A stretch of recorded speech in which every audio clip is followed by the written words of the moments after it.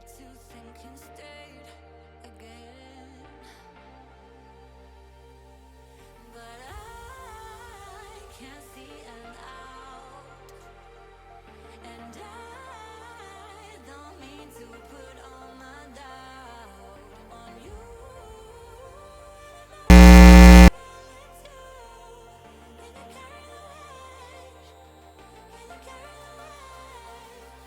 Can you carry the weight of my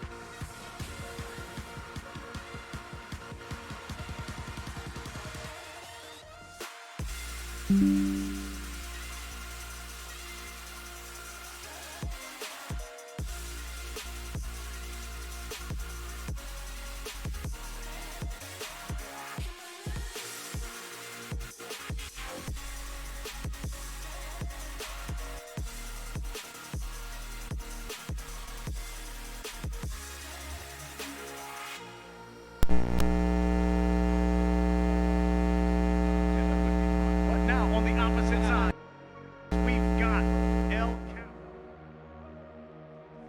They've got the man that they talked about up here that you couldn't hear on stream, Recon. So 3v3, putting him behind the screens. We're getting ready to have.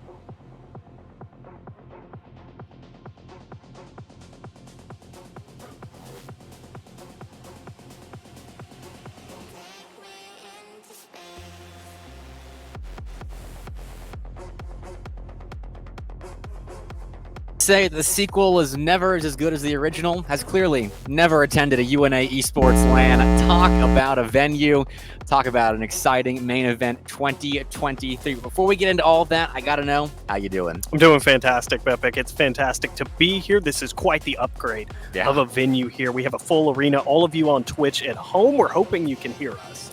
But we're excited to be here nonetheless. Two great teams in front of us and two action-packed days in store. Yeah, we'll keep talking even if you can't hear us, because that's what we're here to do. But Lauderdale County High School and Hartzell, the first matchup of the day, the 8th seed versus the 9th seed. On paper, this one should be close, but Hartzell's got a pretty good track record coming into this one. LCHS, I think, going to have their work cut out for them. Yeah, again, Hartzell, they mentioned it on the desk. Their losses this season, while they do go down in that loss column, Bepic, they've been to some really stellar teams. Yeah, number 1, number 2, number 3, and number 4. They've lost 4 times the AHSAA, and it's been to the top 4 teams in the AHSAA. It's a mouthful to say, but those are some quality losses. And even though they have been eliminated, Bob Jones that eliminated them from the playoffs in that tournament. And if you go all the way back to November when we were back in Florence, Alabama for main event 2022, they made top 4 and they lost to Bob Jones, which again, quality losses, and that's a quality placement because we had some good teams at that tournament. Yeah, we have a lot of those faces returning to us here, some new faces as well, and another quality tournament stacked up in front here. Bepic, what's it going to take to get them over the edge here and to really break through and at least see the grand finals, if not win it? The grand finals is going to be tough because we've got several rosters that are vying for that top 2 spot. Athens trying to return to top 2. I think Hartzell definitely is one of the rosters that could make a run. I know Foof is very big on the potential for them to pop off, but Calera, one of a new team that didn't compete in main event 2022, they're sitting in the grand finals in the AHSAA against Bob Jones. That's happening Tuesday, so maybe we get a preview of that if we don't get any crazy runs to the grand finals. But it's going to take embracing. I think Grant said it on the desk, embracing the LAN environment. There are going to be nerves, and this first series is probably going to be pretty shaky, especially in game 1. But you got to embrace that. You got to figure out how to thrive and just have fun with your mates, because you get to be in person next to your 2 teammates that you're normally playing online with, just having a good time with your pals. And again, the stage is off to our right here. Yeah. Of course, the crowd behind us, the desk up to the top left. You might have seen us in the background having some fun while they were killing some time up there, Bepic. But I'd agree with you. And we always talk about the importance of a game number 1 and the stress that you have to really, really put on yourself to take game 1 here. Maybe it's the opposite approach. Try to relieve some of that stress. Understand that this game 1 might not be as important. And if you can just shake off some nerves, you should be good to go. And that sounds easy, but it's not easy whatsoever. I think we're actually getting into game one here. So the action going to take the stage in just a second. I know we're still waiting on the crowd to get completely filled out, but there are a lot of parents out there. I implore you to get loud, please, for the kids on the stage. It's a lot more fun to play Rocket League in front of a loud crowd. And I see some kiddos as well. You can use your outside voice inside. Just tell them Bepic told you could, as B-Dog scoring the first goal. Huge clearance, and it's an open net there, Bepic. This one sneaks over Capo, the half flip aerial not going to come through there, and 7 seconds in, that's a great start. Absolutely. That definitely helps alleviate some nerves. Hartzell giving each other some fist bumps perhaps and saying, all right, we got this. We've already got one on the board. That's a lead that is normally so hard to come by. Great block right there, but the rebound just that little bit better. Imagawa for 2. This is a fantastic save to stop the original shot there. Whiff has a brilliant look. Capo read it perfectly, but it just lands right to another blue octane, Bepic.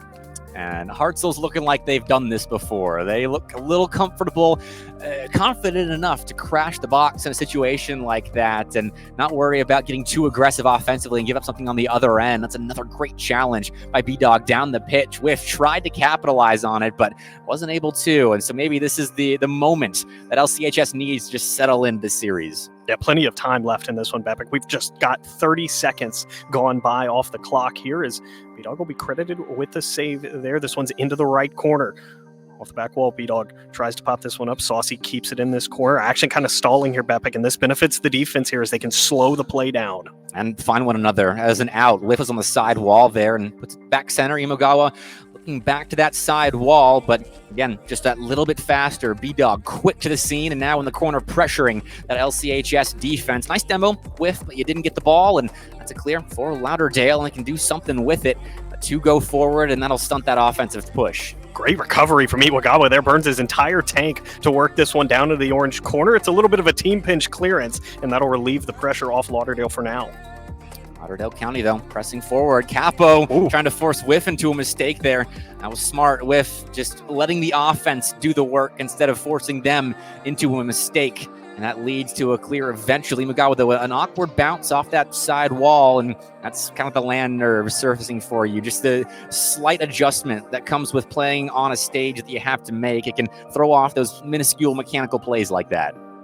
Drop down pass to the midfield, cut out well, and we'll stay in the midfield area here. Whiff, no touch. You could say he whiffed on that one, Bepic. We'll put it to the side wall as action continues to stall. 2 minutes gone by, but those 2 early goals looking extremely crucial right now. Someone get the Caster Award committee in here for that, that play on words. But 2-0, it's been a while since we've seen a goal go through, and that is definitely beneficial for Lauderdale County, allowing them to settle in defensively. But Whiff hits that one into the back of the LCHS net.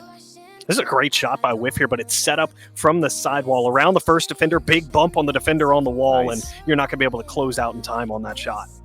Now, and LCHS concede again, but they've had time to generate just a little bit more offense, get themselves on the board. Game 1 is important in series like this, and it's important here, I think, for development for the rest of the series. It's starting to get away from Lauderdale County as B-Dog puts in an open net for the 4th. Yeah, just a little bit of miscommunication on the shot there. Bepic 2 went for the same shot. It doesn't end up in the back of the net, and he leaves it wide open. And another, B-Dogs, both their goals have been open nets. Great capitalization through the midfield. And now, again, we kind of wait for Lauderdale County to find their footing in the offensive end, but easier said than done with players like Iwagawa, who's just so good at controlling the ball there off the sidewall. Found Whiff as well, just outside the orange box. And Capo's got some space, but nothing in the tank, just kind of plugs it towards net. An easy save for the likes of B-Dog. That's a more difficult save, but Whiff makes it, and we'll keep that goose egg on the board. Saucy got a great piece of that ball there, Bepic, but as you said, the save comes through. Big challenge in the midfield, and Lauderdale's on the board. There we go. Capo slam it into the back of an open net, and we get to watch this one again. Dragon just kind of there, being a midfield menace, causing Whiff to relinquish control of that ball in the center, and there was no one backing up Whiff. So an easy lane towards the back of the net, and there we go. Lauderdale County's on the board. But sometimes that's all you need, Bepic. Yeah. It's just to find that first goal, really take a lot of the nerves out of the situation, because you know you can compete, but when you see the score line and it continues to improve, you really know that you're here to play. That's a great challenge in the corner. Imagawa trying to do what he can with 4 boost. Just forced to head to the other corner and grab 100 after a second try, but the fast rotations of Hartzell allow slight errors like that. You don't pick up the 100 boost. You still got two teammates right behind you, quickly rotating back to save potential counterattack goals. El Saucy hit that ball just a little bit too hard to the opposite corner, maybe trying to establish possession here for LCHS, but Imagawa's other ideas. Good job by Capo to keep this one at the midfield line, trying to find the pass off the wall. Can't quite do it. Big 50 from Whiff, and B-Dog Lightyear will work this one out here. BetPick under a minute 30 left here, looking like it's going to trend to a Hartzell Game 1 win. If Hartzell can continue to control this game as well as they have the last 3.5 minutes or so, then they're in a very good spot. But that was a dangerous look. Dragon had an opportunity there, maybe collect and find a teammate to potentially shoot it on a somewhat undefended net, and it shows that Hartzell have weaknesses to potentially exploit, but you got to find 3 such instances in the next 60 seconds to take this first game, and Hartzell have looked clean enough, I think, to close this one out. I would agree. LC Saucy's trying to work it out the zone and at least give them an opportunity to find some kind of response here and maybe pull off the miracle, but they are just being swarmed by blue cars here. This one's awkward on the sidewall. Follow-up shots back in front. No one's in the box. There's the follow-up, and there's the 5th goal. Imagawa swoops in for the score, and that was just chaos caused on the orange goal line there by B-Dog, who has had an incredible performance in this first game. They look completely comfortable on land here. 4 shots, 2 goals, shooting 50% as a savior medal as well. Those 3 saves, and then you toss an assist on top of that lovely pile of statistics. And B-Dog has had a phenomenal start to their tournament run.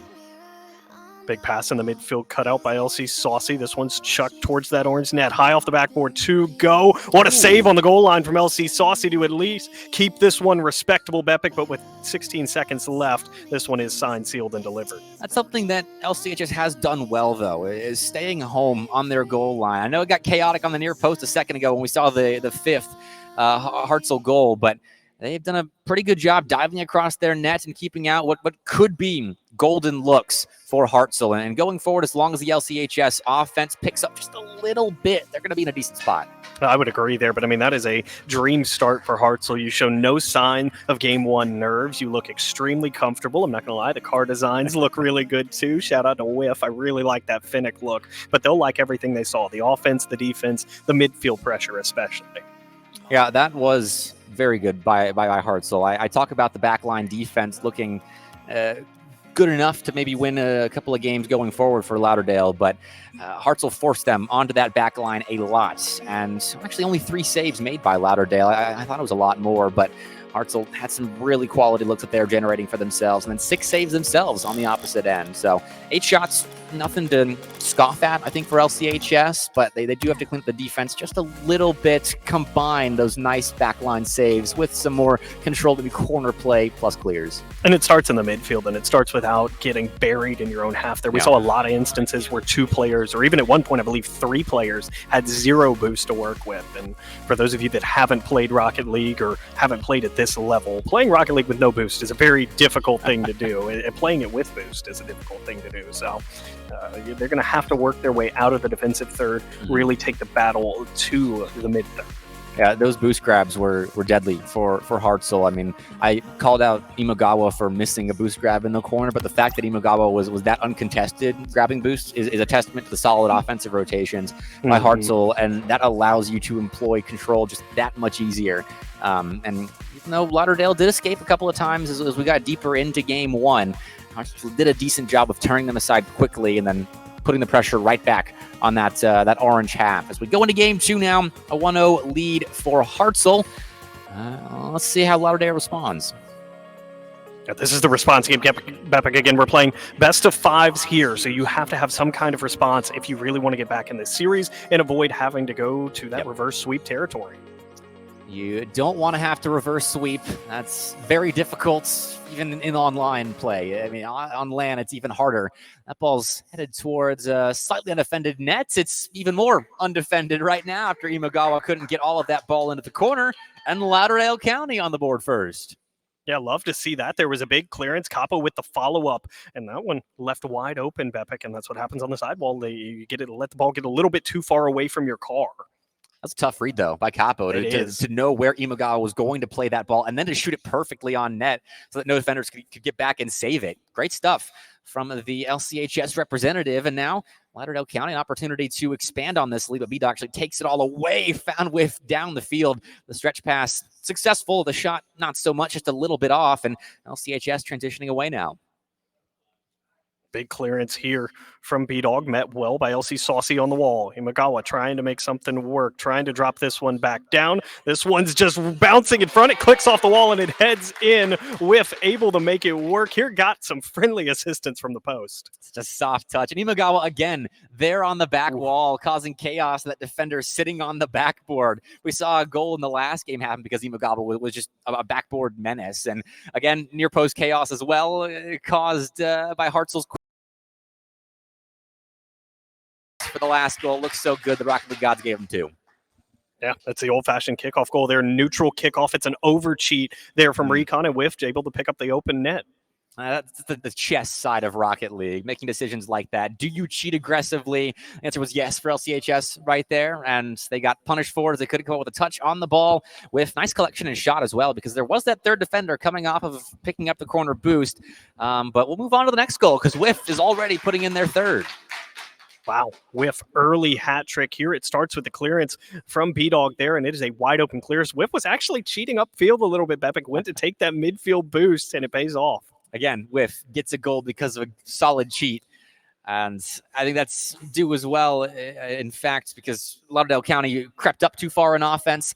They got to be a bit more careful about that. But I can't blame them trying to reclaim what would have been a tie game, as they were level with HHS just moments ago, and now down by 2 in the blink of an eye, and they've got a lot of work to be done here. Yes, they do. B-Dog trying for one of those big clearances here, but Recon's able to send it right back where it came from. This one's going to force a full defensive rotation now.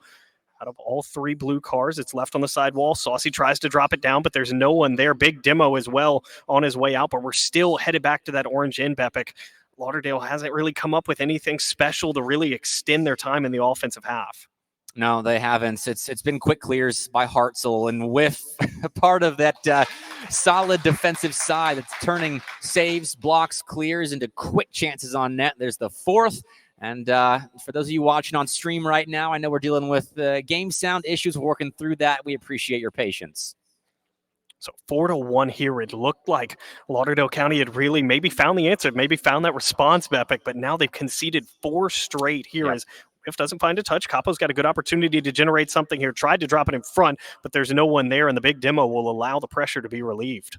No, they had to bail out as well, which meant no 50-50 taken on the goal line. So that releases a lot of potential pressure for LCHS. And even though they've been going back and forth with Hartzell, the transition game has been seriously in favor of HHS. They've looked so good in counterattack mode, and Lauderdale County has not been able to quite find that same level of zeal in offense. Good back pass here. Whiffs up for this one. Looking for the big double off the backboard, but he doesn't quite find it. This one's down to B-Dog. Skied up to the right.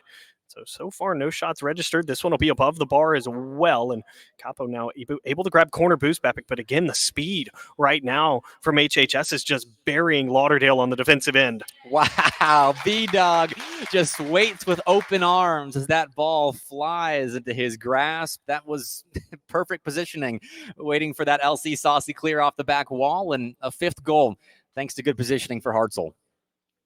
Yeah, Hartzell's clicking on all cylinders, Bepic. They seem to always have knowledge of where each other are at. They're doing a good job of keeping their rotations tight without being on top of each other. It's a chance. Dragon down the field, but B-Dog intercepts that pass, sends it to the opposite corner, beats LC Saucy as well, but Capo waiting in the wings, fires one towards net. Imagawa has the save, but LCHS going to need a lot more of that if they're going to make this 4-goal comeback. Saucy tries to dump this one mid. There's just no one waiting. Imagawa put this one off the back wall, wants to sky for the double, and said it'll work as just a touch to keep the pressure in the zone. Whiff's up now. Whiff, this one's knocked away by Capo. Big save to keep this one within reach.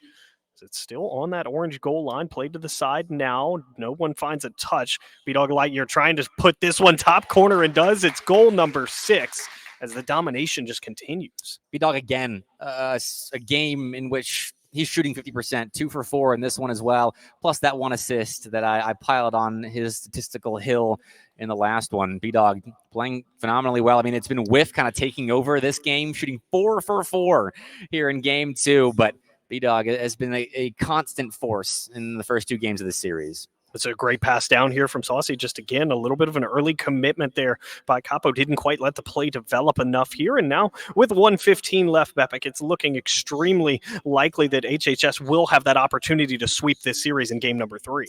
It is looking likely. If you're LCHS, though, I'd like to see you challenge a bit more aggressively in offense. I know you crept forward and gave that open net earlier to kind of break this game wide open, but there have been times where they've just kind of given up the ball without so much as a fight. Like they're just waving the white flag at the midfield occasionally. And if you throw yourself in front of Hartzell's face, maybe they make more mistakes. Maybe they give you a couple more chances in offense to make these comebacks happen. But giving up the ball against Hartzell, especially right now where it's so far out of hand for Hartzell, you got to try something. Yeah, have to try to at least turn up the aggression at this point. If they beat you in the back half, then they beat you in the back half. But you've got to try to turn up the aggression in the offensive third at this point. As Capo trying to work this one out. B-Dog, great positioning. Every time they try to go for a clear or trying to knock the ball away from the goal line, it feels like he's just sitting exactly where he should be. And it helps as well that Hartzell are doing such a great job of finding extra touches. They have touched the ball 75 times in this game to the 45 of their opponents. And that could be one more. LC Saucy kind of stuffed by the post right there. Great fake by Dragon, but will result in a goal. And I'll get back to my more mundane point compared to that 0-second play. But Hartzell's getting these extra touches off the side wall. They're touching the ball just a couple more times to pop over defenders and to keep the defense at bay, keep them off guard. And Lauderdale has to find a way to either read that a little bit earlier and find a way to grab possession, or they've got to play more patiently and then hit the ball hard deep into the blue half. Yeah, it's got to be one or the other as well, Bepik, or some kind of combo. I mean, the more time you spend on the offensive half, the less you have to spend on the defensive half. So again, at this point, you're 2 games in, you're 2 games down. I mean, you kind of have to turn up the aggression if you're Lauderdale in some form or fashion. I got to figure it out. It's a tough puzzle. It's one of those 1,000-piece tiny puzzles that no one really enjoys doing. Maybe that's just me, but it's a tough one. And against Hartzell, who's a solid team, despite their seeding in this tournament, despite their record in AHS AA play, they, like Foof has been saying, could be a dark horse to maybe make the grand finals, maybe contest the top dogs in this tournament. And Lauderdale, it feels like they are a punching bag in the way of Hartzell at the moment. I would say Hartzell is making a great case for Foof. I mean, he's going to have plenty of material to talk about at this rate with the way they're playing, and they might be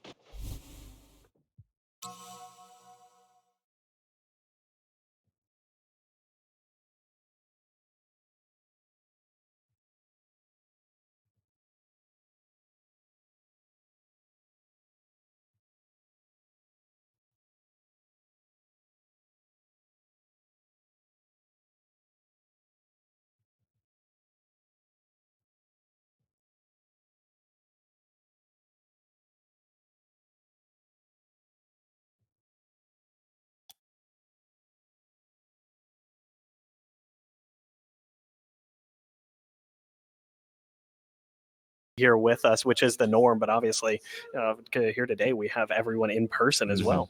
Absolutely. And speaking of in person, we've got our desk just up there. So I think we're throwing it back to them. They can yell at me no if they're not. No, we're going to an ad break. They didn't want to talk anymore about that series. But you'll hear their thoughts on the other side of this break.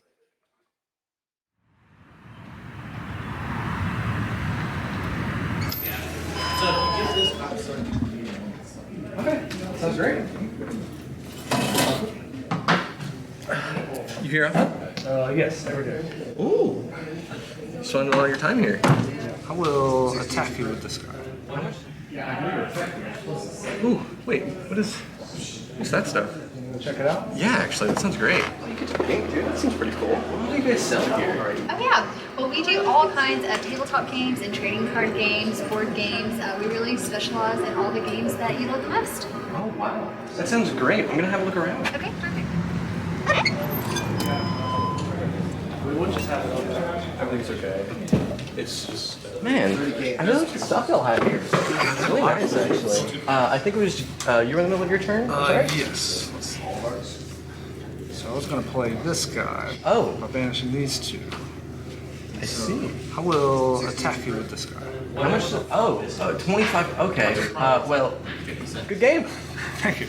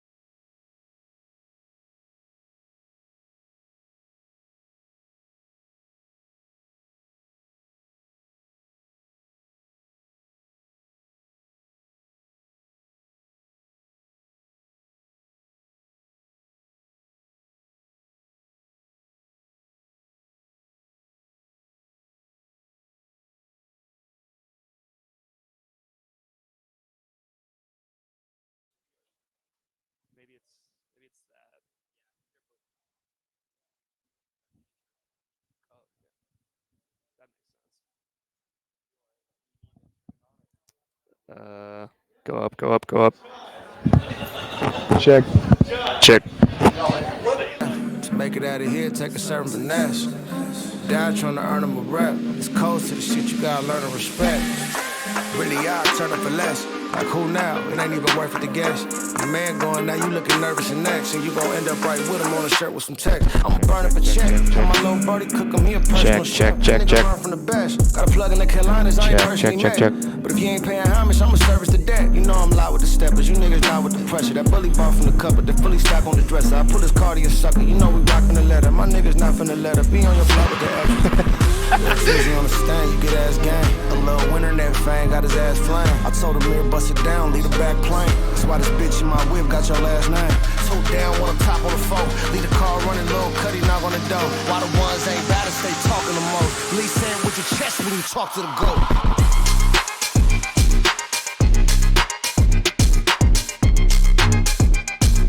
Codes to the shit you gotta learn to respect.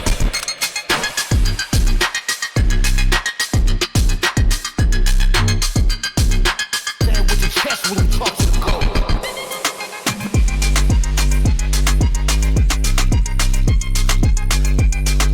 Codes to the shit you gotta learn to respect.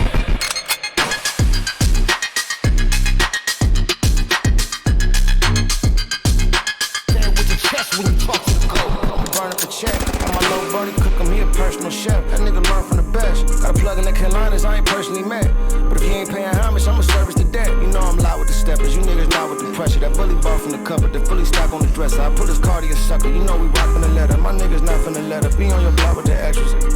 Little Twizzy on the stand, you get ass gang. A little winter net fang, got his ass flame. I told him mirror bust it down, leave the back plane. That's why this bitch in my whip got your last name. Two down, one up top on the phone. Leave the car running, little cutty knock on the door. Why the ones ain't bad to stay talking the most. Lee say it with your chest when you talk to the goal.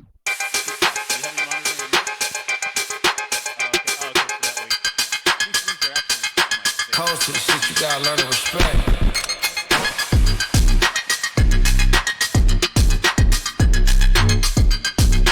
Say it with your chest when you talk to the goat.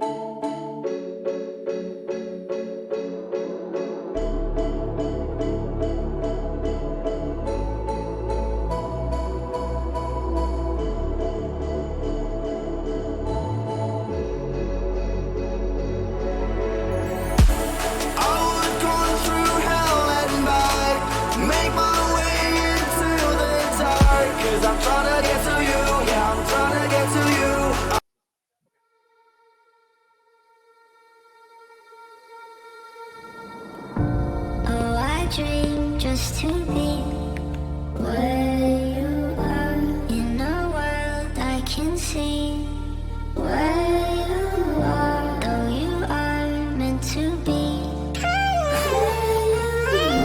Wish you're here next to me, where you are. Oh, I dream just to be where you are, in a world I can see where you are, though you are meant to be. Wish you're here next to me, where you are.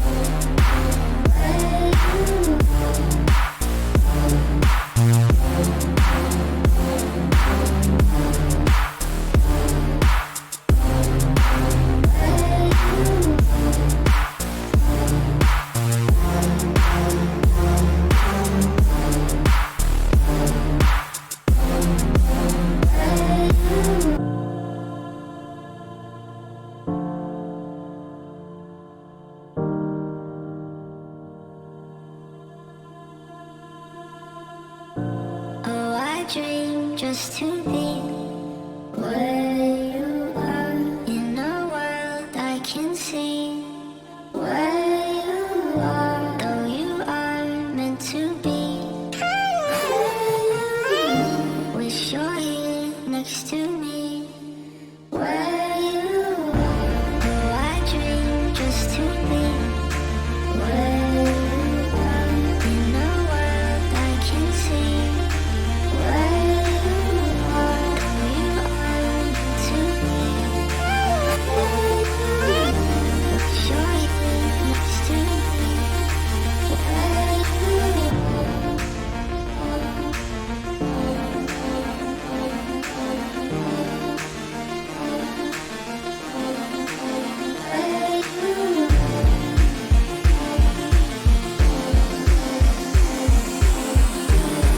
where you are.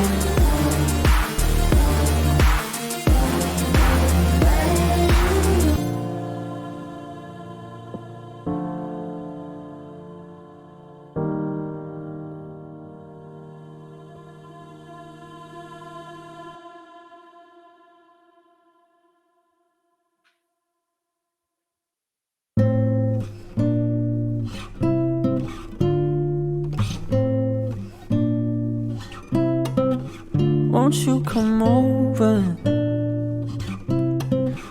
Dying to know where you came from. We're breaking open.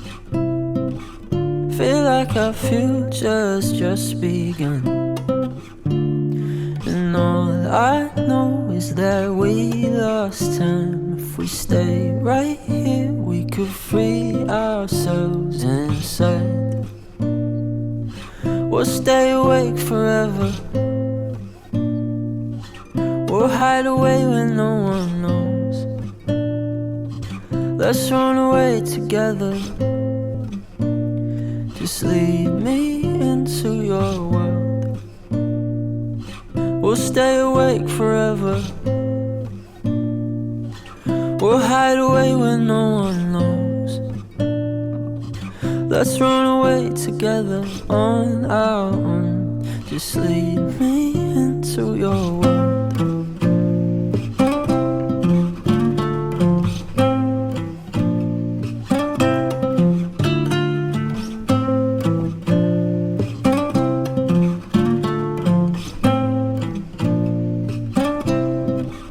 Waiting for no one. We're heading straight up for the sun. They'll never notice. We'll take these cities on our own.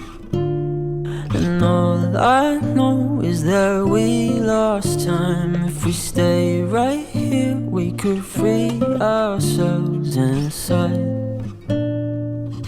We'll stay awake forever. We'll hide away when no one knows. Let's run away together. Just lead me into your world. We'll stay awake forever. We'll hide away when no one knows. Let's run away together on our own. Just lead me into your world.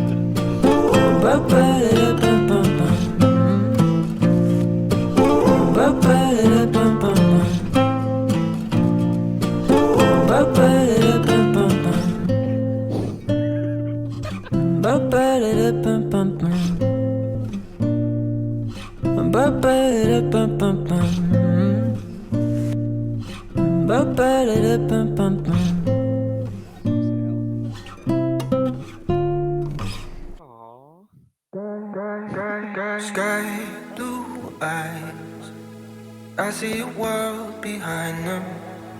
No more time, sinking into the silence, reaching out for something you may never find, looking for a reason not to lose your mind. Feel like you're caught in a world you don't belong to, praying that you'll make it home. I know you're scared that the place you love is gone. Don't fear what you do not know.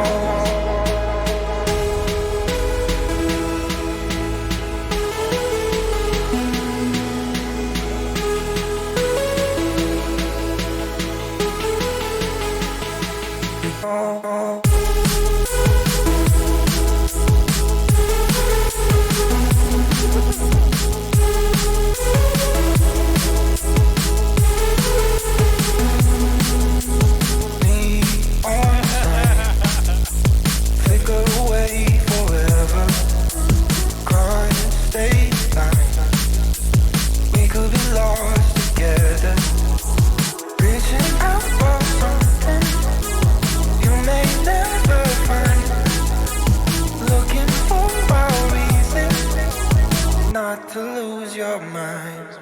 Feel like you're caught in a world you don't belong to, praying that you'll make it home. I know you're scared that the place you love is gone. Don't fear what you do not know. Feel like you're caught in a world you don't belong to, praying that you'll make it home. I know you're scared love is gone. Don't fear what you do not know.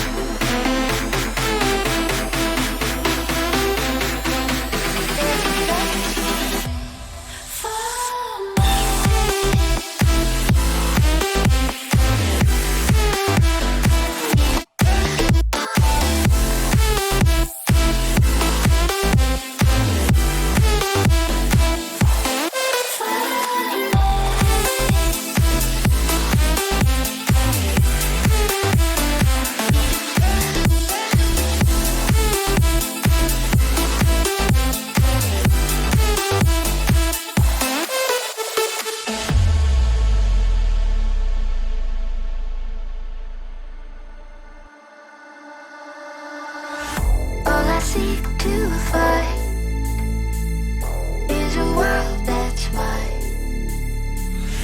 Need a place to hide. Will you free my mind? Follow the light of a world that's blind. In your eyes I see there's a place for me.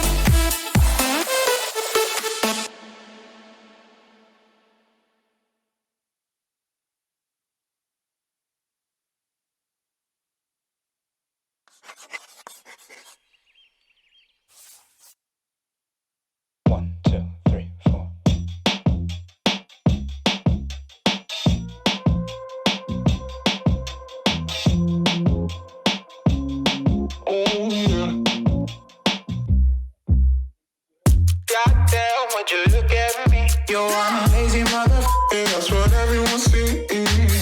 Ain't it funny how you wanna be the best, but you can't even get up and get dressed? Wasted, face it, you're never gonna make it. Rockstar, you won't get far.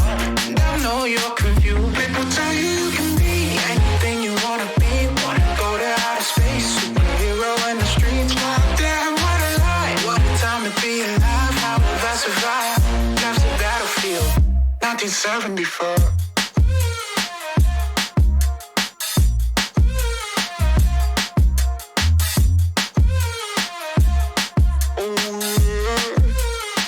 I think I'm going insane. I'm feeling crazy. Can't get it out of my head. Oh no, if the devil inside takes hold, then I just might wind up dead. Wasted, face it, you're never gonna be the one. Rockstar, you won't get far.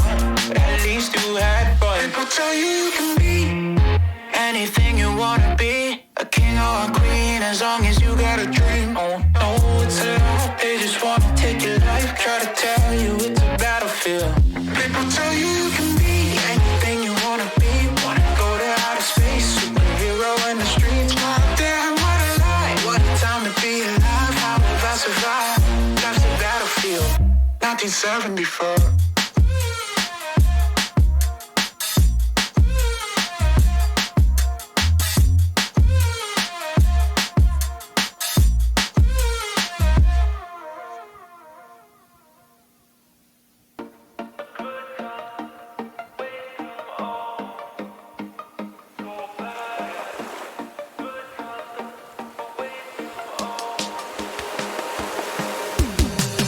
I've been in the good times already. You can see it on my face. I know. No more racing. We got it. We could reach it. Yeah, we got it. And you know I'm feeling good like that. So what you gonna do? And I can't stop thinking about you. What you gonna do? And you know I'm feeling good. Hello. Like that. So what you gonna do? It's alive. It's a little delayed. What you gonna do?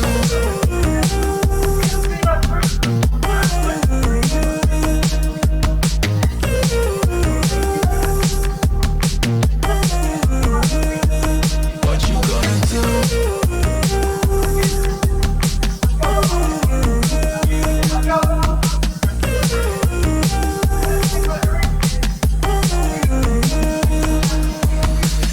I've been in the good good times alright. You can see it on my face, I know. No more racing, we got it. We could reach it, yeah, we got it. Oh, I'm feeling good like that. So what you gonna do? And I can't stop thinking about you. What you gonna do?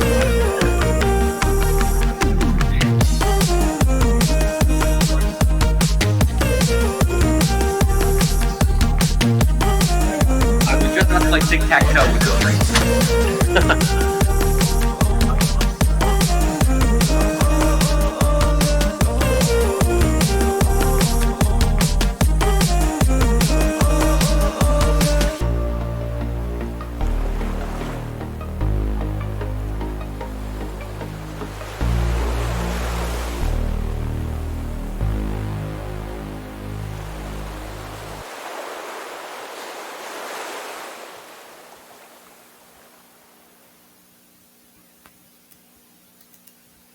Hi.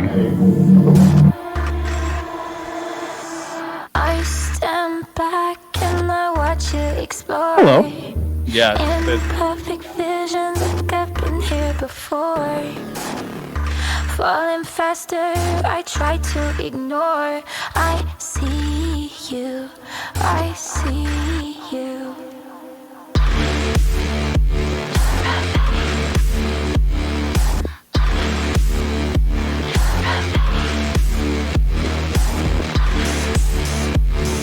Hey, how's it going?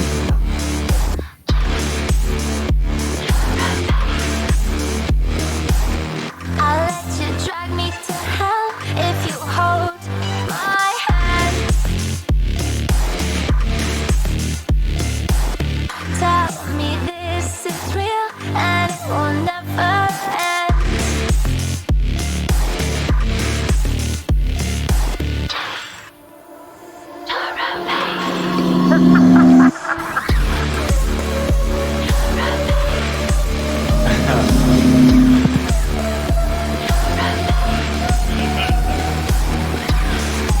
It's not us.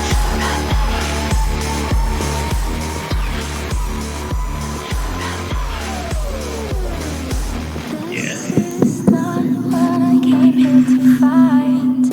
Memories show that I'm out of time. See a shadow, don't know if it's mine, but I see you, I see you, I see you.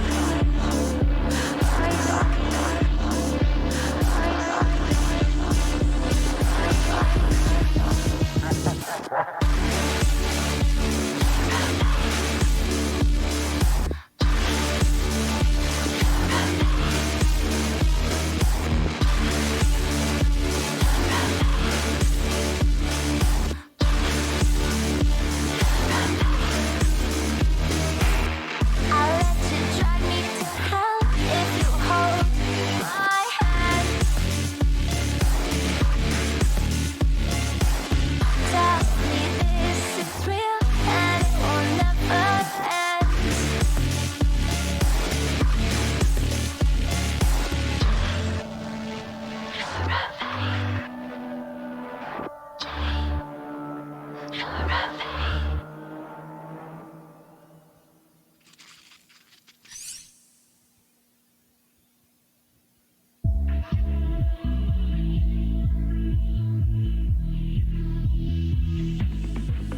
I've been learning how to love again. It's like a rush of blood straight to my head. Yeah. I've been learning how to love again. Good morning, friends. I can feel it crawling under my And by morning, I mean evening. Just don't know why it's taking me all this time. What's the cutoff from afternoon to evening?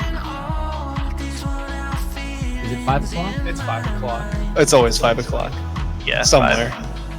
That's the saying. And it's just accurate.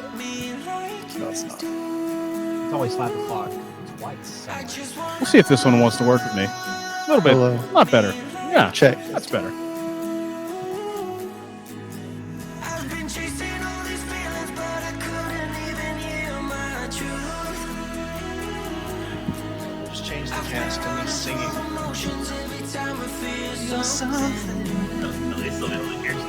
Rance Harrington.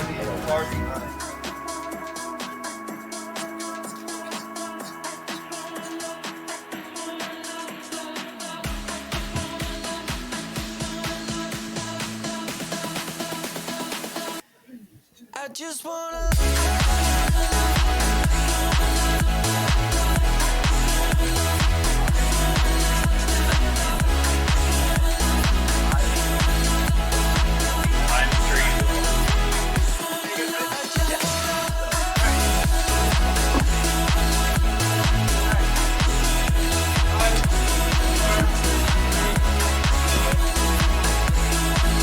Welcome back, everyone. Apologies for that slight delay. Well, maybe a little bit more than slight. But I think we've sorted out most of our audio issues at some point. Apologies if there's still more. Don't take my word for it. It's A-Wash's But fault. It's always A-Wash's fault. I'm willing to accept that. Honestly, it probably was my fault. So let's briefly review what just happened before the extended break. Hartzell versus Lauderdale County. Obviously a 3-0 for Hartzell. They look really good.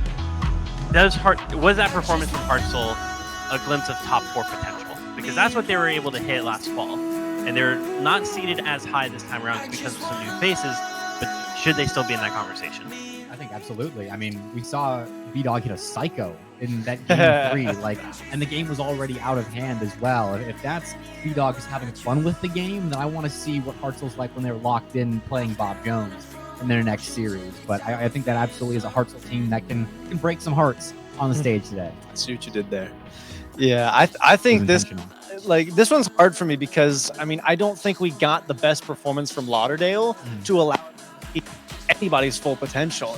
I just felt like a lot of those goals were easy, a result of nerves and potentially some, not even potentially, definitely panic, maybe some nerves is what I would say. I don't know how the players are feeling, but I can watch how they're playing and see, this is absolutely just panic Rocket League, and it's not going well for them. We saw complete 3-0 sweep, so I think that's pretty evident. So I don't know how to feel about Hartzell yet. I felt like there was a good balance of those goals that were, kind of gimmies, and some that were actually well worked. Psycho obviously is just a great mechanical goal. B-Dog as well was involved in a demo, or he was like the lead demoer in one of the plays, which is a great level of awareness that you want to see from the leader of your team. So those moments were good for me, but I can also see what you're saying, Grant. That, like their opening couple goals were kind of just like Lauderdale still kind of finding their feet and not having the net covered as well as they probably should have. But we'll be a little bit more constructive here for Lauderdale County. What did you all think was the biggest weakness for them, and how did they address it over the course of the weekend? Grant, you were very excited to talk about what you thought LCHS could do a little bit better, so go ahead. Look, man, I have a difficult time being constructive, right? Because I'm just a guy who sees just all the errors going on for Lauderdale, but I think it just comes down to panic. You got to be calm, and especially start by getting control of the boost game, because that's just what Lauderdale did not have. There was no control over boost, and when they did get boost, they threw themselves at the ball on defense in ways that just were not efficient. They were not meant to be.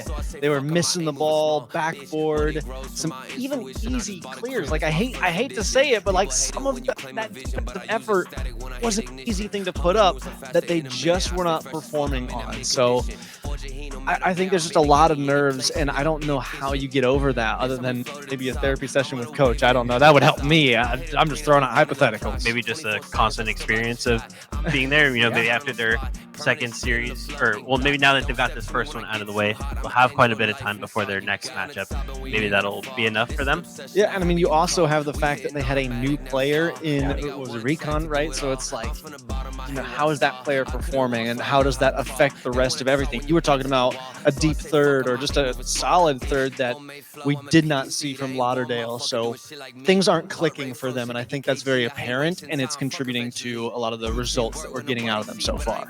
And that's why at the end of that series, I said that's not a bad loss for LCHS. There was a significant margin of lost, but it's an adjustment series for them with that new player adjusting to the LAN environment. Yeah, they gave up some goals where they weren't completely set. That's all right. They've done that now, and they can work on that in the meantime. I don't know if we've got a practice room or what they're doing. I think we do, yeah. But if they do, I mean, this is Last a year great somebody time had for a them to- Switch that they were playing on in between matches, Not which was awesome. Well, and they have a bunch of Switches for the Smash tournament too. Maybe we can. That's not a practice room. They walked in and said, "Hey, can I borrow your Switch real quick?"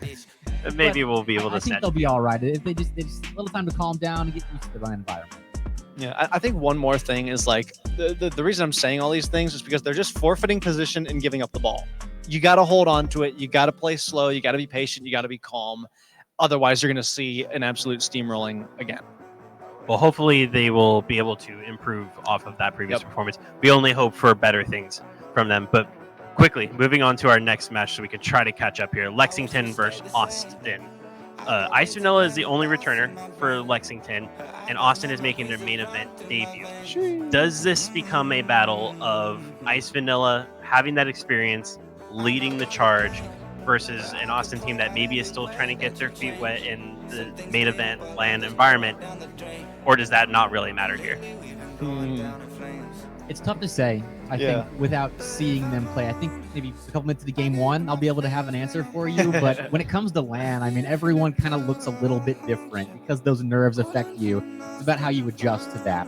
I mean, Ice Vanilla could definitely come and use that experience, but it's hard to just force your LAN experience onto two more green players, at least for the roster. I don't know if they played on LAN before. I've got to talk to them, but if they don't have that experience, it's hard to, as a leader, just say, all right, don't be nervous. It's just a LAN.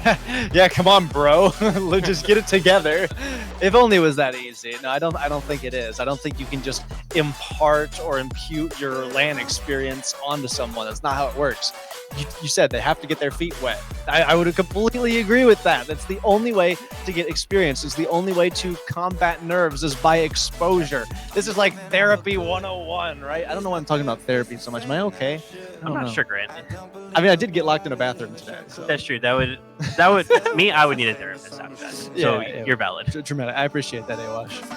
Well, I think we're just about ready to get into this next match. Lexington versus Austin for a spot to play Calera in the next round. I believe Foof is on standby, ready to introduce us to our next set of players. Well, send it to Foof. I feel like he's going to sneak up on us. Oh, is he not? He's not lurking. Is in he the not wings, ready? To pounce on I'm us again like scared. he was earlier. Oh, there he is. Foof. Let's announce Foof. He doesn't have a mic right now, so He got so prepared for that. He was ready to go. He was backstage, and he forgot his mic. Bro really spent 45 minutes before the first segment getting ready for his bit that nobody on Twitch could hear, and probably nobody. And then has 5 minutes to prepare for this one, and then forgets his mic. Unlucky. It's not going well for the Foof. Let's all lift. If you're gonna throw it to me, I'll go ahead and take it, my friends. It's a LAN nerves. He's got to figure it out. We've got to impart our experience on him. That's what we need to do. And, Hey, Foof. We'll get Foof set. Hey, Foof. For LAN. So listen, the important plan was we were going to get it down to casters so that way I could use that microphone and not have to run down and back up. Blame shifting, I see. I know. But most importantly, ladies and gentlemen, we're heading back. We're still in Florence. We still have more Rocket League. And we've got two teams looking to make some exciting plays happen. Guess what, Twitch chat? You can hear me this time. So, first and foremost, we got Austin, the Black Bears. Lil Korean Ka, as he told me to pronounce the name. We've got Syntrex and not Benjamin Franks, but Cha. So, if you three do not mind, come on out. Let's see those faces as we get to see these three play up against the Lexington High School. You've got Locks. You've got Iced Vanilla. You've got Harvey. You've got a trio looking to make their name. And ladies and gentlemen, please, round of applause as we get ready to have some exciting Rocket League action. I down some stairs.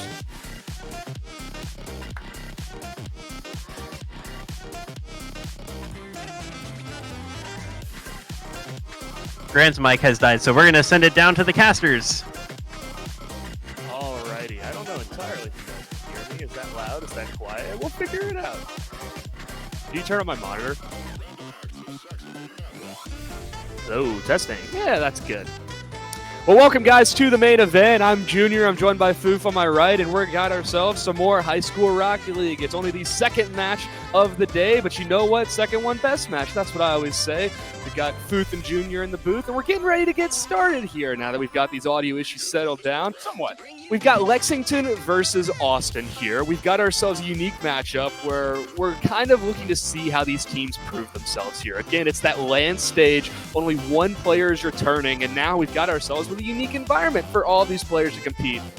Well, you have the moments where teams bring their talent back. So having only a singular player have that experience of being on the stage, being in front of a crowd, being live, you have to rally around that player. But as a team that's entirely new, making their debut, it's that energy, it's that excitement, it's coming forward, trying to ride the wave, Junior. Yes, that wave indeed. We've got ourselves with Lexington versus, I lost my notes, Austin. Austin is 6-2 in the HSAA. They went 21-8 in games. Lexington, on the other side, went 2-6, winning 8 games out of their 26, 8-18. So a bit of a disparity here, but we're hoping still for a good match of Rocket League, and we're hoping for that, that opportunity just to see what these players are made of. We've got ourselves like a perfect scenario. We've got a stage, we've got an analyst desk, we've got a beautiful crowd that's here watching the game. So the only thing that can come from this is some awesome Rocket League to progress forward. Well, I gotta say, most importantly, not only that, you have 3 scholastic athletes out there furthering themselves, doing it right in the classroom, now looking to do it right, not on a field of battle, but metaphysical field of battle. I gotta say, that's what I love about high school esports, because, you look at a kid who's like 6'5", and you're like, oh, he's special. But some guys like this and kids like this and people like this don't always get the opportunity to shine, and that's what I love about high school esports. And that's giving each of these 6 a chance to show their worth, show what they can do, and it just makes my heart happy. Yeah, it gives just a unique spot. We've talked about this quite a bit. Oh, boy. Oh. Sorry, lady. Sorry, I turned it on. It's a very fun balancing point when you turn gain up and down. Yeah. You know what? What? It's all good. We figure it out. Again, we got this stage right here, and it's our second match. So neither of these teams have played so far on the stage. Neither of these teams have existed on this LAN capacity. So, like you're talking about, Foof, we have that opportunity where these teams have the chance to prove themselves. Now, the question is, will they rise to the occasion or will they fall in the heat of the moment? So it looks like we're getting ourselves here into game number 1 of this best-of-5 series between Lexington and Austin. All of the players joining the teams, and here we go for game number 1 of this best-of-5. Now, both teams loaded in 6 cars on the pitch, 5 minutes on the clock, and a best of 5 to be played out in front of us. Low Korean popping it up high, trying to find a teammate across the field as Ja. Back into the corner he goes. The Dominus, a pass to midfield. Early offense, possibly finding the back of the net, unable to go. So the first 13 seconds being dominated by the offenseman on the team, dressed in orange. Yeah, so far these teams are just looking to submit their place on the field. Now, that flip reset's going to get some valuable territory down into the blue. The defensive third, Solar will collect and start moving on forward. Air dribble denied at the 18, and now it's bouncing right in front of the top of the box. No attack coming in from Austin, though. I think that's a unique choice right in this first 30 seconds, just to settle down, to take the punches as they're sent towards you, and to give Lexington an opportunity to show what they've got on the deck. And so right now you've got Austin in the orange, looking at Lexington in the purple, blue, whatever colors you want to see. Syntrax pushing forward. Ja wanting to find a back pass. That's going to slow it down at midfield. Not exactly a touch. He wants Solar slow towards it here. We can get it back into the corner. That Octane pushing forward, looking for a 1v1. A pass attempt midfield. Harvey going to find the shot, but he finds the crossbar. So no goal being found, and back the other way goes Syntrax.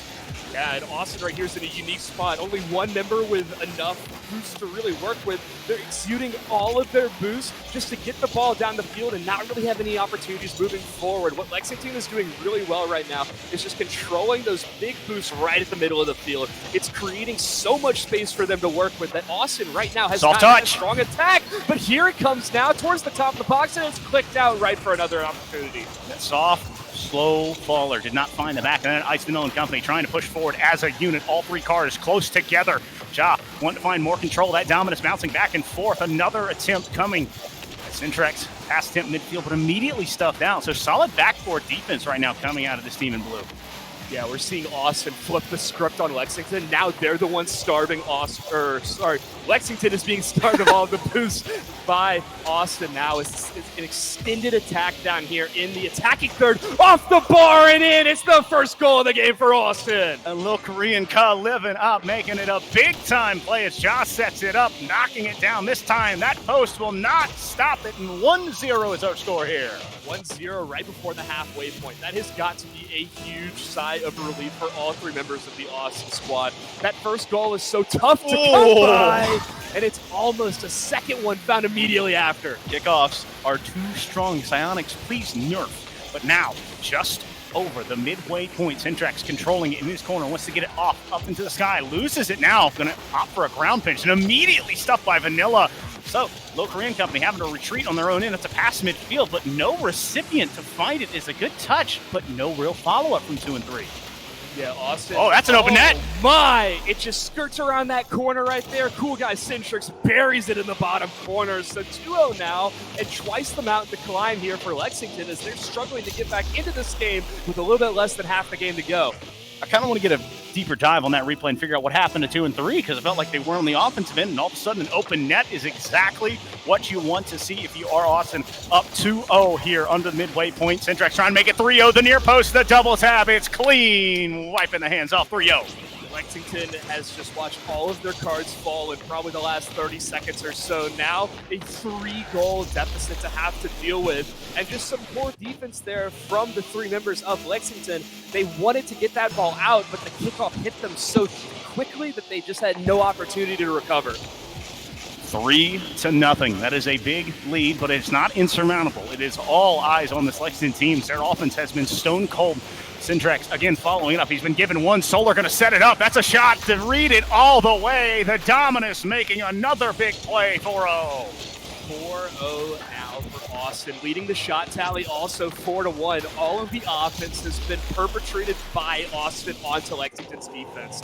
So now it's 4-0. There's 2 minutes left to go. Fruit, do you still think there's a chance here for Lexington to bounce back and flip the script? There is always a chance if there is time on the clock. Some of my friends here asked Mr. Babbitt. He knows I will ride until I die, but it is all about making the most of your time. 111 seconds left. You have to start soon.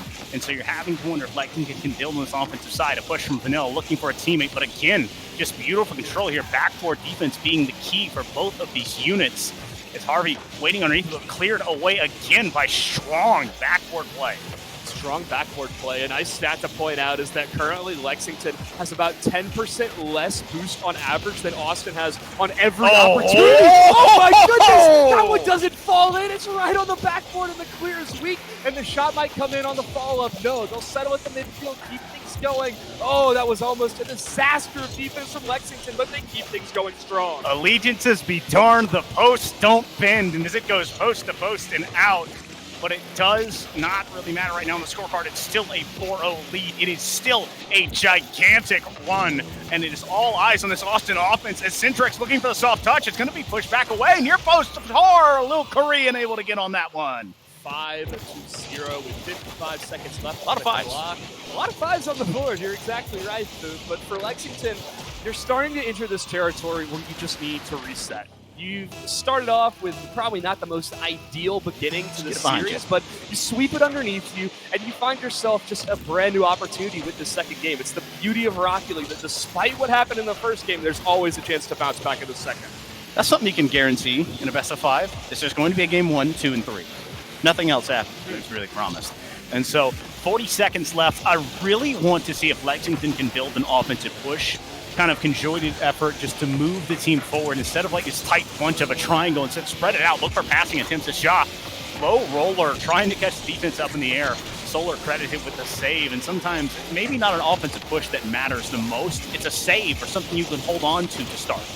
Yeah, and it's not just a save where you lose possession of the ball. It's a save or a pass or something that allows you to control down the field. Get another opportunity there for Austin as they just continue to barrel down the field.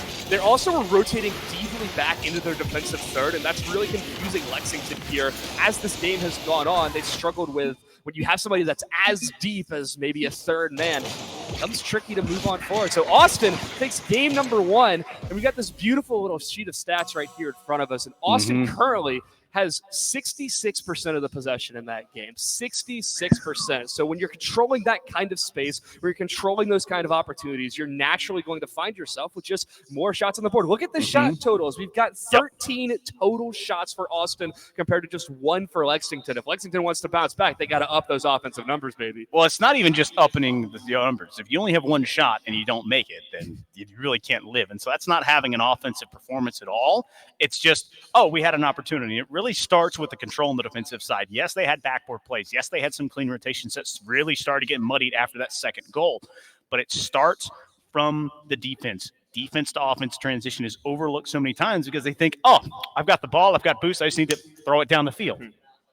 Yeah, and if you just kick it down the field, then, the opponents are just going to come crashing right back through. It's like trying to set up like a house of cards, right? And right as you blow it down, like somebody just immediately starts building it back up like you just blew it down. It's going to fall once again, but no. So we moved to Forbidden Temple. We moved to this peaceful and tranquil map. But hopefully, maybe Lexington comes in with a little bit more battle in their step, ready to move on forward and start throwing the same punches that Austin just threw at them. When you talk about battle, also what I'd love to see is more physicality coming out of both of these teams. We saw a very limited amount of demos in Game 1, and it's something that can not only set the tone of a game, but the tone of a series. Right now, the tone of the series is a 5-0 shelling in Game 1, and it's all eyes on this team in blue on Lexington's side to make something happen on the offensive end. Well, it's like we talked about at the end of the last game. It's a reset clock, a reset scoreboard, and all the opportunity in the world to bounce back. This Ja's going to take this up into the corner, look to get something going, but he's just going to opt to maintain this pressure and this control that will scare Lexington to death. They'll find the clear, but not possession. Maybe a little bit of miscommunication there from Austin as they'll rattle this around their own corner. A little bit of back and forth like a beach ball at a Nickelback concert. Now it's an opportunity, but no, Lexington can't convert. So I like the idea here from Lexington. They're getting to kind of drawing it out in the dirt and starting to get a really good idea on the offensive end. You've seen a bump, you've seen 2, you've seen 3. Looking forward, that's a backboard play. Ice Harvey in a good position following it up. But now it's about ball control and understanding where the defense is.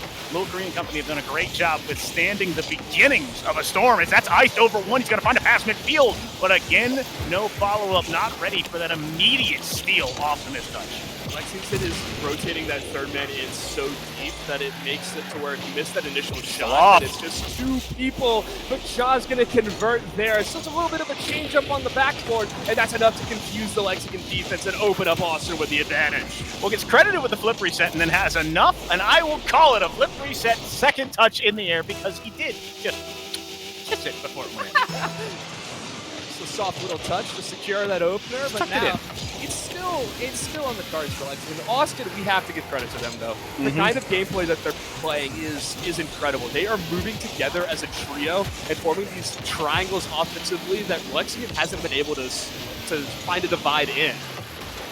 Well, trying to find something that is a divide by 0 moment if you are Lexington. 2-0.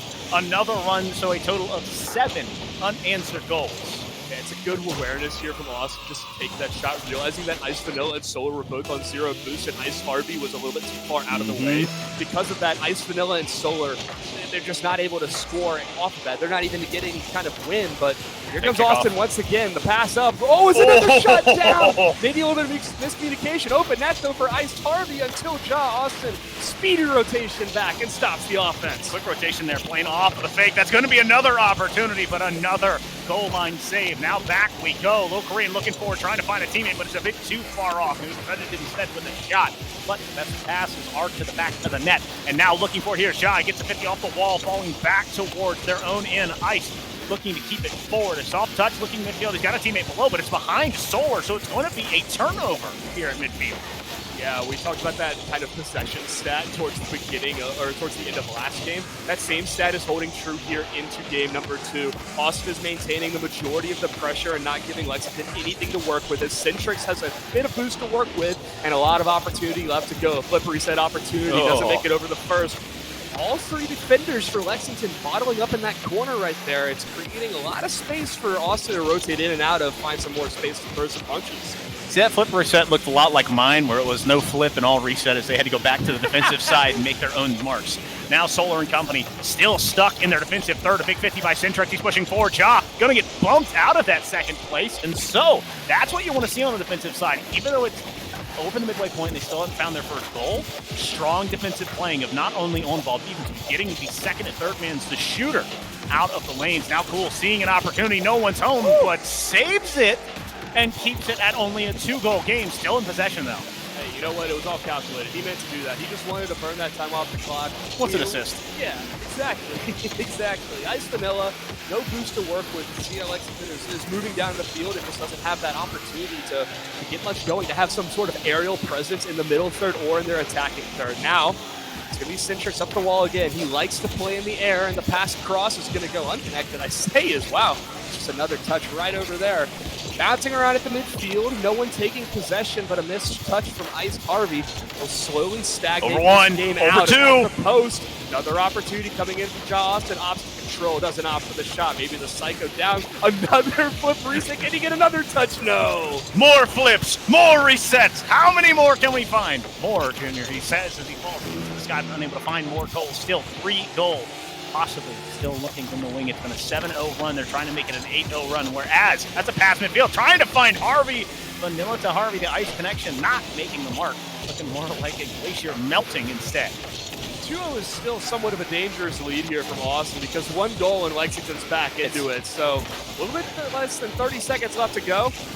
Opportunities still creating themselves, but really what Austin wants here is another goal. They don't just want to just kick this ball around willy-nilly. They don't want to knee it out. Yeah, exactly. They want to find ways to move this down the field because Lexington could very well be back in this if Austin's not careful. Well, the big thing about Lexington right now is their offense is so tight. They are very much on top of each other. They need to spread out and trust these touches from their teammates. As we get below the 10-second mark, now rolling back towards it, a double commit toward keeps the pinch rolling, and Lexington again going to be looking at another goose egg in this goal column. It's going to be a 7-0 run. It's going to be a 2-0 game run in the series, and it's going to be a match point hanging in the balance here for Austin. Austin playing phenomenal offense so far, controlling not only the possession but also the boost consumption. Not giving Lexington much to work with at all. As Austin would move down the field, they would steal all the boosts on their way back, and because of that, Lexington would start to make their way down and just find themselves like, well, what can we do now? We don't have much to work with at all. So if I had one piece of advice for Lexington, it genuinely is just to preserve that boost. Now, we're going to be fair. We're going to give a piece to Austin as well. Austin is controlling offensively all the way into the corner. Because of that, they're all getting bunched up, and that creates space for Lexington to have those counterattacks in the first place. So a little bit of push and pull, some offense that could be considered overzealous as Austin continues to get more confident, and Lexington just to start to maintain that boost control. There's still plenty of opportunities for both these teams. A best-of-5 reverse sweep is not completely off of the cards. We've seen it done time and time again at the professional level, and we could see it down here in the high school level as well. Now, something I want to draw your eyes to is what we talked about at the end of last segment between the games, shot tallies. It was 5-5 this time, so the offense came alive for Lexington's side, but they could not convert. They didn't have conjointed offenses. It was looking like, that really kind of questionable cafe Wi-Fi. It's really good, but has dropped connections. And like when you're trying to submit that really important essay or something, that's what their offense looked like. At times it was there. They had the idea for the bump plays, but they could not connect. Can't connect in game 2, but hopefully that connection will be established in game number 3. Lexington starting off with possession and establish that boost control also. Opts to go low while Austin goes high, but able to make a play off the back. That's somewhat of an awkward pass. Now that's right off the corner crossbar, back to the corner of the box. As now Lexington will kick this ball out, try their fair share, but it's immediately collected by Austin, possessed in the midfield, and started on the offense down the other direction. I don't know if I've ever seen a true downshift in speed as that was going from third to first. He's going to slow it down, a double tap to keep it up high, following through, but another save. Somehow we still stand at a 0-0 mark. Centrex putting it up high, trying to push the pace forward, going far post, but it's going to be a bit too far. A double tap opportunity, but again, following up here is little Korean Ka to make it 1-0. Second touches for Austin, paramount in their success. Watch right after the second touch from Cool Guy Centrex. It's just Lil Korean Ka right there, ready to sweep that up inside the 6, and that's the first for Austin here. They are still scoreless, Lexington is. They have not put in a goal yet. You feel like if they just let one fall, then the waterfall will start to erupt. Yep, dam might break, but all that really matters is they can hold the water back if you are this Austin team, because, we're up 2-0. We're up 1 in the game, up 2 in the series. Just need to close out the 4 minutes left on this clock. but it is all eyes still on this team in blue. Ice Harvey up and over one, but can't beat Lil Korean. Now pass forward, Ja trying to follow it here. Gets a little bit overzealous on the flip early, digging into the ground instead, and so cleared away by Vanilla. Clear away, but the only player with boost is Harvey with 78. They will collect, they will fill, but now it's that opportunity coming once again. Austin is relentless on offense, barreling in with every opportunity, not giving Lexington any space to work with. Well, trying to build and make that a suffocating presence, not only on the offensive side, but the defensive side as well. That's a clear out from Ja. Going to look for a teammate cherry picking on that side, but unfortunately the fruit is barren today. 1-0 still on the scorecard. That is a flip reset. Austin still on top of it. Another flip reset. Staying with it here. Got it up and over. That is a highlight play, but going to end up to nothing as it's cleared away. You see the confidence of the Austin players right now, just in the way that they're controlling their car in the air. Oh my goodness! Oh, it's just off the mark, off the crossbar. The follow-up's not good, and the Lexington players are quicker to the defense. Harvey will find that clear, but boost is low. Effectively a 2v3 right now, and the pass just gets it up to par. So we're closing in on this halfway point on what could be the end of this game for Lexington. What changes do you think they need to be making, that adaptation they need to strive for? Control. They need to stop the ball. They need to hold it to their cards. They don't need to throw it down the field. They don't need to allow Lil Korean to find more goals. I believe that is number 4 for him in this series, and that is goal number 2. Now, 9 in a row unanswered. 9 in a row unanswered. Austin's More than offense is efficient as you would like. 2-0, and their defense standing strong as well. Important to know that Austin has yet to make a save. Oh my so far in goodness! this game. Ja buries a third in the top corner. That is lackluster defense on the offensive side, and just seeing the opportunity, Ja able to read. There's no one home in the near post. Angles it through. The Dominus making a pixel perfect angle for it. Just serve it up. Served up quite nicely and heated up as much as you would like. Now, it's all up to this Lexington team. Lots of questions asked, but few answers provided. As now, what you can see is Ja goes upside down there. Just a little bit of showboating. You can see how confident they're feeling, how they're looking forward to in terms of this Rocket League ability. Oh, that touch off the backboard's close, but not able to convert. Unable to convert right now, but still knocking on the door. This offensive possession is not over. Pushing forward, Ja catching it at this midfield aggressive spot. That's another dunk. That's another goal. That's another one being placed in the net. Korean shoe having that hat trick placed upon his head. If you watch all 3 players for Austin as this ball starts to come in and this pressure is established, every single one of the Austin players is across the midfield line by the time that 50-50 is made. Because of that, Lexington is just unable to deal with this kind of pressure that is being provided across the pitch. And so now it's 4-0 and things looking as dire as ever, but we've seen some heroic things happen in the past.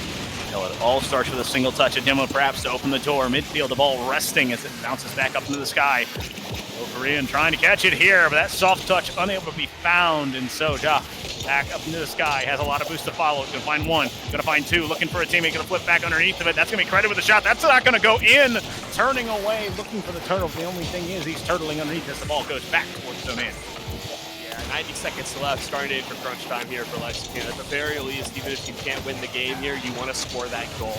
Even 1 can boost the morale for this entire weekend that we have here at the University of North Alabama. You want to have those opportunities to succeed, to thrive, because if you just mess up over and over again, it's tough to see the positives in that and to learn from that. But when you have those things that really click, that really work, that's what you can hit on and say, hey, we need more of that. So now, we enter the final 60 seconds. The golden text appears on screen, and Austin dominant as ever. Efficient offense as they would like. Oh! Nice Vanilla puts one in right before the clock goes to 54 seconds. Finding one in the night.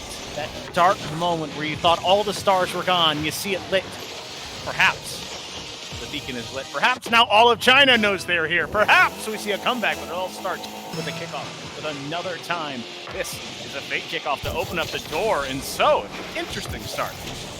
Yeah, interesting strategies, but it's provided a little pip in the step for Lexington now as they move on down the pitch and to make sure that they have everything in order, but that's going to be a wide open net. Looks like they're just going to tap it away. Austin looking to still let the time expire and go for some fun plays at that. It's like all 3 members commit. Could be a goal for Lexington here if they move swiftly, but not enough boost to get up to speed. Ice Vanilla, another shot denied by Centrix as it's back towards the midfield, and this is looking like a crisp clean and sharp 3-0 for Austin. Well, beautiful say they are not undefeated. Their armor has a bit of a cut on it.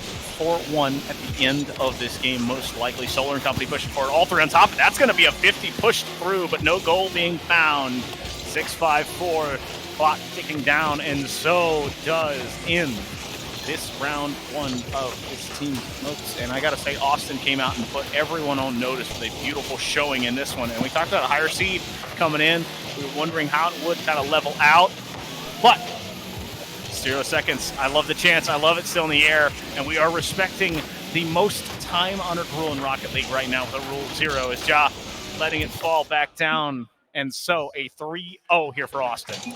Austin continued on with business and lived up to their seeding right now. We knew that this was going to be maybe a little bit of a mismatch in terms of just the disparity between the seeding, but I've got to hand it to Lexington. Scoring a goal at the end of a series where you have been shut out time and time and time again shows resiliency that might not go entirely noticed. We look towards the remaining matches of this tournament where none of these teams have been eliminated yet. This is not the final road for Lexington. Double limb. Yeah, it's double limb. So we've got plenty of ample opportunity for Lexington to come back to show us what they're made of. We know that they're a potent and powerful team, and maybe they just couldn't get it done versus Austin in this game. We got to give hats off to Austin, man. I mean, the offense was immaculate. It was as crisp and as clean as you would like. Only one mistake truly made across 3 games of Rocket League is something to be proud of and to go with the next series strong.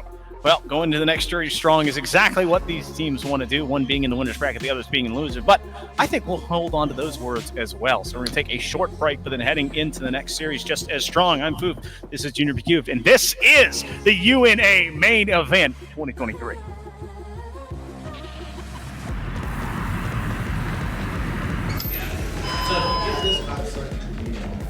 Okay, sounds great. You here on that? Yes, every day. Ooh. Spending a lot of your time here. I will attack you with this card. Ooh, wait, what's that stuff? Check it out? Yeah, actually, that sounds great. Oh, you get to paint, dude. That seems pretty cool. What do you guys sell here? Oh yeah, well we do all kinds of tabletop games and trading card games, board games. We really specialize in all the games that you love the most. Oh wow, that sounds great. I'm gonna have a look around. Okay, perfect. We would just have it open. Everything's okay. It's just... Man, I really like the stuff y'all have here. It's really nice, actually. I think it was, you were in the middle of your turn? Yes. So I was going to play this guy. Oh. By banishing these 2. I see. I will attack you with this guy. How much? 25. Okay. Well, good game. Thank you. I got you.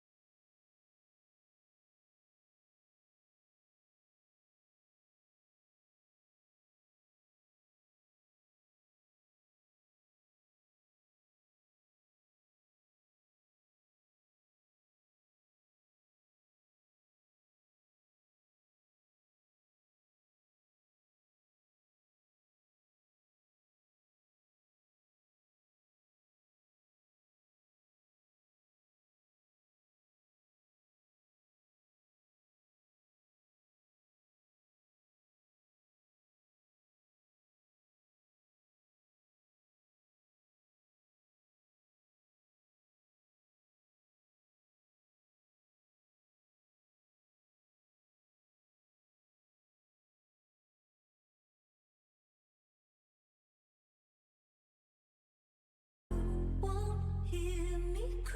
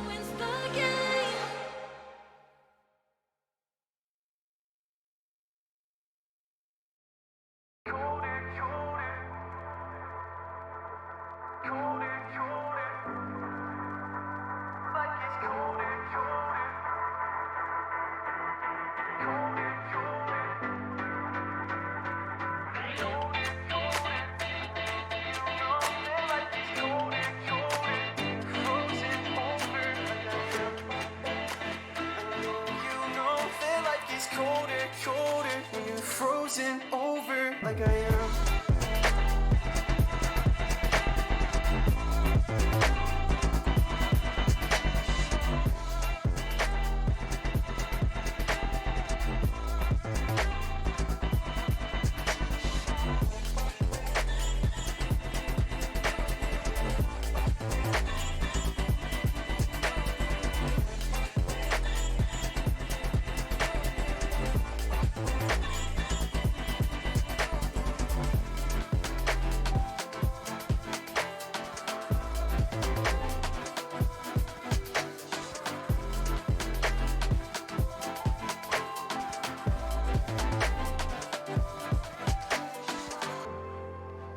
Well, I know you know that like it's colder, colder when I'm older, older than I am. And I know you know that I have lost composure, but I'll hold you closer while I can. I never told you that I'm slightly broken, that I might lose focus when I am. I know you know that life gets colder, colder when you're frozen over like I am.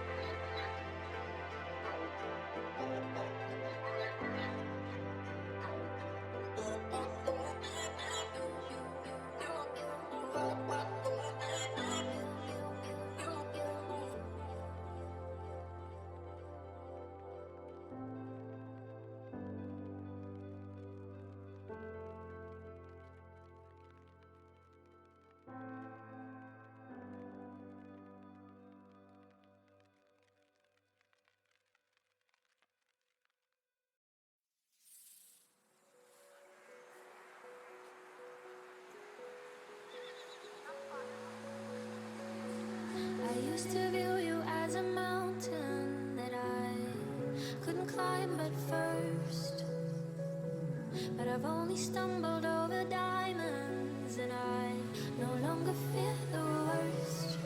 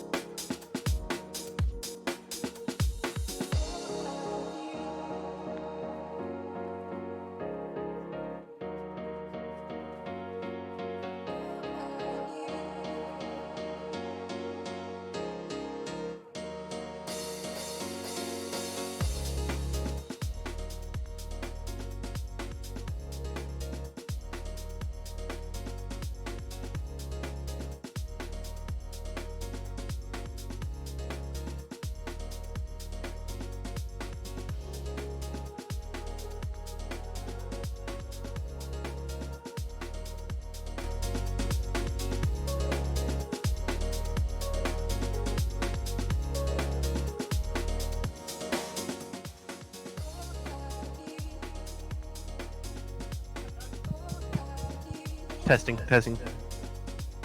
Too much testing. Check.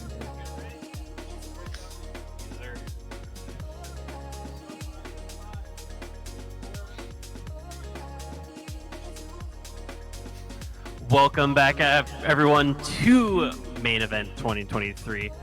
We just got done with Lexington versus Austin. A 3-0 for Austin.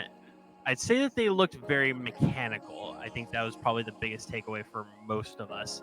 But for me, it begs the question, is Mex enough to actually make it far in this tournament? Say, like, top 4? I think mechanics can get you to a certain degree. I think that where we're going to see a lot, and I've talked about this a lot, so much that I'm sounding like a broken record, but I think like that team play is really what's going to be what separates teams.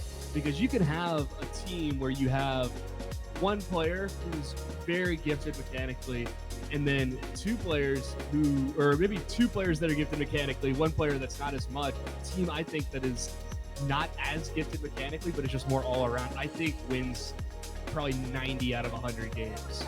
Yeah, you can't flip reset every single goal, obviously. And that wasn't what Austin was doing, but they were very mechanical to the extent of 1 point just freestyling the entire game, which is kind of BM, like, in a way. Kind of love to see it. Right. But, so, yeah, I don't know. Again, it's another case of we didn't really get to see them at their full potential. I don't even think they were taking it seriously, and that's my hot take. So the way I see it, I could definitely see it being that the mechs were there, maybe going for something more flashy than what they're used to. But imagine when they actually need guaranteed goals. That's what I'm saying. When they can be, a little bit more direct with those mechanics. So to me, that's a very scary thought.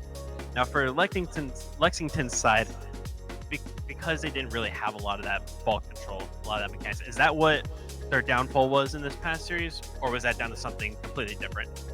I think what Austin really displayed was this concept of playing together. One of the things that I would look over and see all of the time was just how Austin would move down the field and have all three of their players in the attacking half, but it wouldn't come to their deficit. It wouldn't come to their disadvantage because they would have so much pressure, but they were moving together as really one big rotating triangle. It meant that wherever the storm was, Austin was there to be there as well. And so that really threw a wrench into the plans of Lexington when they're trying to go up and have one super deep rotation, because Austin was able just to move consistently as a well-oiled machine. It just became too much fair for Lexington, and eventually the defense fell, the walls crumbled, and the goals were scored. I think the other thing too is you said it wasn't in their plan. I mean, you have this swarm of offense that just wants to keep you in your half. And in game one, 66 of the possession belonged to Austin. 13 shots right off the rip to start the series out. And that kind of trend continued throughout the rest of the series. And Austin is looking like a top contender, but I just really want to see them when they need to make goals, and it doesn't come as easy. Well, I'm sure you'll get some insight into that as we get further into the tournament, as we get into deeper rounds, possibly elimination games if it comes down to that point. Moving on to our third match of the day, Wilson versus Florence. Now, the core of this Wilson roster was Wilson A from last fall. Magical run through the top 4, nearly made it to top 2. I believe it was a game set. It was like a game 7 1 or 2 goal deficit, but it was spectacular. We'll never forget Copy Paste run, or their contribution to that run. But they are back with a new third. The core, Busy and Kitagawa staying together, returning for this event. That's got to be huge for them, right? Just to have that consistency. I think when you have a definitive core to a roster, and it's kind of like veterans bringing in a new face or a new look, I think it creates a special environment for a team where it truly is a unit. It is a fully functioning barrack that is working through the problems and making sure that they're controlling whatever they can. I think the core solution where like we see this across esports in general, where there will be like the majority of the team stays together, and then maybe here and there like one player leaves or another player leaves, and so that core changes, the gameplay, the style that stays the same. So I think in terms of Wilson, I think they are going to bring that same sort of style that we saw from the last main event, where they're bringing in, like you said, a new third. Because of that, I think we're going to see a lot of the things we liked about Wilson in the last main event, and we're going to see them improve on that even further. That's great. Yeah, I got nothing else to say. Bro just took it all. I think it's just like I'm sorry, Grant. I'm no, sorry. you're on fire. It's crazy.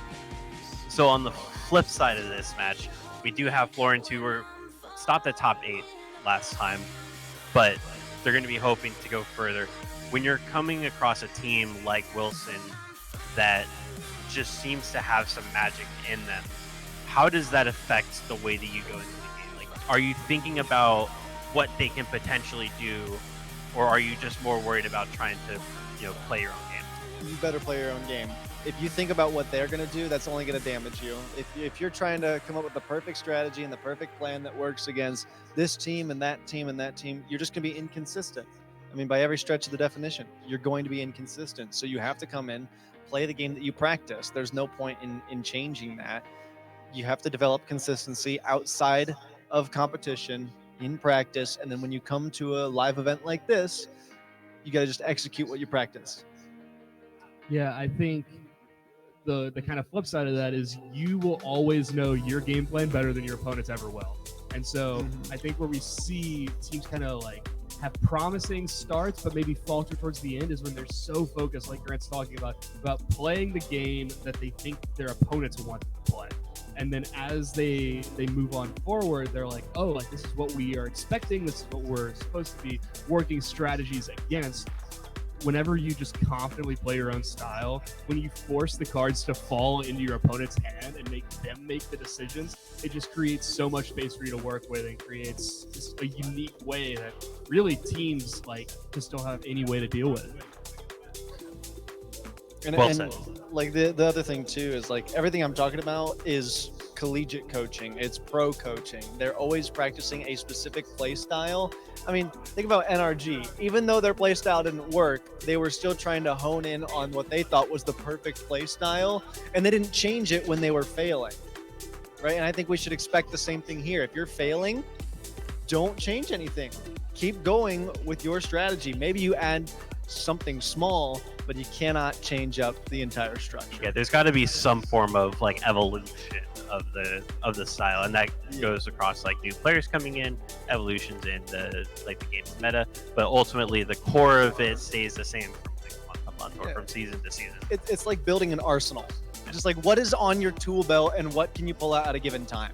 Yeah, and then the tools that you might whip out at like more often than others is always going to change, right? Yep, based on the situation. Yeah, like if you're getting, I won't get into specifics. I'm not going to bore everybody with that, but I'm like, I just want to see some demos, Like, for example, if someone gets easily tilted on the other team, just go demo them and watch their mental go. We love the sound effects. I appreciate it. Grant is our personal soundboard. That's why I was hired for this, right? I'm yeah, the pretty soundboard. much. But we won't talk about your rapper impersonation. We will not talk about Mr. Worldwide. I had to. I couldn't not do it. We made a bet, and I think I won it. You certainly won it. Yeah, I think you won it. What was the bet, though? There was no bet. Impressively bad. Oh. I lied just to make it less awkward for myself. All right, moving on. I don't know how closely you all have been paying attention to like the names of the players or the names of these teams besides like their obvious high school names. This matchup actually ends up being the Rocket Warriors versus Throttle Buddies, which I think is pretty neat. What have you all's favorite like names that you've come across then so far? I liked. Okay, I don't know that this is in the competition, but on our sheet we had someone named Cloud9, and just watching them get 3-0'd, I was like, ha! They thought they were Cloud9. I thought that was funny, but I think that's completely irrelevant to the question. I think it's really interesting how like the teams have like different names, like the teams have different like personalities, like, and so it's not just like it's not just like, oh, Bob Jones High School. Like, there's something that's like behind that. Like, I think it's Bob Jones Fusion, if I'm not mistaken. It's like Bob Jones. It's like it goes farther than just the mascot, right? Because they're right. I think they're the Patriots. It's So it's Bob Jones. Yeah, Bob Jones, Patriots, and then they're the Fusion as well. So I like that. Like you're hitting at, I like that extra layer. Me personally, I thought that we had a lot better player names overall last year. Mr. Toe Lover is definitely a missed soul this time around. Definitely was topping, I think, our personal leaderboards on best name. They played for Florence, actually. So his presence might also be felt on the field as well. Or deeply missed. Or deeply missed. Maybe he just doesn't show up. It's possible. I'd cry. Anyway, introduce awkward segue out of this. No. How about an awkward pause? We could just filibuster. We don't have to say anything. Not the filibuster. Well, I think for the filibuster, you still have to like be somewhat actively talking. Yeah, and that sounds like too much work. Yeah, tell us about this game, Awash. Tell us about what we got. No more about the awkward segues and the silence. I misread my cue from Brandy. We are actually ready to go. Wilson versus Florence. Who's going to be moving on to the next round of the upper bracket? We'll send it to Foof. Well, I mean, speaking of segues, you got to think about having a pole and two wheels driving forward. But bringing these teams in, getting ready to get going, we have the RL Warriors of Wilson. You've got Busy, you've got Kita, and you have Audacity, wanting to see these three players come out and make their mark and make the big plays happen. I don't know for me to call them out, though. But I did. I think it's because the mic is quiet. Use this one. Well, we'll trade it out. Hey! Bit too loud. I muted that way too well. So we'll try again. The Warriors of Wilson RL. We've got Busy, we've got Kita, and we've got Audacity. No. Shine. But it's fine. Oh, there we go. Then on the opposite side, you've got the home team. You've got Florence. You've got Wizard, Knight Lucan, and then you have La Pietra Boys, and then a sub as well. X-Slate have all four here showing, and so looking to make a good showing here, folks. But most importantly, we're going to throw it down to one of my favorite duos to watch. We've got Bolts, we've got Epic, we've got Rocket League.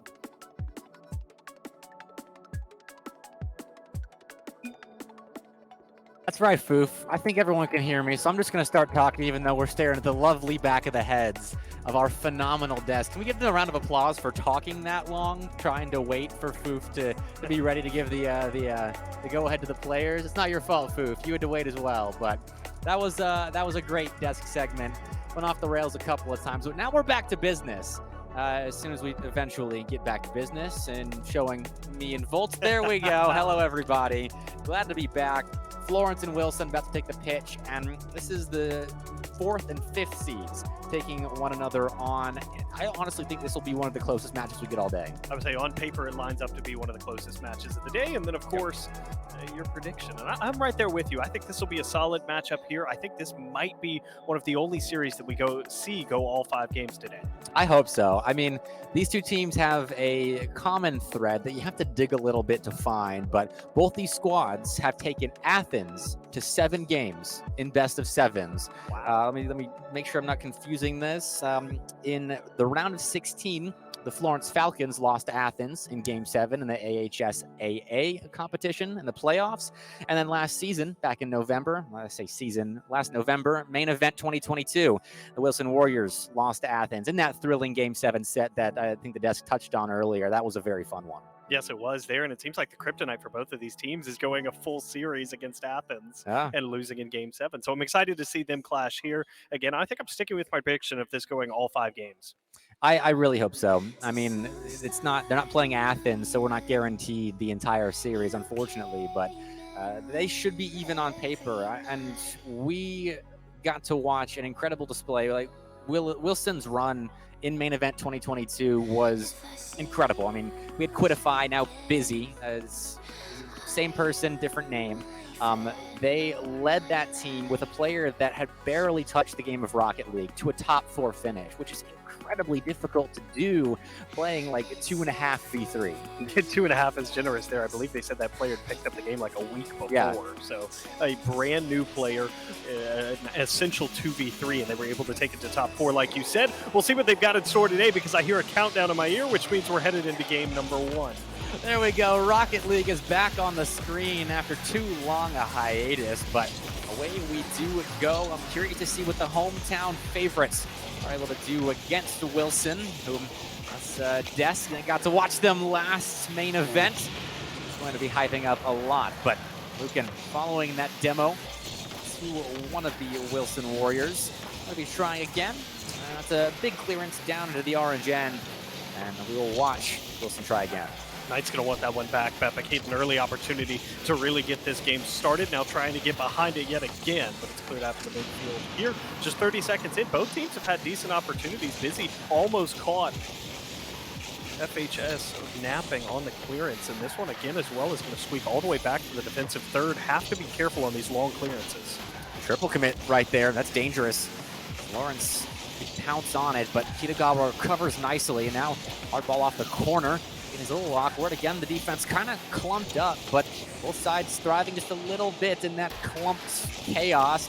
QT Ethan all alone. The post bails them out just a little bit. We'll stay scoreless after a minute 15, but not for lack of trying on either side. No, and that was a huge beat there over Kitagawa to even put that one off of the post. It doesn't quite clank in here. A little bit awkward now in front of net. It's skied over. Follow-up shot opportunity saved away as well. Third time's the charm, and Busy will punch it home.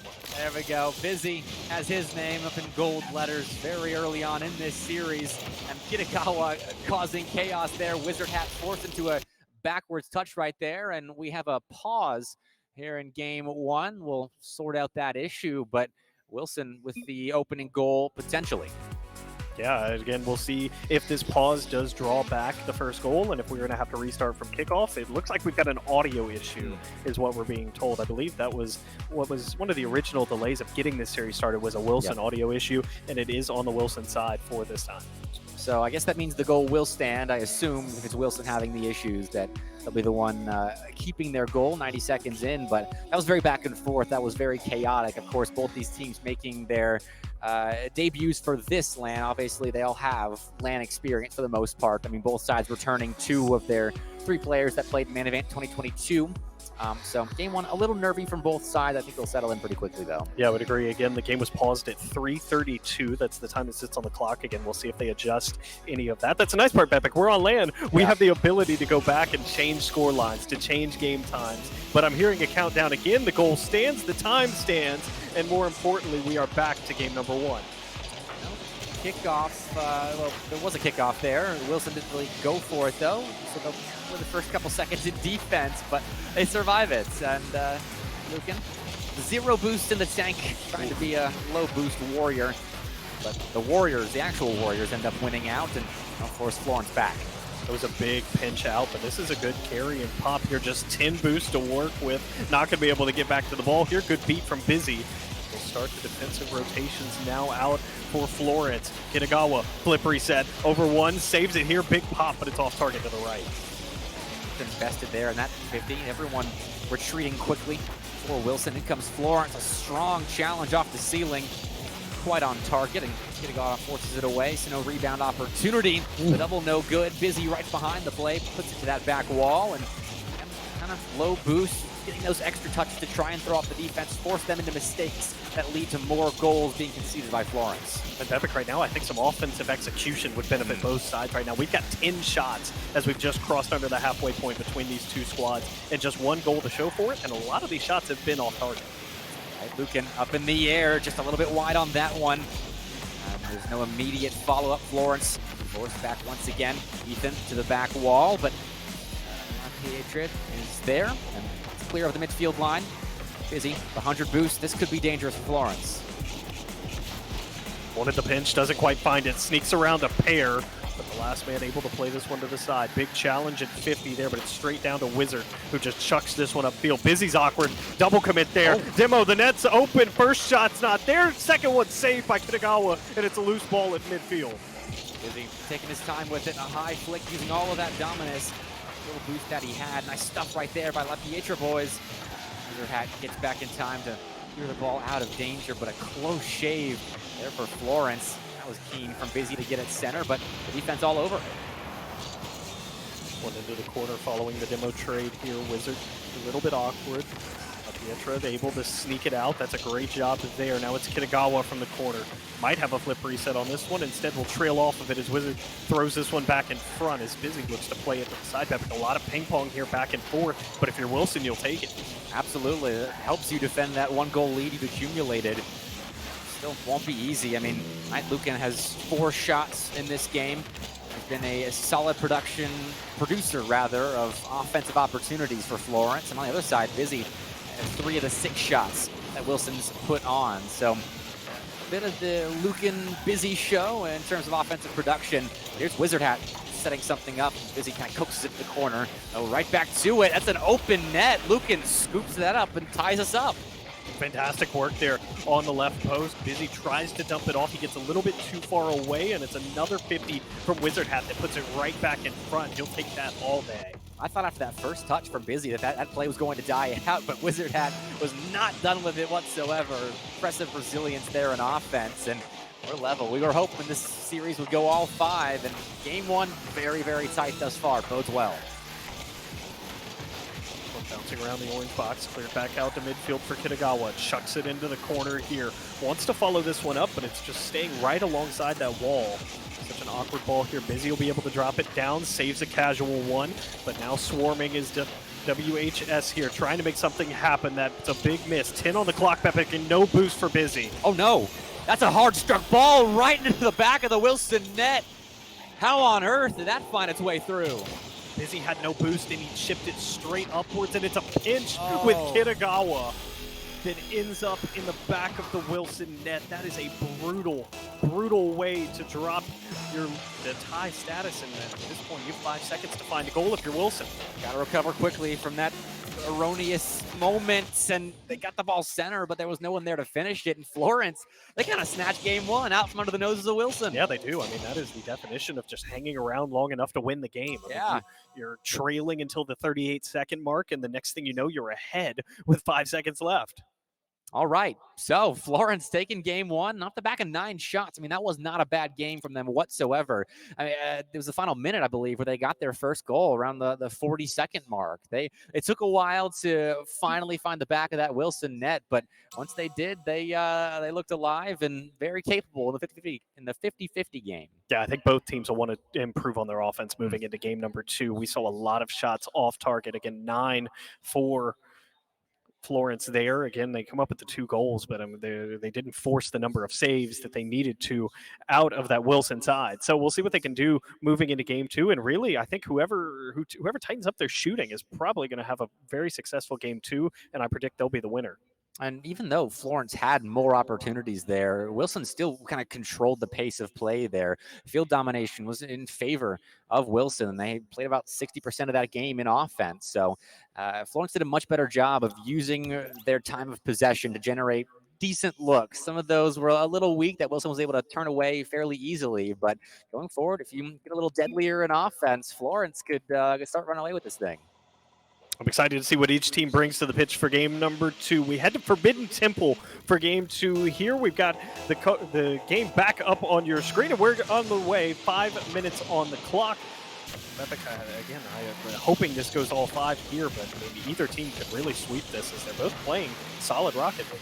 Oh, that's a nice passing play. I love the thought right there, because he couldn't quite catch up to that pass, but Kitagawa recovers and controls that ball into the offensive end, where now Wilson's going to really get to work. Ethan out center.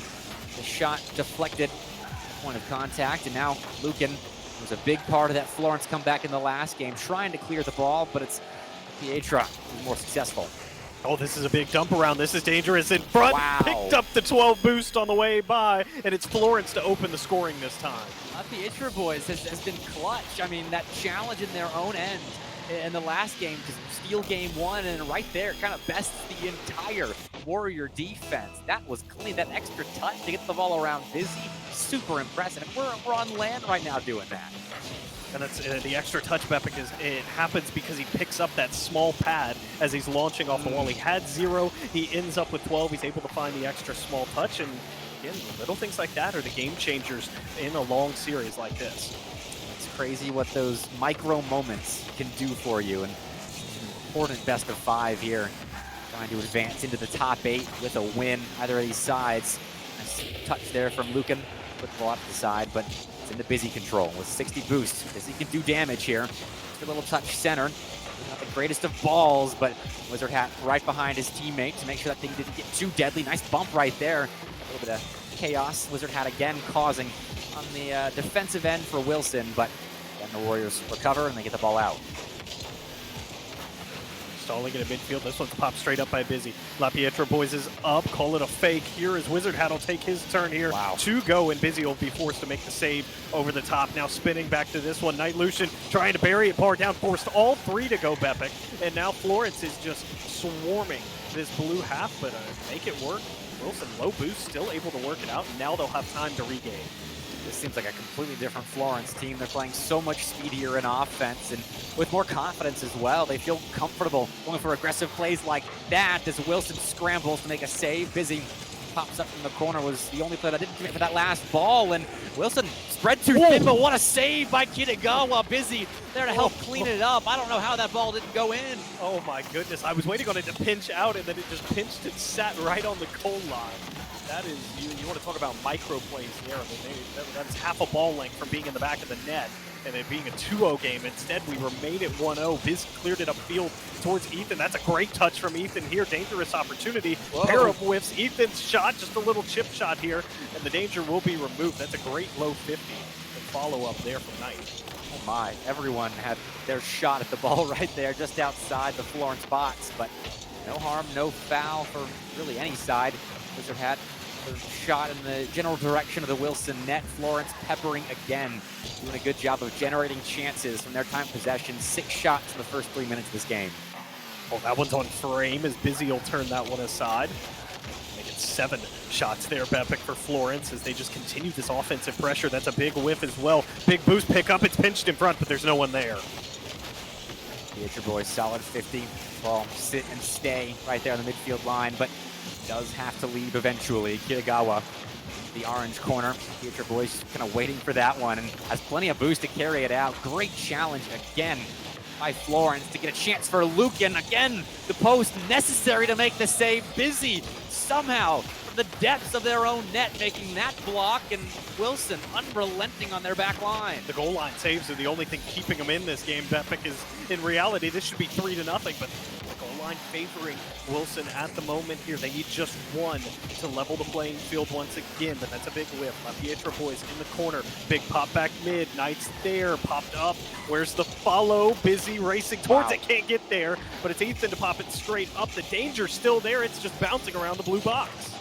Wilson is keeping this game manageable. I mean, they're only down 1. Florence has all the momentum in the world here on Forbidden Temple, but Wilson is only down by 1. They just need 1 solid transitional play to get them out of defense and to a spot where they can tie us up and maybe give Florence a taste of their own medicine. Busy again, low boost, trying to escape, and he's doing a pretty decent job of it. Knight made the conscious decision there, Bepic, to go for the 100 boost rather than the ball. And in the short run, it looks like it's paid off here, though that one almost sneaks over. This is the escape that you were talking about. 30 seconds left. Knight's low, whole team's up here. Awkward ball, Ethan to the corner. The Intro boys able to clear it and find Knight as well. Knight won the 100 boost there. There's Kitagawa trying to bring it back. 15 on the clock. Kitagawa trying to go low. What a save from Wizard Hat here. Follow up from Ethan is weak, and this one's going to be knocked out of the zone. Only to the midfield line, though. Busy still trying to give his team a chance. 6 seconds on the clock. Trying to make it function. This one's coming straight down, but it's poked away. We'll need some 0-second magic now out of Wilson, and we're not going to get it. Florence, ooh, it's weird to say, hangs on for game 2. Wow, that was an impressive display from both sides. Wilson in defense to get themselves even in the conversation, talking about a 0-second goal that could have sent us to overtime, or a final 10-second goal is what that really was. Flurry of opportunities at the end. It makes you wonder, where was that Wilson offense in the 90 seconds before the final 30? I was going to say the first 4 minutes and 30 seconds were handedly to Florence, and then the last 30 seconds, I mean, it really felt like they were hanging on for dear life there. Looking at the shot totals, just 7 compared to, oh my goodness, the 11 out of the opponents there. Wilson generated only half of the offense that Florence did. What's even more impressive, Florence 7 saves on those Wilson 7 shots. So Wilson putting shots on target, but you got to do a little bit more to break through Florence, apparently. 1-0 victories are not easy to come away with, but Florence did just that. And now Florence has put themselves in prime position. You steal game 1. You have all the momentum in game 2, though you don't dominate it as much as you would like. But now you have a chance to close it out on a sweep. You have a chance to really make Wilson pay for being on the defensive end so much and close this game out in dominant fashion. This has been about as close as we could possibly get between these two squads. We were hoping for game 5, and now it's up to Wilson really to get us there. He scored just 1 goal in the first couple of games. It was a long, long time ago, so that's when doubt starts to creep into the back of your mind. Think, can we score against this Florence defense? It's to your individual prowess to say yes. Speaking of which, Lucan, again, just bested the entire Wilson defense. You could see it coming as well. Such great ball control. He gets it right on the front of his hood. The flick over the last man busy to the sideways Bepic. That's never a position you want to be in. Transitional success again favoring Florence. That was clean. And now Wilson under the gun once more. They need to score ASAP just to stop the wave of momentum. Wizard Hat is pre-jumping people in the offensive end, and that shows confidence that Wilson can't afford to let Florence have. Yeah, that's fantastic to see, though. Ethan just ducked around 1. The pinch will work as a pass towards Busy. Drops it down to Kitagawa, but the save is a casual one for La Pietra boys. Sneaks out here and finds the extra touch as well. But no boost, just has to watch this one sail past, and once again, it's kept at the midfield line, Bepic, and I fear we're going to see a repeat of just an onslaught of offense from FHS here, though that one doesn't quite come through. A little bit of chaos getting it out of the zone, or back down to the orange end. Busy puts one on target again. Saved by Florence. That was a little bit of an easy one. Florence unable to convert it into a clear. Nice passing play. Kitagawa from the heavens above. Drop down equalizer. Finally, Wilson score again. Wow, what a shot here from Kitagawa. Credit Busy with the pass. I mean, a backwards, almost like an alley-oop attempt there, and Kitagawa buries it home. We're tied at 1. That's absolutely what it was. That was an alley. You just toss the ball up, and you let one of your stars do what he wants with it. And what Kitagawa wanted was a tie ball game. Busy almost made it a lead for Wilson, but again, blocked by Florence. Wizard Hat on the back launches, so is La Pietra boys. 90 seconds come and gone. Wilson, who've gotten their groove back.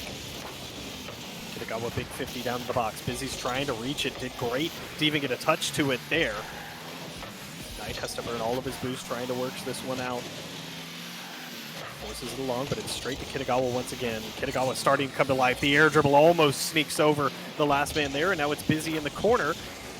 That feels like Wilson's just woken up. All they needed was 1 goal.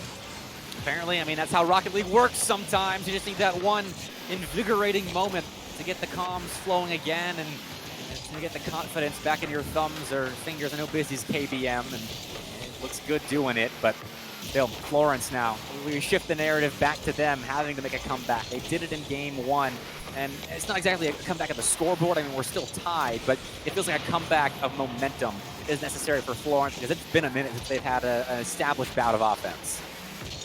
Wilson's doing a great job here, but finally going to get a look is Florence here. This one's still high over the box, still extremely awkward. Defense there from Ethan to turn Knight aside. He's trying to work it out. La Pietra boys collided with a couple, can't keep his movement fluid here, and it'll be forced back to Wizard Hat to collapse on the boards here. Trying to sneak it under 1, can't do so. Big pop again, corner boost, steal Bepic, and now the boost and pressure in favor of Florence here. They've flipped the script now on Wilson. It had been a minute before they had established offense, so they gave it right to me as soon as I said it. Now Florence is the team that looks a little bit speedier. And that ball took a hop, I think, off of one of those cars and to a faster shot. In and out save by Kitagawa. Wilson's done some incredible things on their defensive end this series, and here it's keeping them level with their opponent. Oh, Until what a now. play from Busy as they take the lead. They're rewarded for their efforts on the defensive end.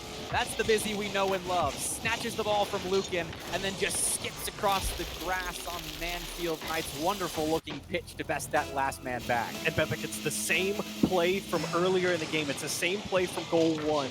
Lucian's got it on his car. This time Busy is facing forwards instead of sideways, and he's able to find the dunk. Flies past the ball there. Another hard struck ball. Kitagawa, though, the finisher for Wilson. That's another gorgeous aerial play to top off. It was a nice, quick little piece of offense. And it's a great choice by Ethan there to go for the backboard rather than the shot. He knows the defender's closing out. He knows that any shot would get stuffed. He chucks it to the backboard and trusts Kitagawa to put it away. Heck, I would trust Kitagawa with just about anything being sent off that back wall right now. That's tough to do on land, and I know we look at usually very mechanical plays like we saw a lot of from Austin in that last series to determine how someone's feeling in a land environment, but it's simple plays like that, being able to read bounces off the back wall and slam them home. I mean, those aren't weak shots either. Kitagawa's getting all of his attempts on net. That shows you just how he's feeling sitting there up there on the stage. Ethan with a great pass mid. There just wasn't anyone there. Now it's Kitagawa once again. Around one, has the read for the double, drops it back mid. Follow-up from Busy is skied, and that will not be the nail in the coffin. That was the chance for Wilson there to really end this game. Now Florence on the counterattack, trying to keep the zone here. Pair of orange octanes colliding. That's going to allow a free escape for Wilson. That Lucan misses that touch. Busy puts it center, double commit on the Florence back line. They have to settle down just a little bit for the final couple of pushes in the last 40 seconds. They need 2 goals to make the comeback happen and keep alive their chances at closing this one out in the sweep. But the way Wilson has bounced back here, I don't think that we're destined for a 3-0. Big drop down, big shot, and big save from Busy there as the defense on the goal line continues to be impressive for Wilson here. Just above the 15-second mark. It's a save and a clearance from Busy. Here it does appear that is an open net. Ethan capitalizes Bepik, and for the first time today, we will get a game number 4. Signed, sealed, and delivered. Game 3 headed over to Wilson's house. And game 4, I'm happy. You know, you worry at these types of events where you don't know what the skill gaps are going to be like, that it's just going to be sweep after sweep after sweep, but I'm glad that the series we were hoping was going to be close actually is close series-wise. We knew game 1 and 2 were close, but game 3 getting us at least 1 mark on the Wilson side. There's the formality at the end of game 3, and the crowd coming alive for Wilson. They're happy we're going to game 4 as well. Again, it's a great performance for Wilson there, Bepik. 11 total shots. Of course, they get the 4 goals to go with it there. And the big difference, only 2 missing shots this time. The 5 saves out of Florence. Obviously, there are 7 that need to be accounted for, but that's a much improved offense. It's way more deadly. Absolutely. I mean, 12 shots as well. It's not just deadly, but it's way more productive. I mean, in the first 2 games, Wilson, 8 and 7 shots, which isn't bad, but we just saw their offensive potential put on full display. And once they had the shot to kind of back that up, their goal tally ballooned. And so now the goal is, Bepik, that you have to take that momentum that you got in game number 3 and carry it into game number 4, because, again, you're back still against the wall. This is still match point for Florence here. They can very easily end this in 3-1 fashion. So if you're Wilson, you have to have a repeat performance. And if you're Florence, you've got to get back to what worked in game 1 and 2, which was really just suffocating Wilson. A lot easier said than done. The finishing ability from Wilson in that previous game, very good, I think, is a bit of an understatement, especially Kitagawa. So we'll see how Florence try and limit Kitagawa's chances. Maybe it's just with straight-up offense. Lucan back in the conversation with the opening goal. 12 seconds in for Florence. It's a nice little chip shot from Lucan there. LaPietro boy sets it up, forces 2 to go there, even though the original shot was off target. Just like that, 12 seconds in, it's a huge lead for Florence. It's good to see Lucan feeling it again. It's an important piece of the puzzle in the first couple of wins for Florence here. They'll need to come alive again if they want to stop our progression towards a potential game 5 in this series. But Wilson, immediately after conceding, right back to possessing the ball and starting the midfield line with their life. I love that pass. Had to retreat for a second, but Busy and Kitagawa linking up once, almost twice. If they found that goal there, I would have been very impressed with that play. Ethan was a little bit awkward on the defensive end here, but all's well that ends well. Kitagawa one-on-one air dribble, can't get it over La Pietra boys, who's had a sneaky good series, Bepic, especially on plays like that. They don't really get recorded in the stat sheet. It doesn't go down as a save or anything more than just a touch of the ball, but doing a great job on the midfield battle. Really, as that's a huge save from Wizard Hat. Wow, pulling that one out of the Wizard Hat. Quick reflexes there on the Florence goal line. Again, necessary. La Pietra boys getting up for that one. Busy, a slow roller, and that one not found. That's a land moment right there if I've ever seen one. Unfortunate because the first save was so clean, and then attempted to drop back down there. Just again, an error there by Florence, and now the scoreline 1-1. Head up, my friend. We've all been there, and it's only a tie game. That's the benefit of getting first blood in this game 4, is one defensive mistake isn't going to define the rest of this series, but Wilson, they want it to. They'd like to add on to this first. Wizard Hat, another missed touch there, and this is going to keep the ball in play for Wilson as they continue to circle the wagons. Good touch to kill into the corner one more time here. Ethan slams it into said corner and now back out towards Busy. Kitagawa picked up a big demo to throw off the rotations, but the respawning Lucan there able to find the clearance. That one demo so far do enough to warrant a second score for Wilson. Florence found a way out, but Kitagawa penning them right back into their defensive end. La Pietra boys, a soft touch.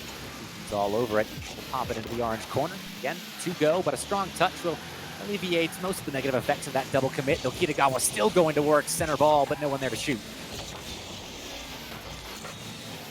Once again, chucked towards that orange net here. La Pietra boys trying to get it out. Teammate right there to assist. Now this is a free ball in the middle of the pitch. The little chip shot there. It's off the post and the crossbar, and it stays out. Kitagawa unable to give his team the lead. The woodwork again thwarting Wilson, and Florence need to clear a set. La Pietra boys the winner provided, picks up 100 boots as well.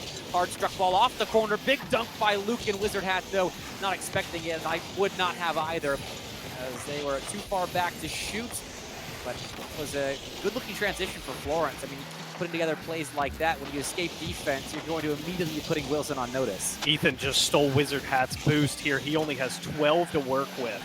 He's forced to give it away to Kitagawa. Big touch back towards the mid part of the field. Wizard Hat still has not picked up boost. Finally is able to find a corner boost that spawns on him, and a pair of demos will finally allow some breathing room for Florence here. This game slows down a little bit.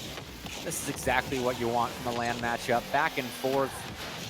The narrative of potential comeback for Wilson. Florence trying to stifle any hope of a game 5 for the Warriors, and doing a decent job of it.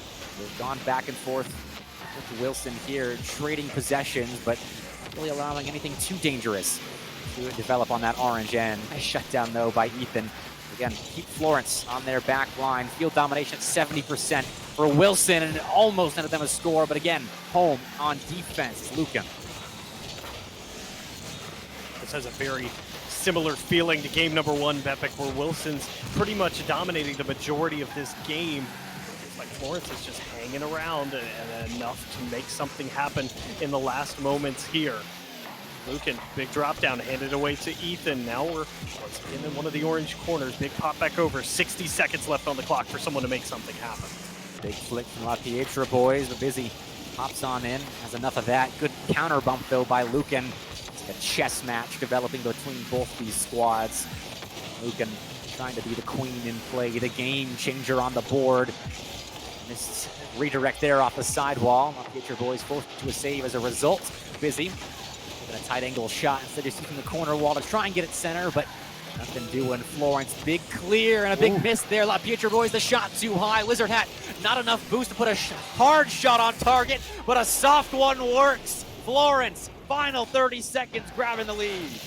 La Pietra boys, again, don't know if that's calculated, don't know if it's a little bit of land nerve, but everyone from Wilson was expecting it to be on frame, and then Wizard Hat, with the last bit of remaining boost, able to climb the ladder, get up to that one, and get a soft touch into the back of the net. We have been here before, ladies and gentlemen. Game 1, reminding us that Florence's comeback potential is kind of a potential tournament winner.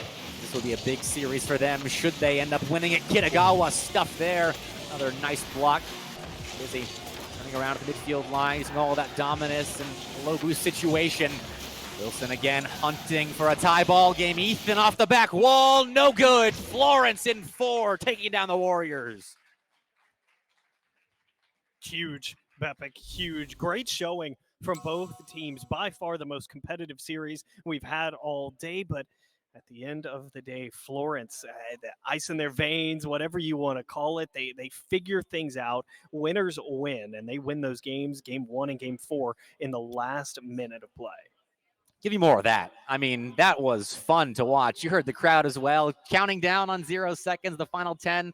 I love it when LAN crowds do that, and getting into it, deservedly so. I mean, that was a battle back and forth, and it very easily could have gone game 5. One more play goes Wilson's way. They could take one more game, get us to Champions Field, but no. Florence's defense was seriously impressive right there. They stomached so much possession that Wilson had, racked up the saves, and denied a lot of good looks. Yeah, Florence, again, the philosophy of just hanging around in a game, keeping games manageable, and staying within striking distance. Yep. And that's exactly what they did. In the moments they were being suffocated and stuck on that orange end, they remained calm. They knew that they were still within reach of the game. They didn't have to force anything. And then when it came down to it, when the moments that mattered, they were able to pull out the win. It's awesome as well, because normally a team wins a series off the back of like clutch offense in the waning moments of games, but that was clutch defense, time in, time out for Florence. All right, we're going to a break. Hopefully the next series lives up to the hype that one just kind of set the precedent for. Lehigh versus Athens, the 4th best of 5 on the day, and that should be a good one, but we'll see you on the other side of that break.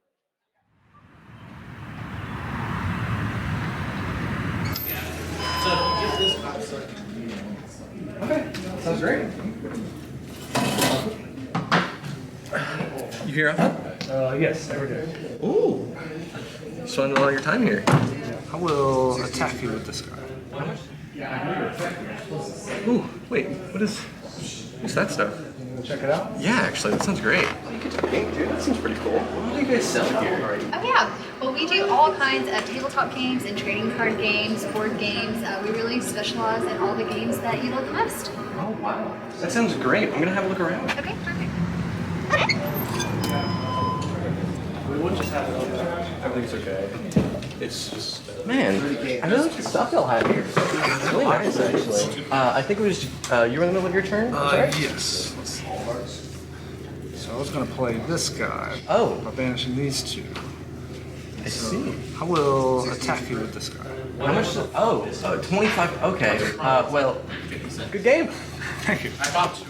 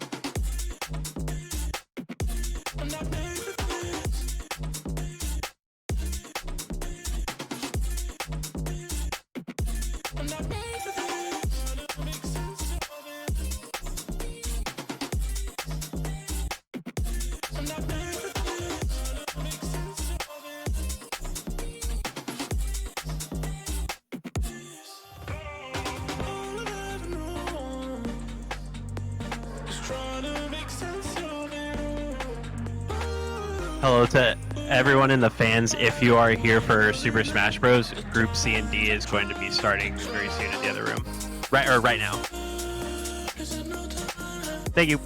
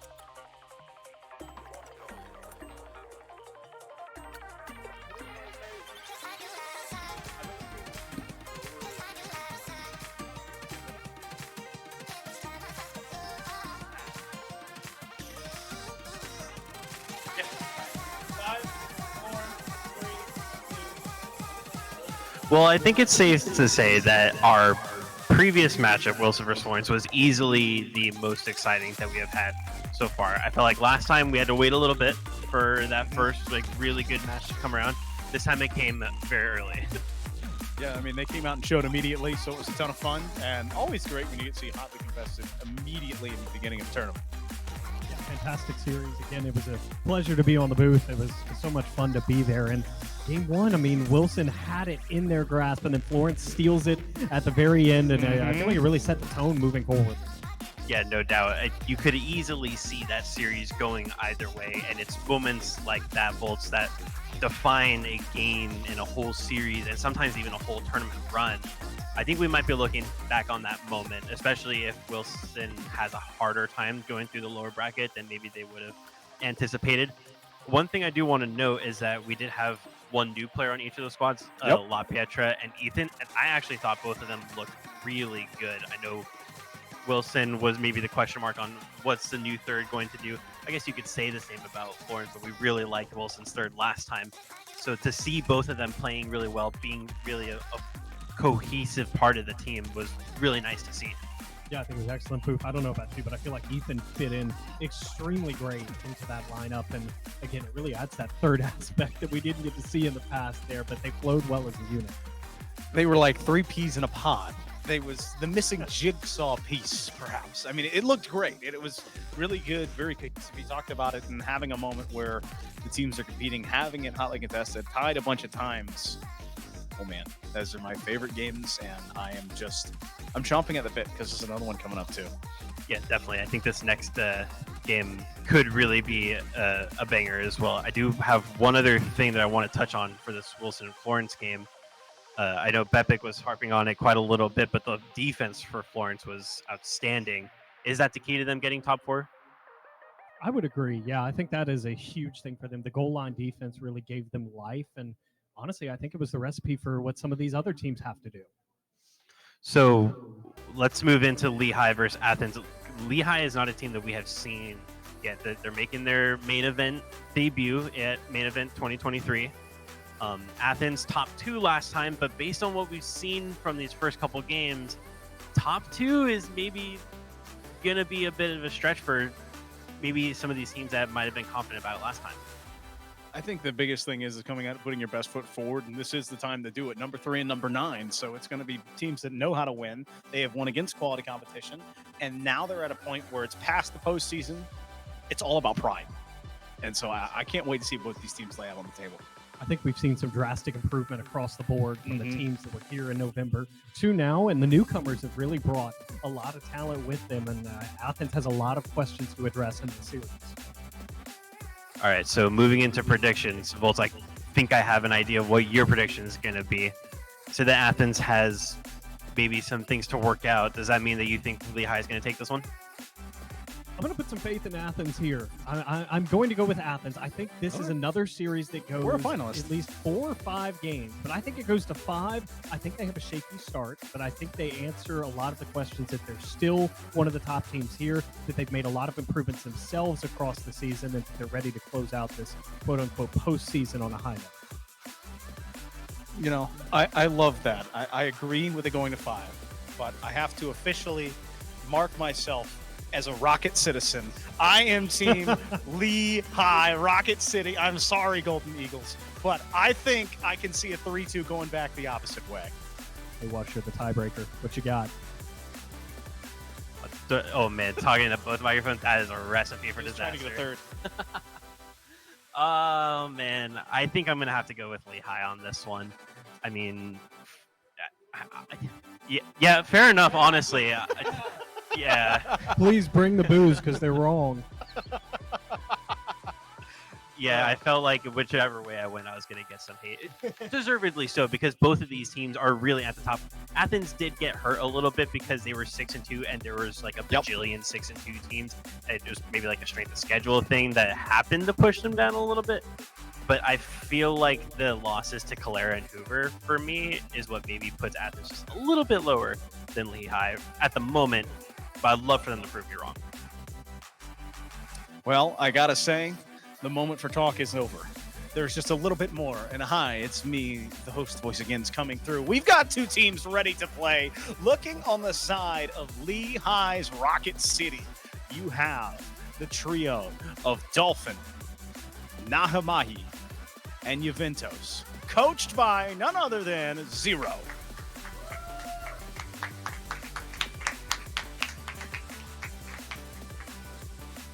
Opposite of them on the stage is going to be the Golden Eagles, a returning finalist from last main event. This trio looking to continue making their march towards the upper echelon of Alabama Rocket League. You have Frequency, you have Chop, you have Spectral. 3 names. If you've seen this before, you've heard these names. But ladies and gentlemen, this is coached by a pair of gentlemen looking to strive and make and add a trophy to their case. Coach Smith and Coach Tucker coming out to present these Golden Eagles.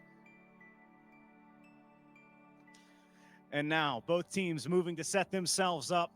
The gladiators adorning both sides of the arena. The teams setting themselves and getting ready for a battle. But we're going to go down to Grant CFO and Junior P Cube to take off this best of 5. Thank you, Foof, for sending us down to the casting booth. And now we find ourselves about halfway through our regularly scheduled programming with an absolute clanger of a match. Lee versus Athens. I'm joined by Grant over here on my right. And, dude, this is going to be a great match. We talk about the records of these teams. Lee in the AHSAA is 3rd seed. Athens is 9th seed. But the only difference is 1 match win. Lee is 7-1. Athens is 6-2. That just comes to show of just how close these teams can be and how really it could just be small differences that really separate these 2 teams from each other. Yeah, this will probably be the best series of today. It is so hotly contested. I mean, you heard all the hype on the desk. And at this point, these teams are playing for pride, but you know what they say, pride comes before the fall, my man. So I don't know if that's the best strategy to go for, but what I do know is that these teams have been practicing a long time, waiting for this very moment to compete on this stage at the main event, to take on each other head to head, and only one may come out victorious. Yes, only one can finish off this series, adding the dub to the tally, but it's cool that this format is kind of like groups into double LM. Like, there's no teams that are getting eliminated today. Because of the way the format works, these teams are just learning about the groups and about what it feels like to play on LAN. So in terms for both these teams, this is their first shot here on LAN, at least for this main event 2022 or 2023. Sorry, I got my years mixed up. So we're figuring out things. We're making sure everything's spot. But we saw that there was mostly a split desk where we couldn't quite see who was going to go where. So I got to ask you, Grant, where are you leaning with this?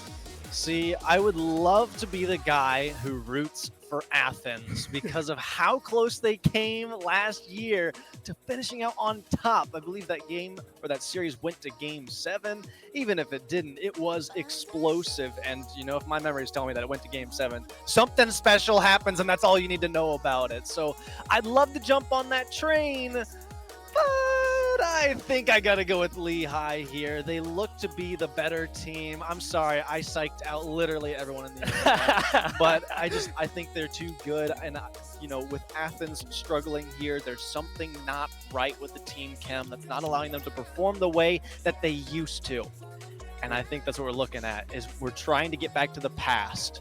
But you know, that's a very difficult lesson to learn, that not all the time can you do so. Yeah, I'm gonna have to take the opposite side of you here. I'm gonna have to split the casting booth as the desk was once split. I think Athens is coming in, looking at all of the things numerically, looking at all of the statistics, and realizing, hey, we are within striking distance of Lee. They might come in thinking, oh, they are a considerably better team just based off of how AHSA playoffs went.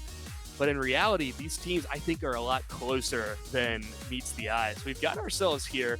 First game, I'm excited, man. This is going to be an absolute banger of a game. I think we're going to expect to see just some colossal amounts of team play as we work together just to see which one of these teams is going to come out on top. There's plenty of opportunities still for them here, but getting off on the right foot would be a great way to start out. It certainly would be. I think today, I guess at the end of the day, this one is going to come down to an underdog story, and I think there might be a very split crowd, and there's a split desk, and now apparently you hate me as well.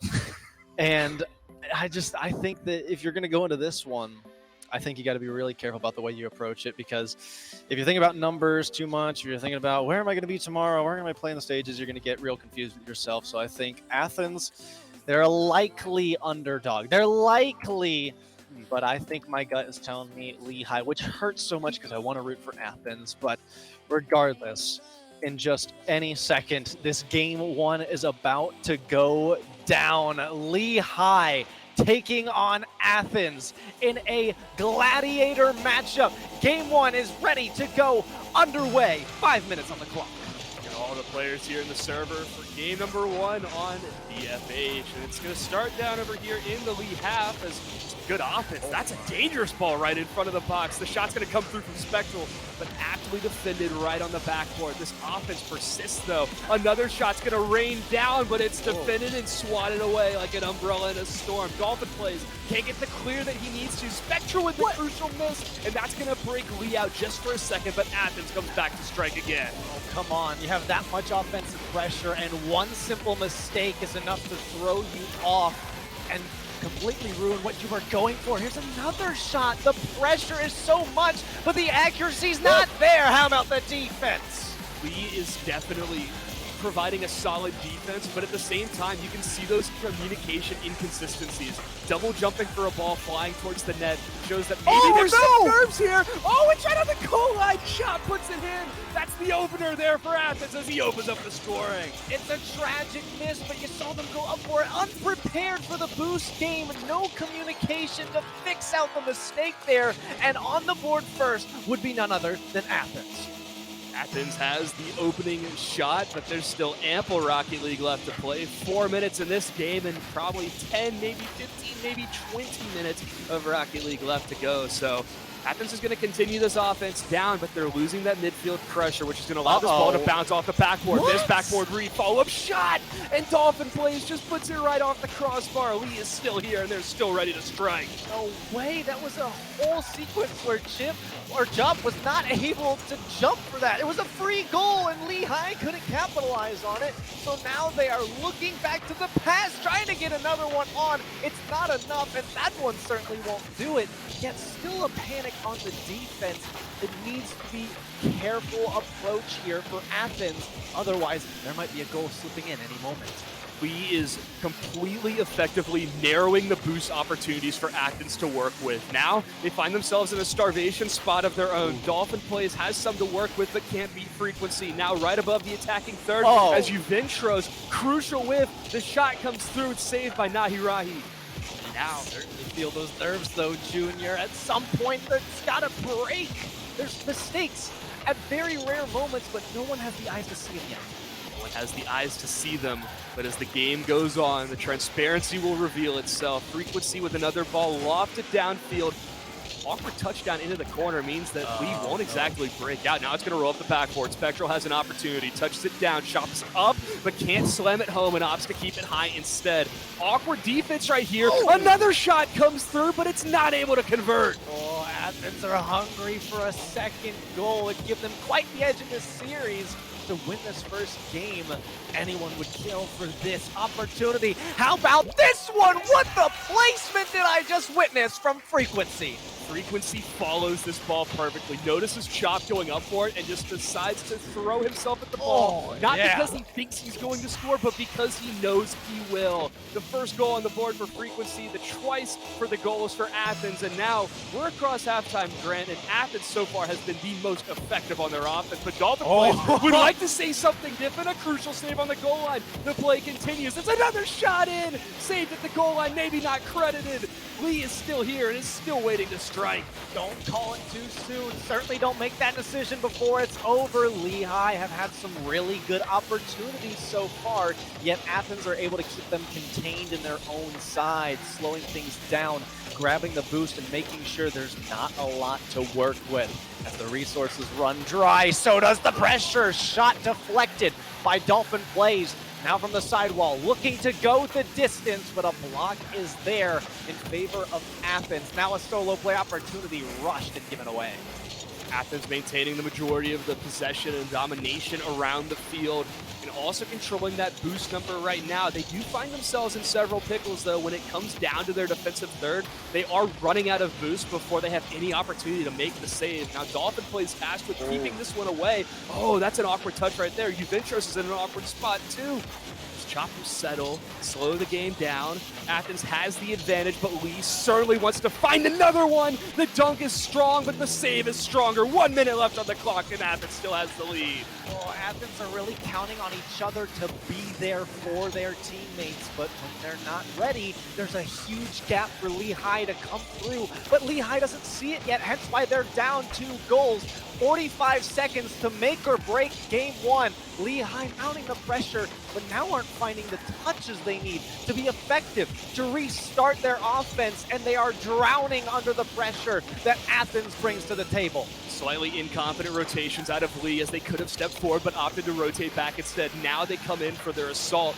It's bouncing right around the midfield. A miscommunication there sends the ball all the way back into the defensive third. Nahimahi will control, will dive, but is able to force it all the way out to midfield.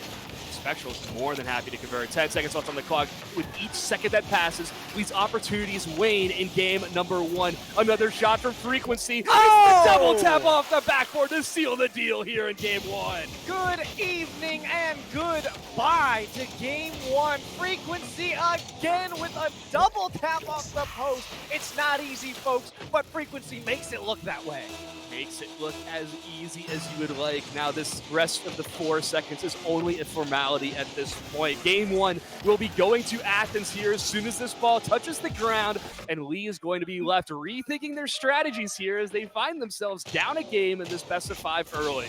Oh, baby. This is a series. It's probably going to go the distance like the desk was predicting. I mean, that one was a little too close for comfort, in my opinion. I mean, if you're Lehigh, there's so many opportunities that you could have capitalized on that you weren't seeing already, but Athens saw every single one. I think you need eyes here if you're Lehigh. You know there's a team on the other side of the pitch that likes to play as a team. I know that sounds so stupid and simple, but seriously, you were talking about it. The pass plays, the ability to count on each other, to pass to each other and find each other in places that most people don't find.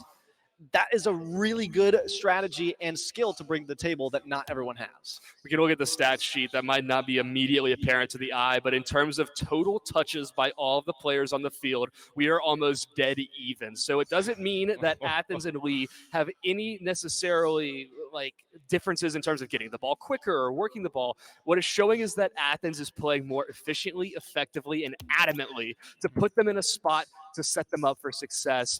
Athens wins game 1 here and puts themselves now in the driver's seat for this series, but that wheel isn't strongly in the grip of Athens. Lee could take that at any second. They certainly could, but like I said, you need eyes here in game number 2. Lee struggled 3-0. Nothing has been answered so far. If they can get this first goal, how the tables would turn. It's in front of the net, but no one's there. No one's there because Nahi Mahi had just, or rather Dolphin Plays and Juventus had rotated all the way back. They weren't ready for that kind of an opportunity, so Athens will settle. They'll get the offense going the opposite direction. Chop with an opportunity. Not able to capitalize, though, as this game remains lowercase at 0-0. First 30 seconds as the antics wear off after the kickoff. We've seen some high-flying power out of both these teams so far. Oh, what's happening there on the backboard? It got a little sketchy, but Lehigh nowhere in sight to capitalize. Deep one downfield, caught low by Spectral. And it's a back-and-forth game, keeping Athens trapped for the first time. Now a race to the sidewall. There's Chop there first to the net and blocked, but it's still not looking good. Demo from Athens opens the goal. When you turn it into a 2v3 unnecessarily, you just open it up to be like shooting fish in a barrel. Great touch here from Spectral through the smoke of the demo, and Nahi Mahi cannot get up to that. It's a 1-0 start for Athens here in the first minute of play, and so far they are flying with the same sort of colors that they had in game 1. I didn't know that this was Call of Duty and we've got smoke screens, but okay, they use it to their advantage. Athens on the board first, meaning that the time for the tables to turn will not be soon for Lehigh. Struggle to get this one out of their own side. Now Athens keeping it in. No pass connection, at least not yet. Moving upfield. Time feels like it's going so slowly if you're Lehigh, waiting for the next chance to prove yourself, tie this game up. Another attempt. They're quick this time, off the back wall, and no one home.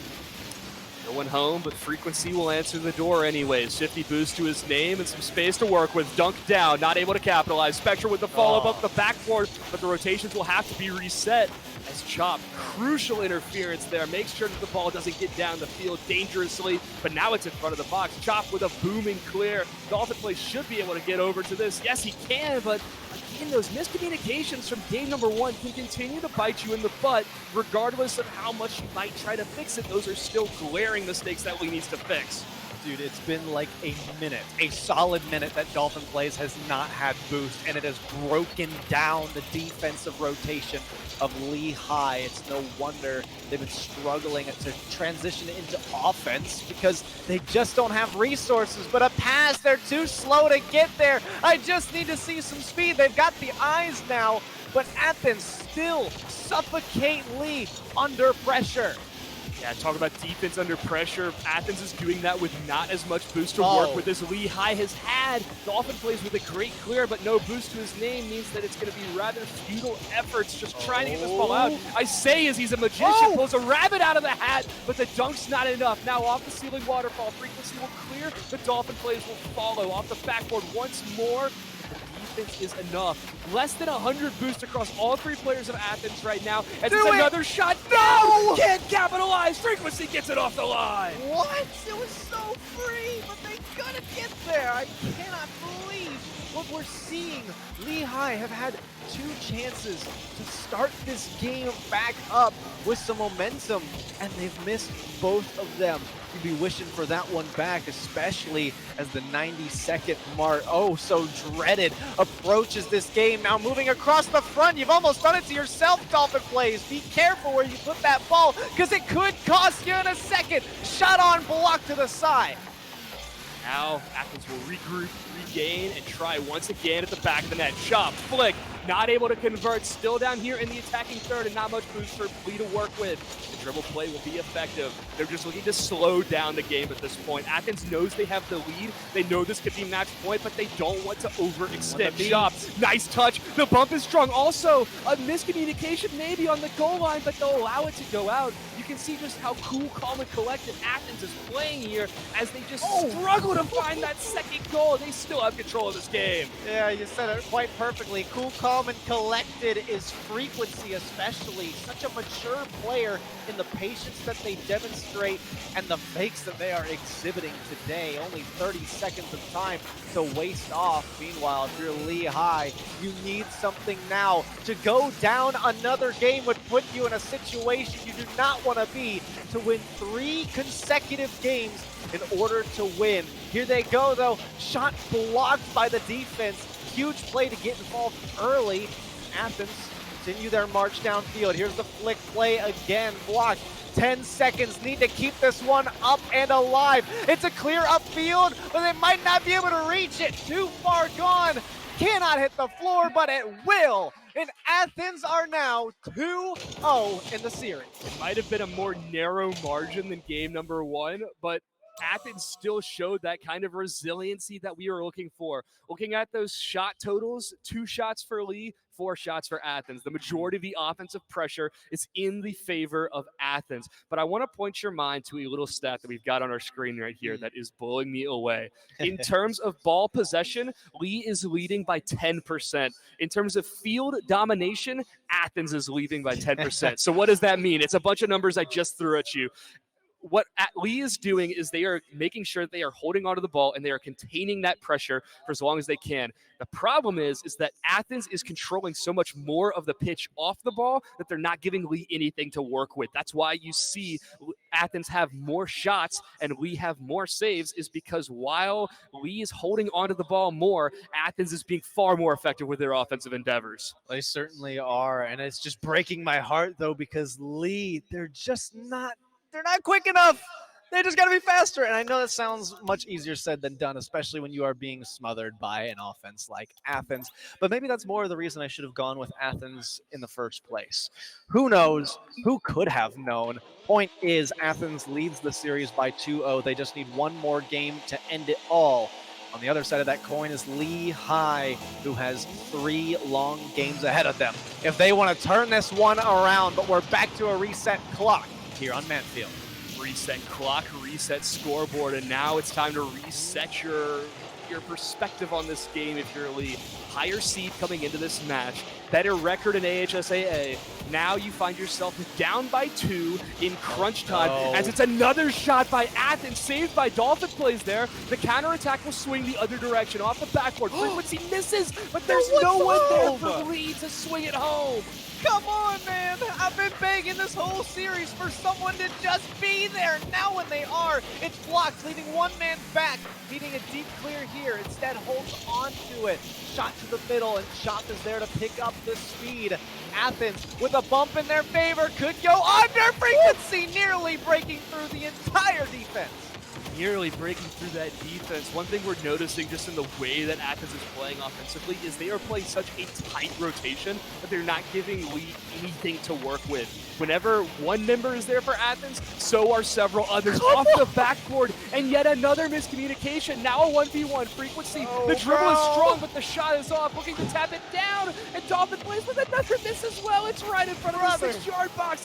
Ricochets off the backboard, nowhere to find it. It's a big clear by Dolphin plays, but can he find something after? Dude, what in the world is happening to the offense of both of these teams? You see weak points in Athens right now where they've been missing goals. That's so uncharacteristic. Now this, nearly went in. Catch your breath, Lee, and get out of there.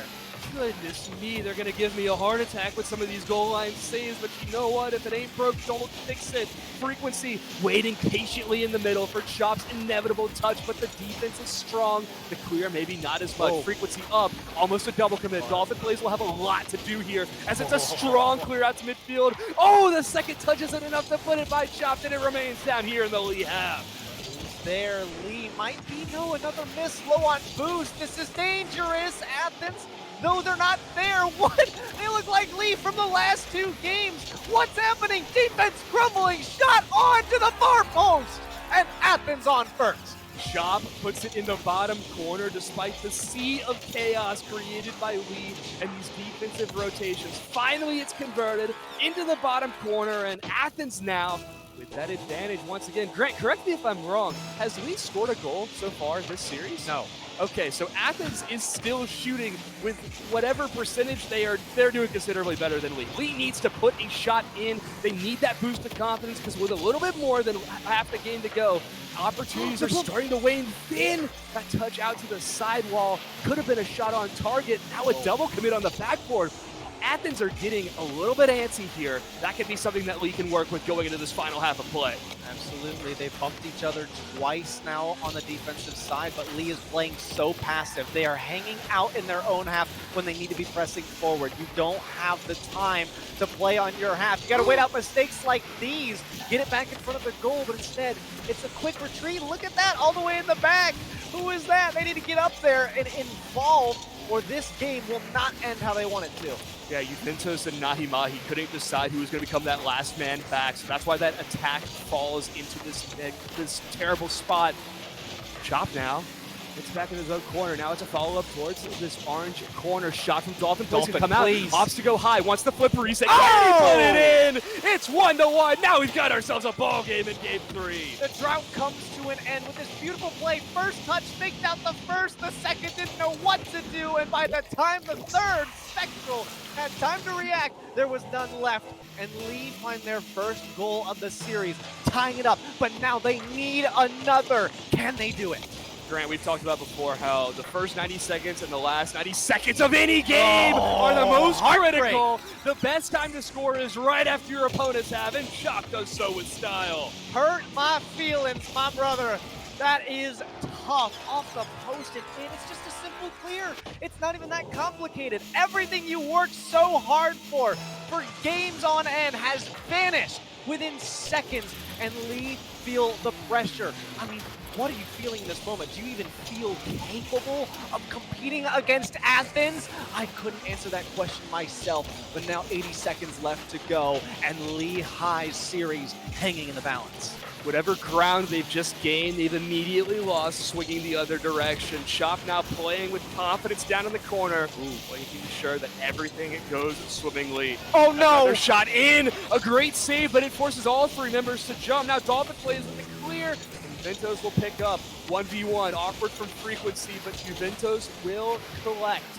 Off to the sidewall, Dolphin plays up, looking for the dunk, but no one's there. Again, that same sort of problem that we talked about before, how Lee couldn't decide who was the third man back. That happens right there, and it absolutely kills the attack that they were setting up. Some double commits coming out on the defensive side. It will not allow Lee to advance any further than their own half. Coming down to 30 seconds. There's one up to the side. Missed ball, no resources to work with. Now needing to move this one in front of the net. Does so successfully, but it's a little further back than they would have hoped for. Needing to travel the length of the field yet again, and it seems like a tall ask. Hold on to this one. Nahimahi breaks through one. Needed the third. 10 seconds to go, and the series hanging on the line. 5 now. Lee High in the half of Athens, putting it up to the midfield. Someone's got to be there, but it's Athens who comes out on top with a 3-0 sweep over Lee High. Got antsy there in game 3, but Athens shows up and finishes out the game. Lee, we've got to give hats off to them. That third game was phenomenally entertaining in terms of raw power, the offensive ability. They started to break down the defense, but Athens just held on for a little while longer.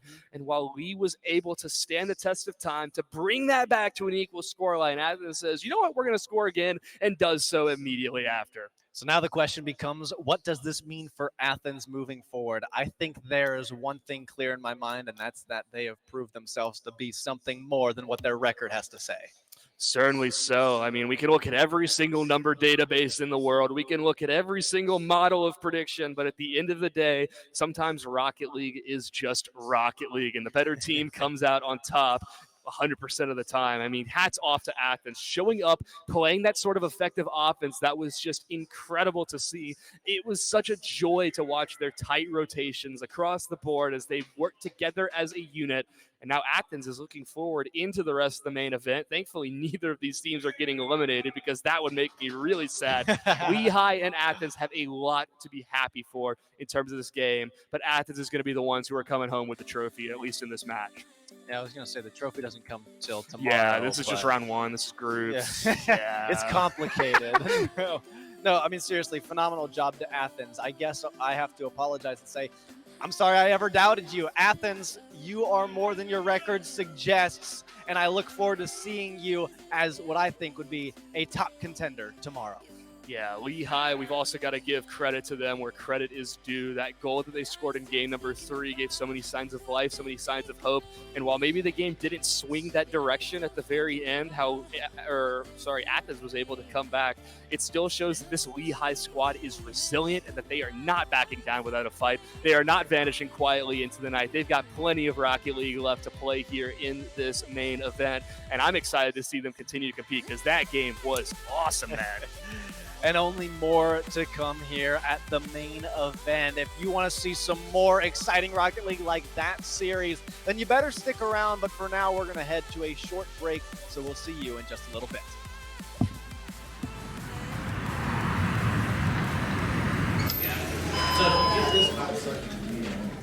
Okay, sounds great. You here, Alpha? Yes, there we go. Ooh. Spending a lot of your time here. I will attack you with this guy. How much? Ooh, wait, what's that stuff? Check it out? Yeah, actually, that sounds great. You get to paint, dude. That seems pretty cool. What do you guys sell here? Oh yeah, well we do all kinds of tabletop games and trading card games, board games. We really specialize in all the games that you love the most. Oh wow, that sounds great. I'm gonna have a look around. Okay, perfect. We'll just have it on there. Everything's okay. It's just man, I really like the stuff y'all have here. It's really nice, actually. I think it was you were in the middle of your turn. Yes. So I was going to play this guy. Oh. By banishing these two. I see. I will attack you with this guy. How much? 25. Okay. Well, good game. Thank you. I thought you.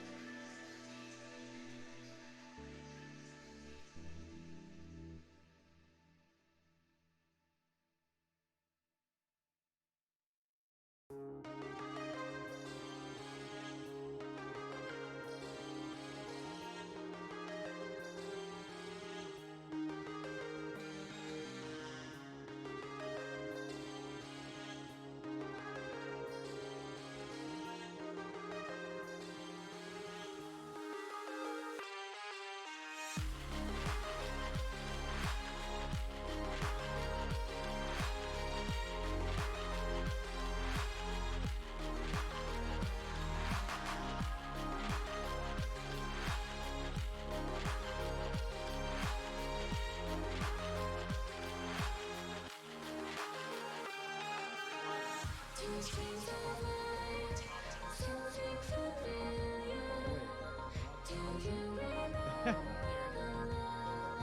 minute chat. No, they can't. Huh? No, we did. Just turn down. Hey, there we go. Too much gain. Too much gain. There we go. Cool. Now we're chilling. All right, welcome back, everybody. Main event 2023. We're on to, I believe, our 5th match of the day here. I've got Grant and Bepic with me on the desk, and man, I will admit, I look like a clown right now. My prediction was so off. Big Brain Barlow does it once again. He guesses correct against the rest of the desk. Yeah. Well, what did Big Brain Barlow see that the rest of us didn't see?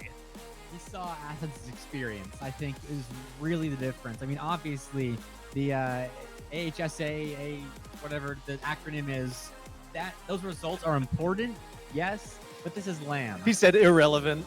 Yeah, it's a bunch of letters. It's the high school league, the statewide high school league. That's what I should just be calling it instead of jumbling my words every time. But you will not get a job with them. That online play, my point, is that only gets you so far. This is LAN. Athens has proven to most of us that they can compete on LAN very, very well. Those are two evenly matched teams, I think, if we're playing online. But Athens looks so much more comfortable on stage than Lee did. I think Lee will be a good team later on in the tournament. They got to win their series later to make top 8, to play later on in the tournament, but I think they'll be all right then. Can we start calling them Lanthans? Yes. Perfect. I'm here for it. I'll take any land pun. Y'all are whack. I mean, as Rocket League people do, right? We throw in land however we can. So what was it? Okay, well, obviously, like the experience, I'm just going based off of what I have here. Obviously, the difference was the experience, but is that actually just all it was? Like, is Lehigh actually just good once they can get settled in? For me, I thought that there was a little bit of like lack of organization, a little bit of a lack of being able to like finish off the really good chances that they did create. Is that just down to the nerves, or was there something else at play? I think it does come down to some nerves, but it's weird because I'd make the argument that Athens looked more nervous despite their performance. I think there were some opportunities for Lee to capitalize, and they just weren't present. And I think it wasn't necessarily nerves as much as it may have been adrenaline, which may or may not be the same thing. But point is, they were playing so much more passive. Like, why? Play your game. I know that is not how Lehigh plays. There's no way that is their normal play style to rotate all the way backfield every single time and not be present to capitalize on mistakes. That just does not seem right. Yeah, based on the way that we saw Florence play today, I don't think that you could beat Florence 3-0 playing that way. Granted, it was like earlier in the season, right? But still, like not that much would have changed from week to week to not make that play style like more or less effective. Yeah, I think that was just not the best representation. Hello, I think Mike's went out again. Uh-oh. Un momento. Yeah, so basically what I was thinking. Tough. Intermission. Oh no. Wah wah. Oh yeah. Yeah, where's the whiteboards when we need them? Wait. Should I bail us out with Bingus? Bingus can't save us now. Yeah, you're right. Unlucky. Well, they went to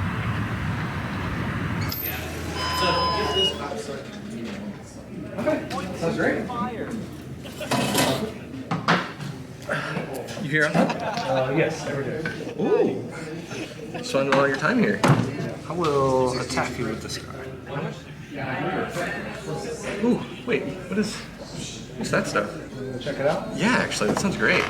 Pink, dude, that seems pretty cool. What do you guys sell here? Oh yeah, well we do all kinds of tabletop games and trading card games, board games. We really specialize in all the games that you love most. Oh wow, that sounds great. I'm gonna have a look around. Okay, perfect. We'll just have it on there. Everything's okay. It's just, man, I know it's stuff a lot here. It's really nice, actually. I think it was you were in the middle of your turn. Yes. L. For So I was gonna Awash. play this guy. Oh. By banishing these two. I think mine's okay. Yeah, mine's okay. Well, I think we're already back to us. How much? Oh, We're hijacking the show. Okay. Well, I like hijacking the show. Hey, we're back. Is that purely just because of me being very, very wrong? Yes. We need to talk more about how Awash was very wrong with his prediction.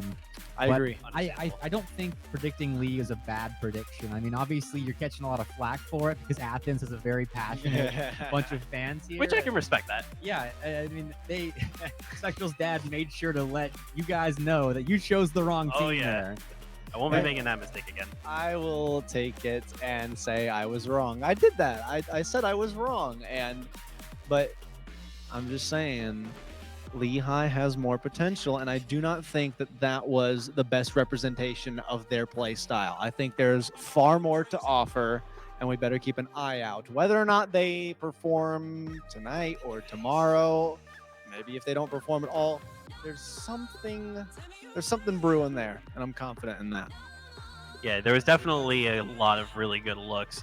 Like you said, that just kind of a case of people not really being there. It broke my heart. I don't know if you saw, but I basically went to my knees. I was like, why? Unlike Foof, who goes to his knees because he's just that into the game. Like the whole time, he's just. I'm sure that we have some Yeah, video if of that somewhere. those of you in the crowd right now get the chance, watch Foofcast. That It's dude great. is the wildest caster you will ever get to watch in a live environment. Even in an online environment, he's absolutely insane. And right now, he's running up the stairs. He's not even casting right now. He's just sprinting around the place. He just wants to be here. I don't know why. Hi, Foof. We're talking behind your back. Or maybe he. Foof's dealing with something else right now. I guess no. He was technically talking behind our back. Everyone's talking behind our backs right now. Awkward pause. I was gonna say that Foof casting is basically an exercise. It's a full-on workout. Bro's I don't just know doing how that squats. man casts multiple series a day. Bro's I doing would be squats in and a jump just squats. bucket of sweat. Stay hydrated, folks. Who plays next, Awash? Bob Jones and Hartzell. I'm glad you We get asked to that. watch Bob Jones now? Yes, we finally do. Arguably the tournament favorites favorites to win it. Maybe not everybody's favorite to like actually win it, but like the team that people think is actually going to win it. Favored to win. Yeah, I just thought like most of us would probably like an upset, right? Yeah. Because they've been what 6 times state champions at this point. Yeah. We want to It's- see something a little bit new, but it's also at the same time hard to argue against them winning again. Yeah, I think one thing to note about this series is that if Bob Jones even drops one game, that is huge because they are undefeated coming into the main event. They have not lost. And I don't know if today will be they drop a game. I think, though, that if there's a team to beat Bob Jones in their bracket, it's Hartzell. I mean, Hartzell looked dangerous earlier. And granted, I think Bob Jones is very much a different caliber of team compared to Lauderdale County. But regardless, Hartzell looked really good. And they're going to have to pull a lot of tricks out of their hopefully big bag of tricks to beat Bob Jones. But if they play as confidently as they did earlier, then they could do a little bit of damage.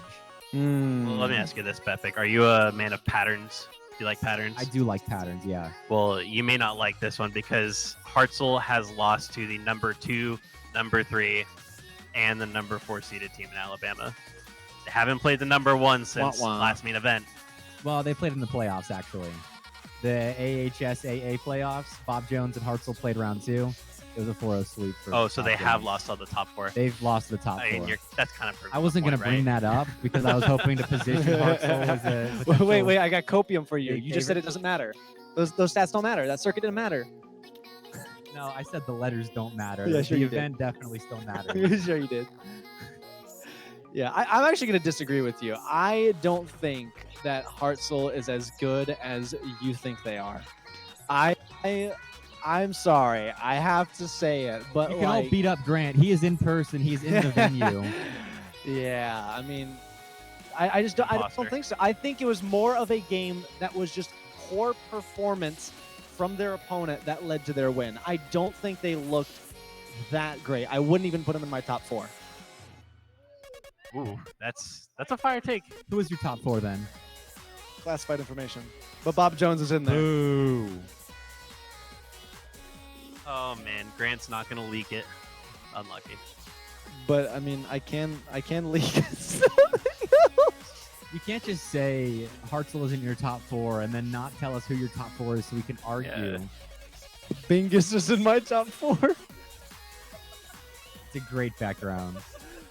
I hear that we have some crowd support for Bingus. Can we get a round of applause for Bingus?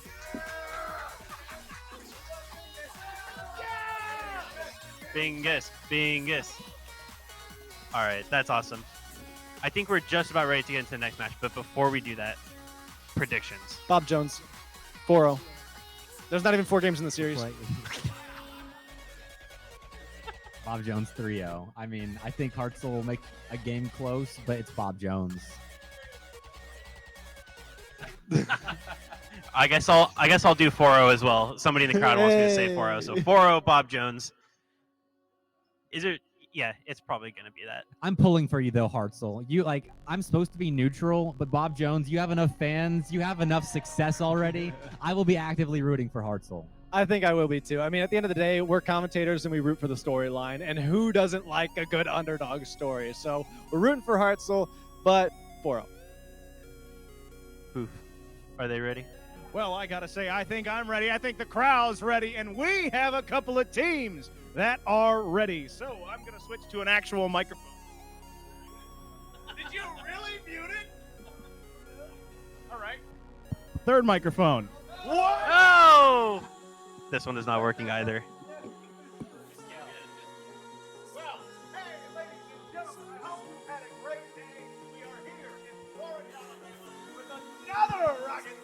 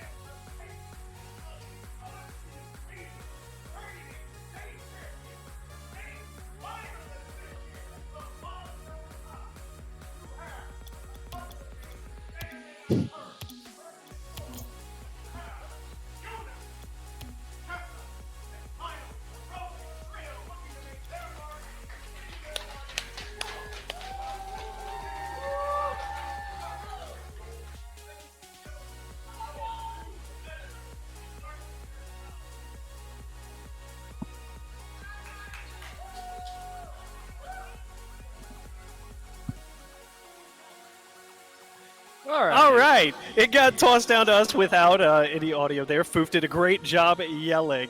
And Junior, excited to be here with you. This is a big series in front of us, and it's time to see what Hartzell's made of. It's simple as that. Yeah, it genuinely is going to come down to just, the teams here. And, Hartzell is the underdogs, right? Pretty significantly so. Bob Jones, like they talked about on the desk, is not only undefeated in matches, but is undefeated in games in AHSAA. So, in terms of everything so far, Bob Jones on paper looks like the team that is the most potent here. But there's a lot of Hartzell fans here. Yeah, they have shown up. They have shown out. They are here to support their team. And honestly, getting the crowd behind you is half the battle. I think Hartzell, with this fan help behind them, could take it to Bob Jones here. Now, I can see that, but before we get to this next series, we've got the Athens group here with us, and I've got a little present for them to give to Foof for predicting against him. Foof thought they would lose to Lee, and that is a clown prediction. So for Foof, we have a clown nose that he will now be wearing moving forward. So again, Athens picked up the last one in the last series. Foof is a good sport about it. We appreciate everybody being here. Thank you guys so much, and we'll see y'all later on in the tournament. And I believe I see a lobby up for us here, Junior. We are just around the corner. Are you with our broadcast booth here? Do you have a 3-0 or 4-0 as well, or does Hartzell take a game? Fultz, my soul wants to be an agent of chaos. My soul wants to go against cultural norms here. I feel like I gotta cheer for Hartzell here. I think they've got the crowd behind them. I think they've got the support that they need. I think Bob Jones is coming in expecting to win this game. I think Hartzell could take it to them, but you know what? I could be the one putting on the cloud nose next. I will give Hartzell one thing. They have an ability to take a game. If they're going to take a game, it has to be this game. There's 5 minutes on the clock. We're down to the pitch here, and this is going to have to be the game for Hartzell. Oh, maybe not the best way of starting off that game, as it's just a brilliant speed of play here off the kickoff just to cement this in the back of the net, as Bob Jones, well, kind of goes the opposite way of my prediction. Immediately it scores that opener. 3 seconds in, Hartzell trails by 1. And let's be honest here, Junior. Bob Jones knows that everyone loves to root against the favorite here. They know that everyone in this building who is not directly here for them is supporting Hartzell in this matchup. And the way you silence an active crowd like this is by picking up an early lead.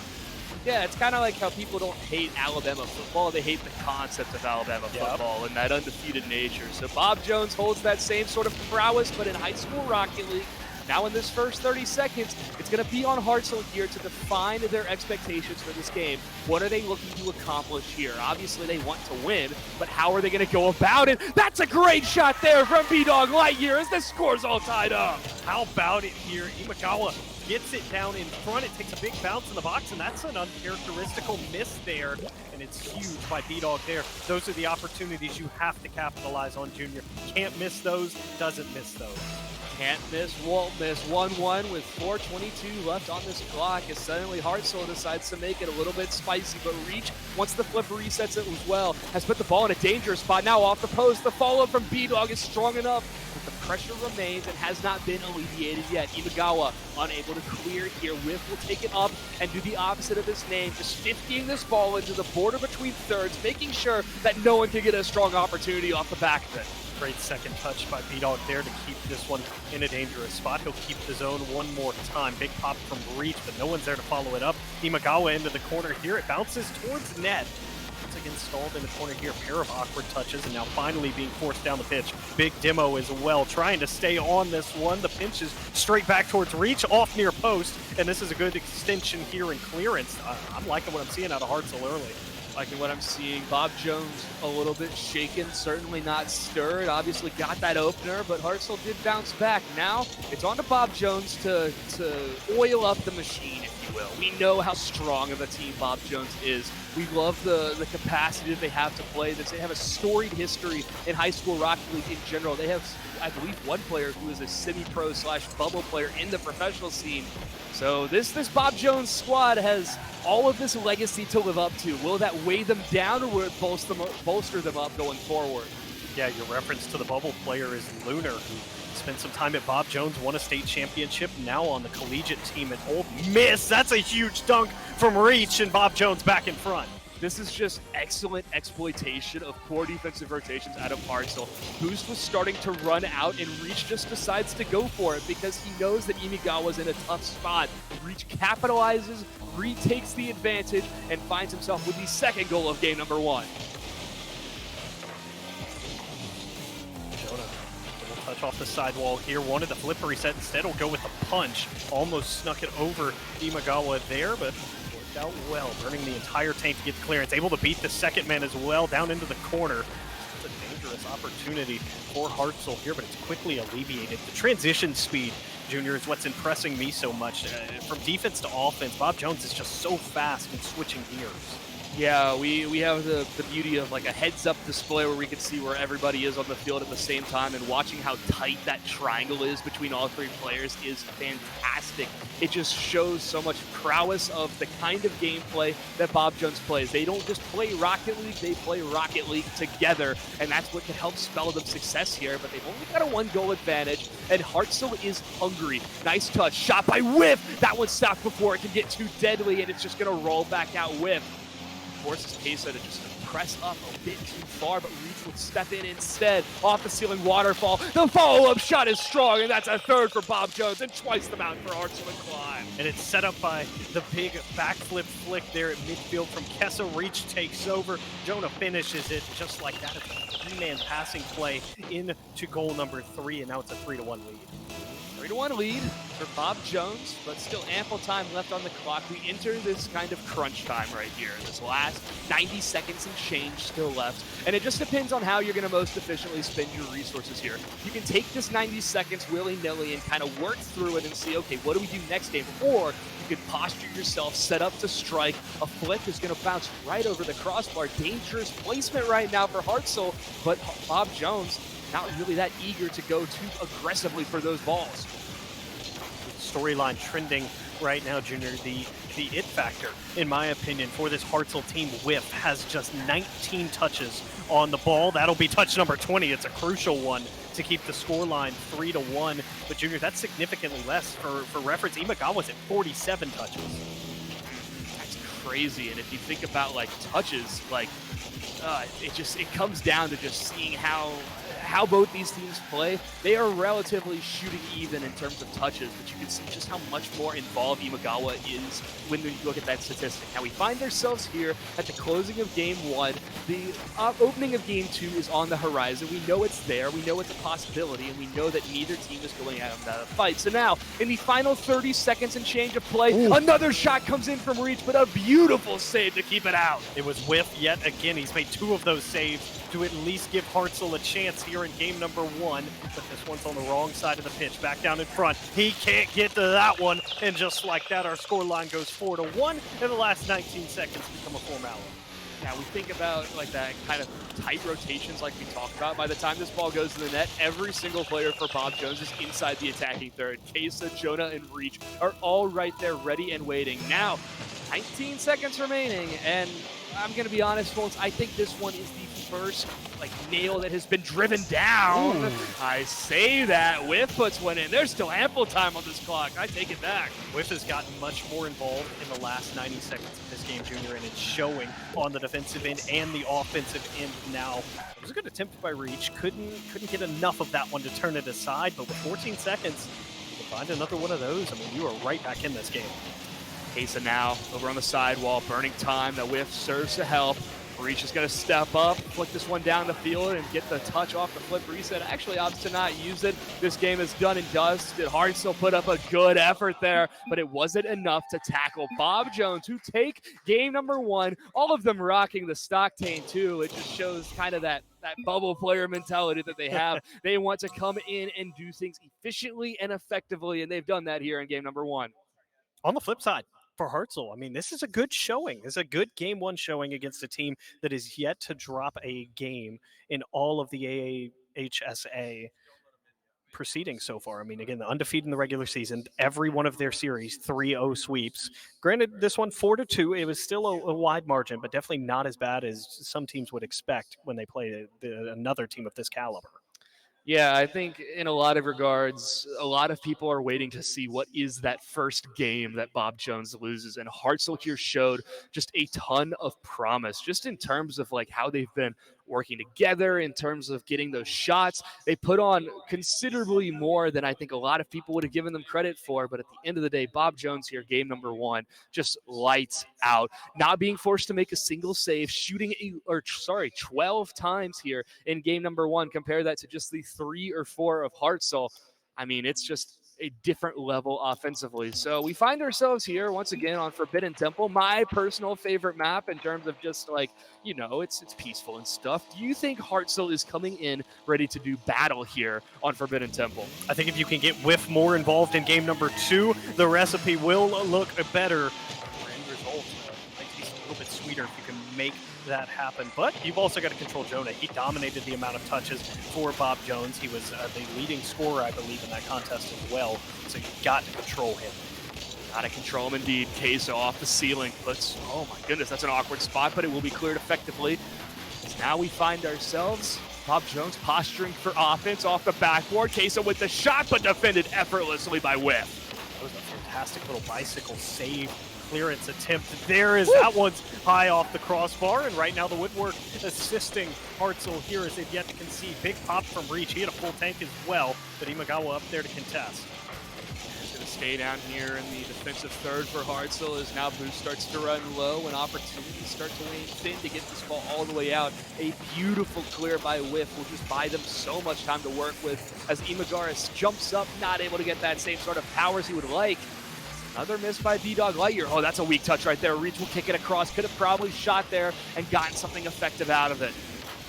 Imagawa trying to touch it to the side. Got one good touch, no boost, but we'll find the follow-up. Whiff will dump it into the corner here. Minute 10 gone by, and there's been a lot of ping pong here. No team's really established any kind of dominance on either side of the pitch right now. Yeah, it's been very back and forth, much like a beach ball at a Nickelback concert. Regardless, it puts ourselves in a spot where we're just still waiting to see which team takes that advantage first, which team grabs a hold of this metaphorical beach ball and starts punting it into the other team's net. Big demo there to relieve some of the pressure with Whiff. They got erased. He just respawned into a 50 here. It's off the left post and out. Credit Reach to the shot. It turned into a shot there as this one's dumped mid here. B-Dog Lightyear trying his best to buy some time as Reach will take that one away. Dumped into the corner, bounce back mid, and it'll sneak in there. Kessa's got him on the board. Hartzell had everybody there, was ready for this shot, but if you just look at these boost tallies, really, it puts them in such a tough spot. Imagawa with some poor positioning there that just makes whatever boost, whatever positioning he had just absolutely null. Now 1-0 for Bob Jones. Through that first 90 seconds, Hartzell was able to remain resilient, but now Bob Jones has stepped back up and now just found that advantage, so they're back on the board. Heavy touch from Kessa, big drop down there, and no avail. Into the corner we go, centering ball mid. Cleared well by Imagawa here. Reach is going to have to get up to contest it as Whiff had cheated upfield, trying to make something happen. Whiff has a look, misses it near post, and it's a big clearance there. Touched over third man. It's a wide open net. Can they get it back down in time? Woo! Pinched in front, and there's the follow-up from Reach, and it's 2-0. I don't remember who's the last person to go for the ball. It's Imagawa. We see in the replay. Unfortunate that the camera spotlight on him, but you know what? You can't really blame him there because when you have that kind of an opportunity, it really is make or break.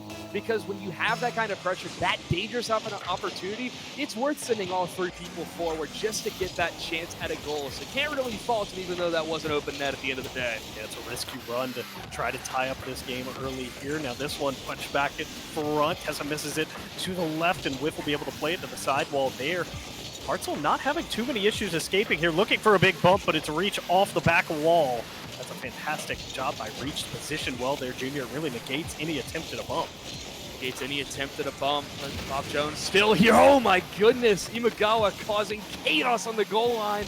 Almost opens up the barrel to start shooting through. Now back to the same sort of posturing that we've seen before, where boost runs low for Bob Jones. They find opportunities to grab it. Currently, Hartzell struggling to maintain that kind of speed prowess that Bob Jones is able to take forward into the attacking third every single round. We've seen flashes of brilliance from this Hartzell squad. They just haven't been able to string it together just yet. Whiff's got a chance to create something here. Wants to go to Imagawa, high off the backboard. Follow up here from B-Dog, but it's immediately sent aside by Reach. And in the three-man passing plays, Reach just positioned so well on the defensive end. Now in for the final 90 seconds. Jonah with a good clear, but it's only as far as the corner. Whiff will be up again, but gets beat out by Reach. Now B-Dog Lightyear versus the world as he pinches it back to his own net. Great clear. At some point, you've got to start finding these goals. I mean, it is a best of 5. You have some time to work with. You have some space to operate within. But at the same time, with this kind of a Bob Jones time, you've got to make every single opportunity you get count. I like the demo from Imagawa, and Junior, that might be the answer in game number 3, is almost to pull a little bit of version 1 and go see if you can erase Reach specifically off the pitch. He's been a defensive nightmare here. This one's dangerous in front. Sweeps through the box without any harm. Imagawa's up now. Plenty of boost in the tank. Wants the big double, but once again, the backboard defense from this Bob Jones squad is so strong. Especially with how prevalent this Bob Jones defense has been and how rock solid it might be worth to take a trebuchet and just knock down those city walls Bob Jones is setting up. Now they're off the post. No one's there to capitalize as they're spread horizontally, not vertically, in order to capitalize properly on that opportunity. Imagawa towards the midfield, and the double commit also comes out. Bob Jones has a chance at an open net, but Whiff recovers swimmingly. 8 seconds left, nearly impossible, and with each second that ticks off, it's another chance that Hartzell doesn't get. The clock is going to expire here. Bob Jones finds themselves on match point. Another great showing for Bob Jones. It's the only way to look at it there. They had 8 shots in the game, Junior. They find the 2 goals that they need to win 2-0. But again, Hartzell hanging around. They're doing a lot of that. And when you're in a position like this, I mean, you can strike at a moment's notice. I mentioned it. We've seen flashes of brilliance, but they just haven't been able to string it together consistently enough to make a real series of this. Right, and if we think about some statistics briefly, I'm sorry, I love numbers. We think about how much boost is being used by Bob Jones. They are using considerably more of it, which all you need to know from that string of words strung together is that Bob Jones is more effectively and more fully using the resources at their disposal. Hartzell finds themselves in a spot where there's a lot of questions, a lot of whys, a lot of how are we going to take this one forward, whereas it seems like Bob Jones has been significantly more well-oiled as we push forward into game number 3. As Bob Jones takes this commanding advantage, they are working with the pieces they have, and they are collecting and resupplying their resources as necessary. We'll see if Hartzell takes a little bit more of a focus towards the boost in game number 3 to get some more resources to work with, Junior, because, again, we've got the big fancy statistics in front of us. We can see the average boost for Bob Jones was above 50, where Hartzell was fighting to get to that 40% mark. I mean, that is a huge difference. Shout out Carl. We love Carl. But you know what we also like is game number 3 of this series. Bob Jones, again, commanding advantage. But that could change with a moment's notice. The clock's reset, so has the scoreboard, and it's a fresh opportunity for Hartzell to get on the board. Reach, no boost to work with. Imagawa was the same, though. This one will work its way out. Big miss there. A couple of whips come through, and Imagawa will take over possession in a 1v2 here. Able to flick one. Can't beat Reach, though, is again Reach the defensive MVP in this series thus far. So far, I would have to agree with you. I love the way that the defense has been working together for Bob Jones, but it feels like Hartzell is about to crack it. You feel it brewing. You feel like they can take it back, but they're going to need those opportunities first. Reach has been dominant in the air and just, oh my goodness, commanding the pitch, but not able to gain sovereignty over the net. There's the in-out save from B-Dog Lightyear to keep this one level here as we cross the 1 minute played mark. Reach is up from across the field. Good 50 as well. Kessel was next to it. Jonah wanted the shot, but it's turned away by Imagawa. And you're right, Junior. You can feel the pressure on Hartzell right now, as that's another great save from B-Dog here to continue to give them life. But there's only so many saves they can make with no boost. Finally, they'll get the clearance, and they spread out to find some boost. Spread out to find some boost, but what that means in turn is that they don't have as strong of an opportunity down offensively as they would like. It's that push and pull that we love of Rocket League, of where the decisions you make directly impact your performance in the game. Just like any complete competition, we find ourselves now at 90-second mark has passed. We're past this crunch time, and we can all take a little bit of a breather because right now, neither team has struck, and so this is still anybody's opportunity. Imagawa puts it awkward. Jonah's able to clear it, forces it towards the corner. All this boost is going to be expended for not that much positioning on the field. Putting the players in an awkward spot is Hartzell, and now less than 3 minutes left to go on the clock. They keep on pressing forward. Everybody jumps for that right at the top of the 6, but no one converts. Dangerous into the top corner, and that's where it ends up. It takes Bob Jones nearly half the game, Junior, but they finally strike for goal number 1. Yeah, and just Hartzell caught out of position here. I mean, you know what? I'm going to take that back. Hartzell wasn't out of position. They were in the right spot. Sometimes your opponent's just having a good day. That's a great shot there. Buries it in the back of the net. That's Jonah. And so now, Bob Jones, once again with this advantage, B-Dog Lightyear's going to try to touch it home, but knocked off the post before it can become any more deadly than it already was. Low boost across the board for Hartzell as they'll look to march down the field, but with what little tread remains on their shoes. This ball persists into the corner. It's kicked out by Kesa.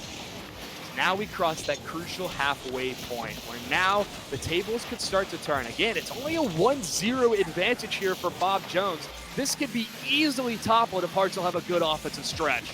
That's what they're looking for here. Everyone's rotated upfield. Whiff just cut in and turned, and he's found the equalizer. This is a bold turn, but it's a head on a swivel type play from Whiff. This is a beautiful cut in rotation, and you can see just how much it catches Reach off guard. He is not ready for the player who he thought was rotating back to be right back on that top of the box line, ready to carry it on home. It's 1-1 now. We've got ourselves a ball game here in game number 3. Started in the corner as Whiff was able to steal the big boost from a Bob Jones player. Allowed him to come back and Whiff, chip over one. Whiff trying to go back to back.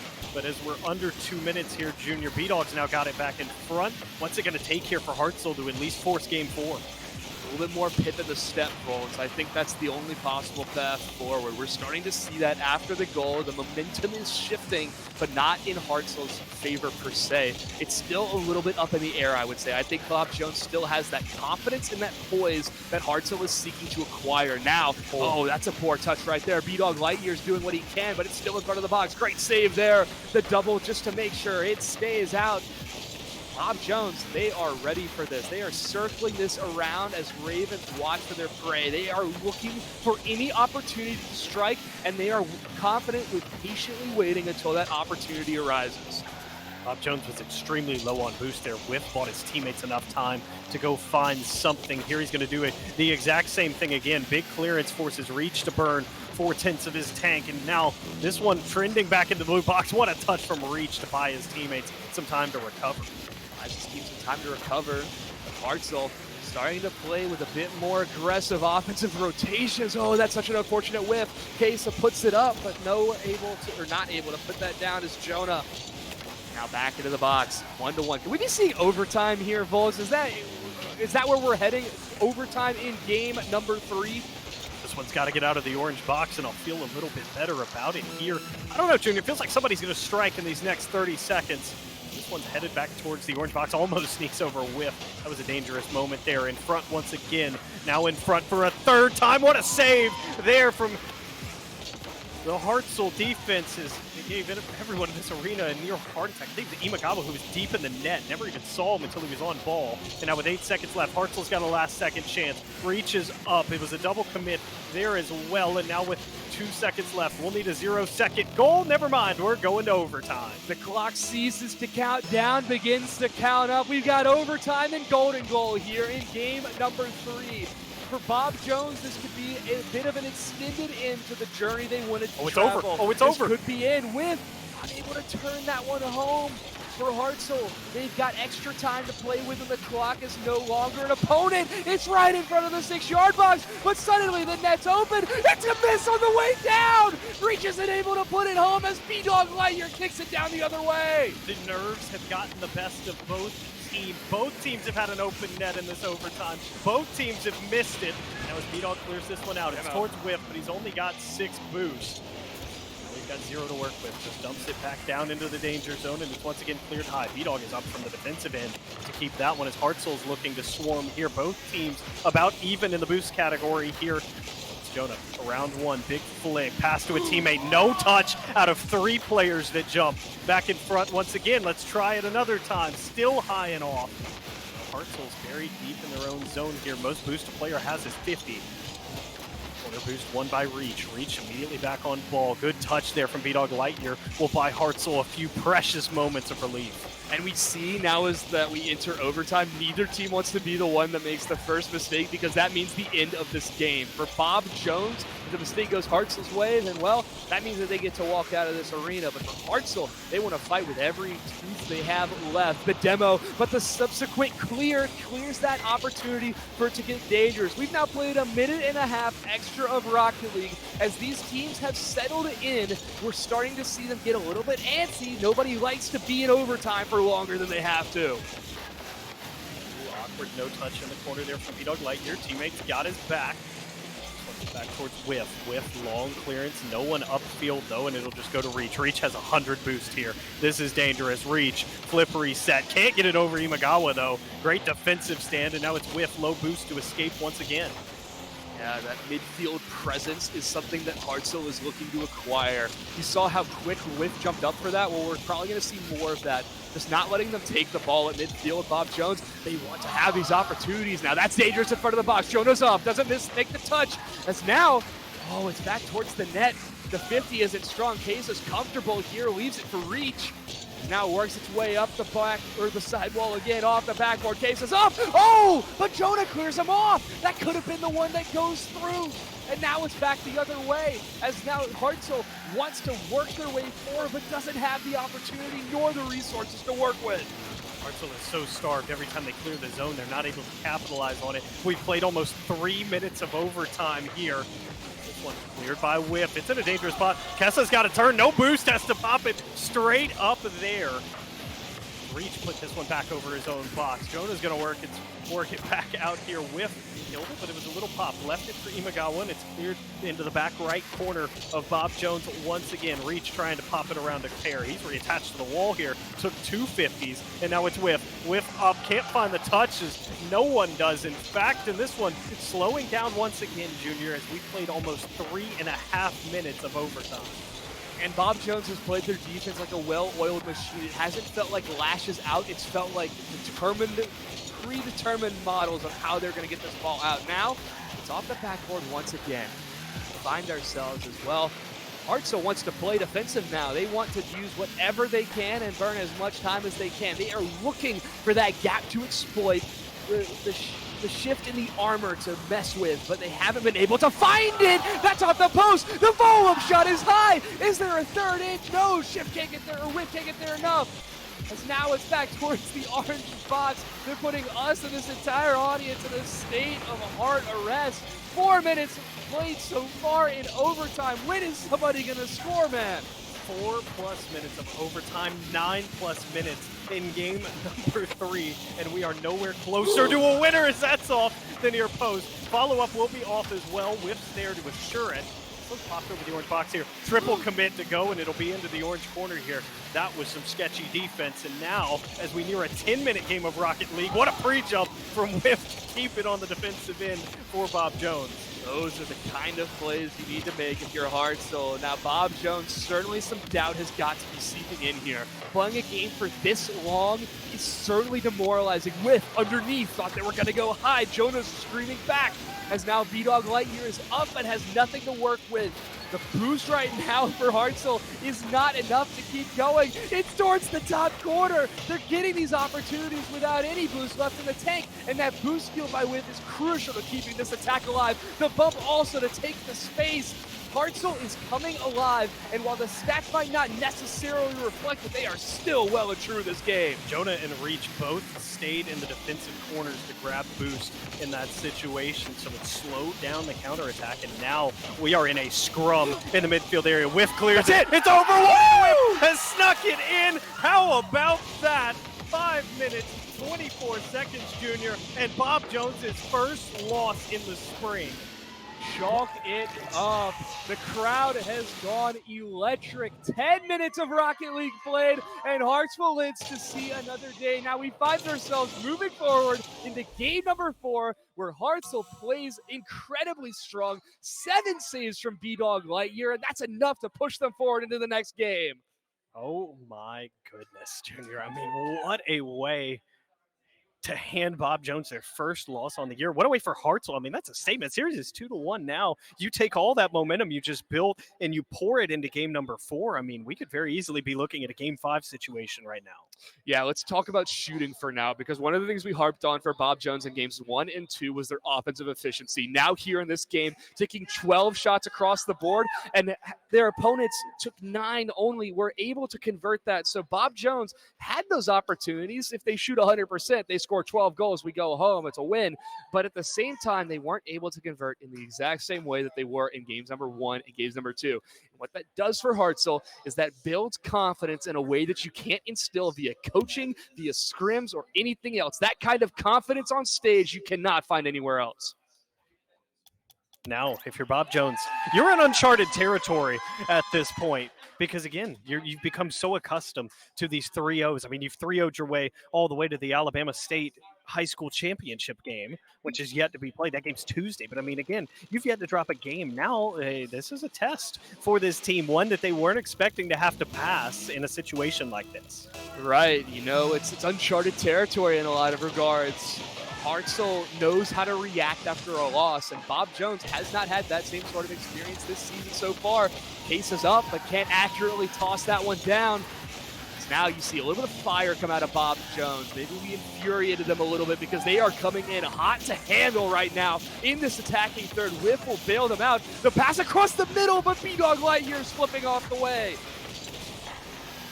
Timing not synced there, Junior, between the pass and the flip from B-Dog, and left him with no way to reach that ball as Imagawa dumps this one over. Two did go for Bob Jones here, and Imagawa's going to be able to get back to it for a trio of touches. Reach cuts here, trying to get in the way. He'll only find a player. The pinch clearance does not work, and Bob Jones looks rattled.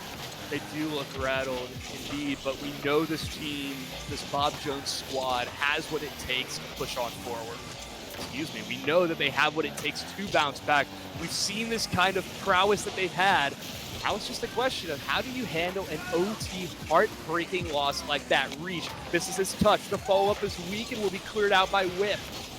B-Dog Lightyear steps on back. That's a Phantom that puts the back into a tricky spot.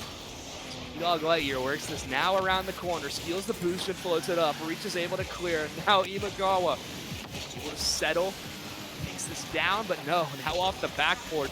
It's a little bit more of that ping pong like we talked about Volts, how it's a little bit back and forth. It's not really much control being found. And I mean, when we look at possession stats, it's basically 50-50. This game feels like two teams that are extremely evenly matched, which if you had told a lot of people that follow Alabama High School Rocket League that we thought these two teams were evenly matched coming into this, we probably would have gotten laughed at. But right now, this feels like anyone's series to take. This is a shot on frame, and Imagawa's got him the lead.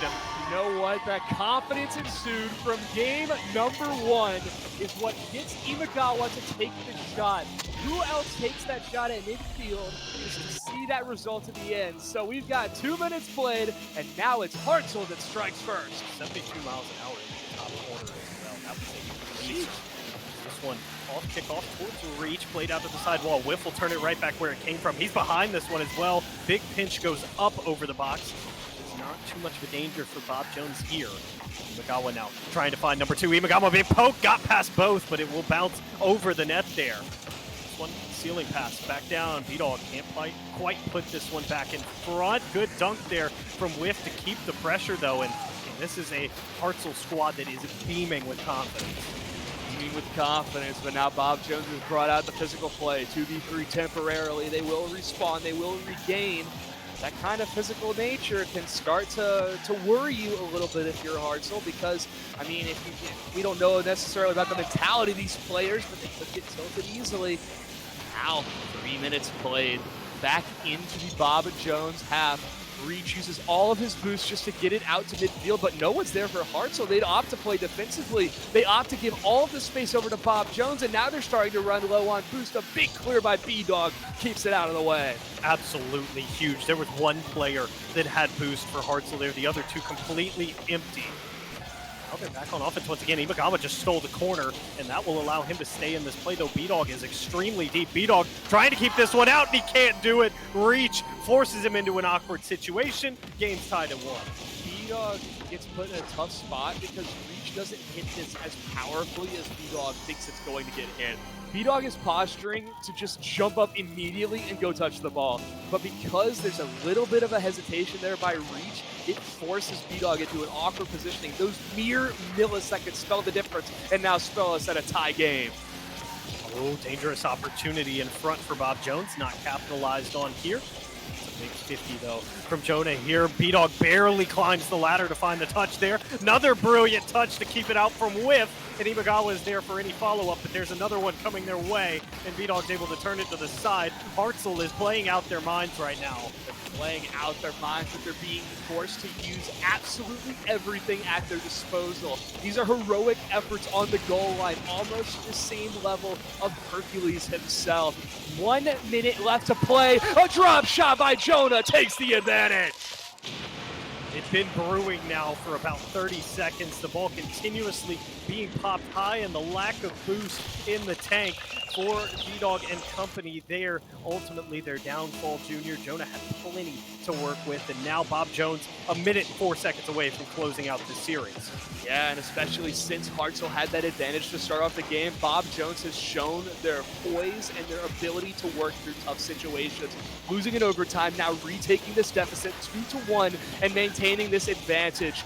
As Jonah just bullying the goalkeeper out, forced Whiff into a tough spot. Now it's scrambled eggs right now on the goal line, trying to get it out, but not able to secure any sort of rest. It's just back and back and back into the back of the net. 30 seconds left, only a goal to find. This is doable for Hartzell, but now that the golden text has appeared on the screen, it gets that much more difficult. Oh, opportunity in front doesn't quite come through. This one's poked out to the side once again. B-Dog has nothing to play this one back in with. Whiff will try to buy him some time and keep this one in the blue zone here. Into the corner it goes. Back out towards the midfield. Shot from Imagawa, saved away. 10 on the clock now. But B-Dog had to go. Long clearance, out Whiff now to the sidewall. This one headed back the right direction. It'll have a chance. 0-second opportunity not going to be found. And Bob Jones escapes the series with the 3-1 win. And that's a brilliant play by Reach there. Not to boom it long, just to hit it as close to the ground as possible. Bob Jones shows up and takes care of business.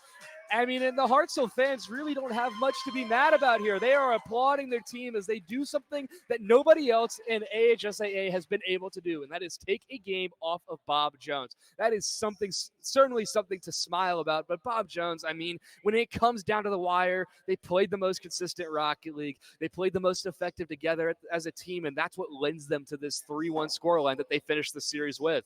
Yeah, hats off to Hartzell. Their fans brought the energy. They brought the talent. And then again, quite the feat to take a one game for Bob Jones. A great response. They prove once again that they can overcome adversity. And I'm sure our desk will have plenty to say about it, Junior. But we're going to take a short break. And when we come back, the desk will break down what we just saw.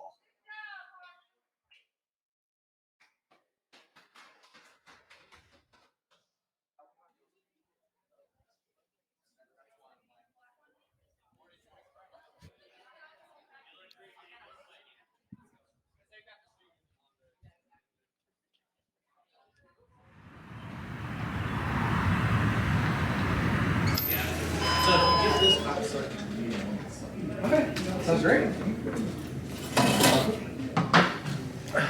You here often? Yes, every day. Ooh. You spending a lot of your time here. I will attack you with this guy.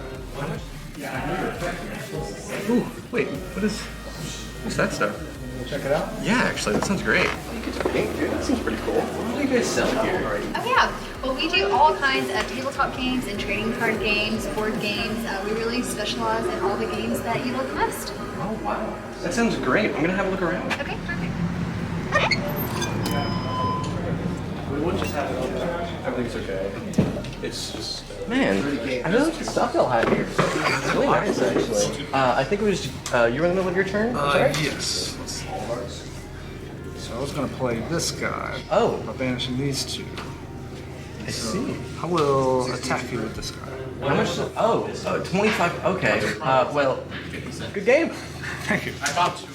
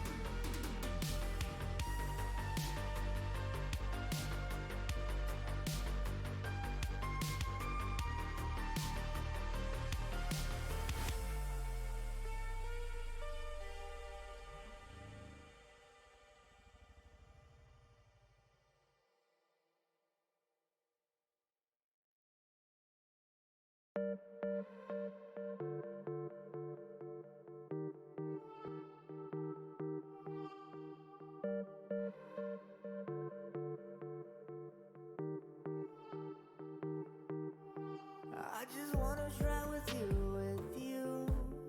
I don't wanna share. But every time I try to text your groove, I don't see you there. I just want your secondhand perfume, venom I can wear. But every time I try to think it through, I don't even care.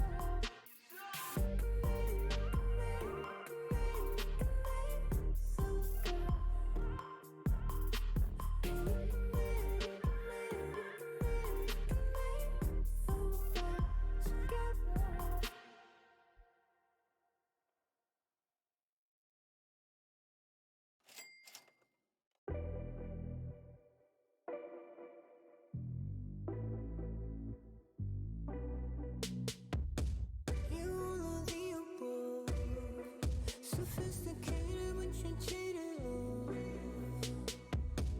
I hope that I'm enough. You got me wrapped around your finger.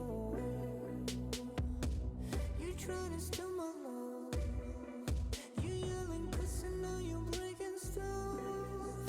Yeah, you poison us. But when you call, I still pick up. Cover the aroma. Realize that I'm not loca.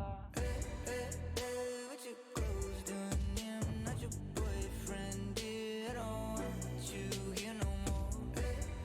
Every time we fight, it's a game you like. I don't want you here no more. What you close doing? I'm not your boyfriend, dear. I don't want you here no more.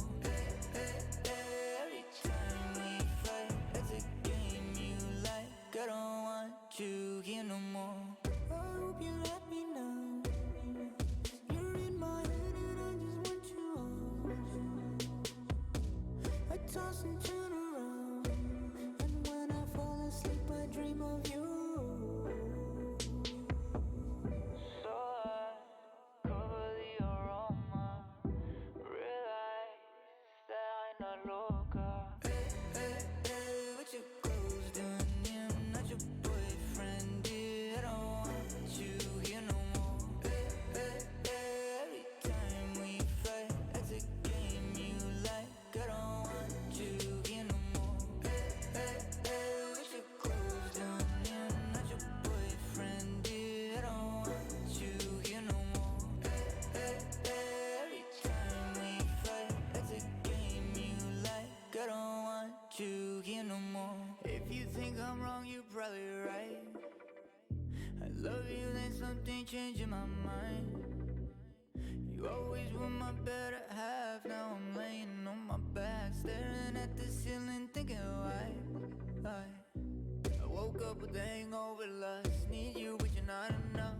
Maybe a little taste of your love will keep me from giving up. Manic, I know you agree. The person I am isn't me. I'm running in circles, I run out of time. I have nobody saving me. What you close doing? I'm not your boyfriend, dear. I don't want you here no more. Every time we fight, it's a game you like. I don't want you here no more. What you close doing? I'm not your boyfriend, dear. I don't want you here no more. Every time we fight, it's a game you like. I don't want you here no more.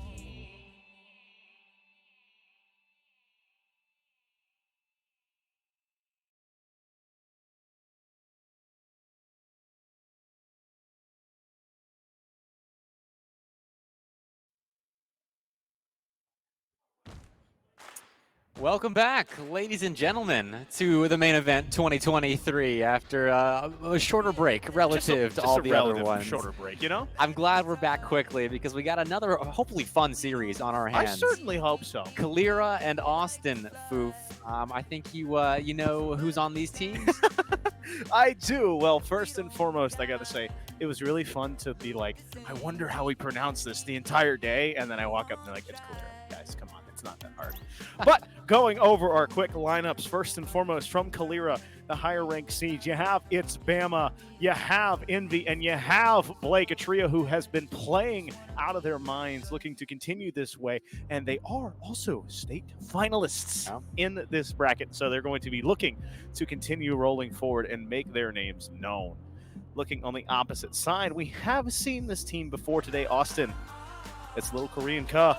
It is Centrex, and it's not Benjamin Franklin. I've lost it because I don't have that name anymore. I can't remember the third. So it's going to be a third mystery contestant here from Austin until we see them in the match again. But looking to see what these Black Bears can do. Looking to see what the Eagles, RL Blue, can bring. And so this is their first time we'll be seeing them on stream. And they have been rolling this season. Only one team was able to take a series off them. Yeah, and I think Kalira missed our walkout cue, so I'm gonna ask them to come on fly, out. Eagles, fly! If you haven't entered the stage yet, come on out here and show us. Yep, come on there we out, go. come Yeah, on. there we go. That's not Kalira. That's not That's Kalira. Austin. That's Austin. I was paying attention to my notes, but what's up, Austin? Welcome to the stage. But Texas. No, we're in Alabama. Yeah. We've established that. But the Black Bears, this will be a tough task for them. As like you said, the Kalira waiting in the state finals. It's You wanted to Wednesday. say waiting in the wings, didn't you?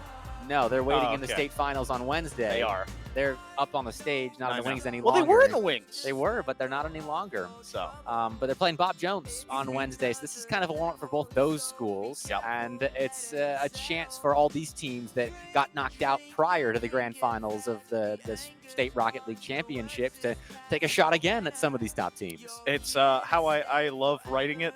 It's a postseason.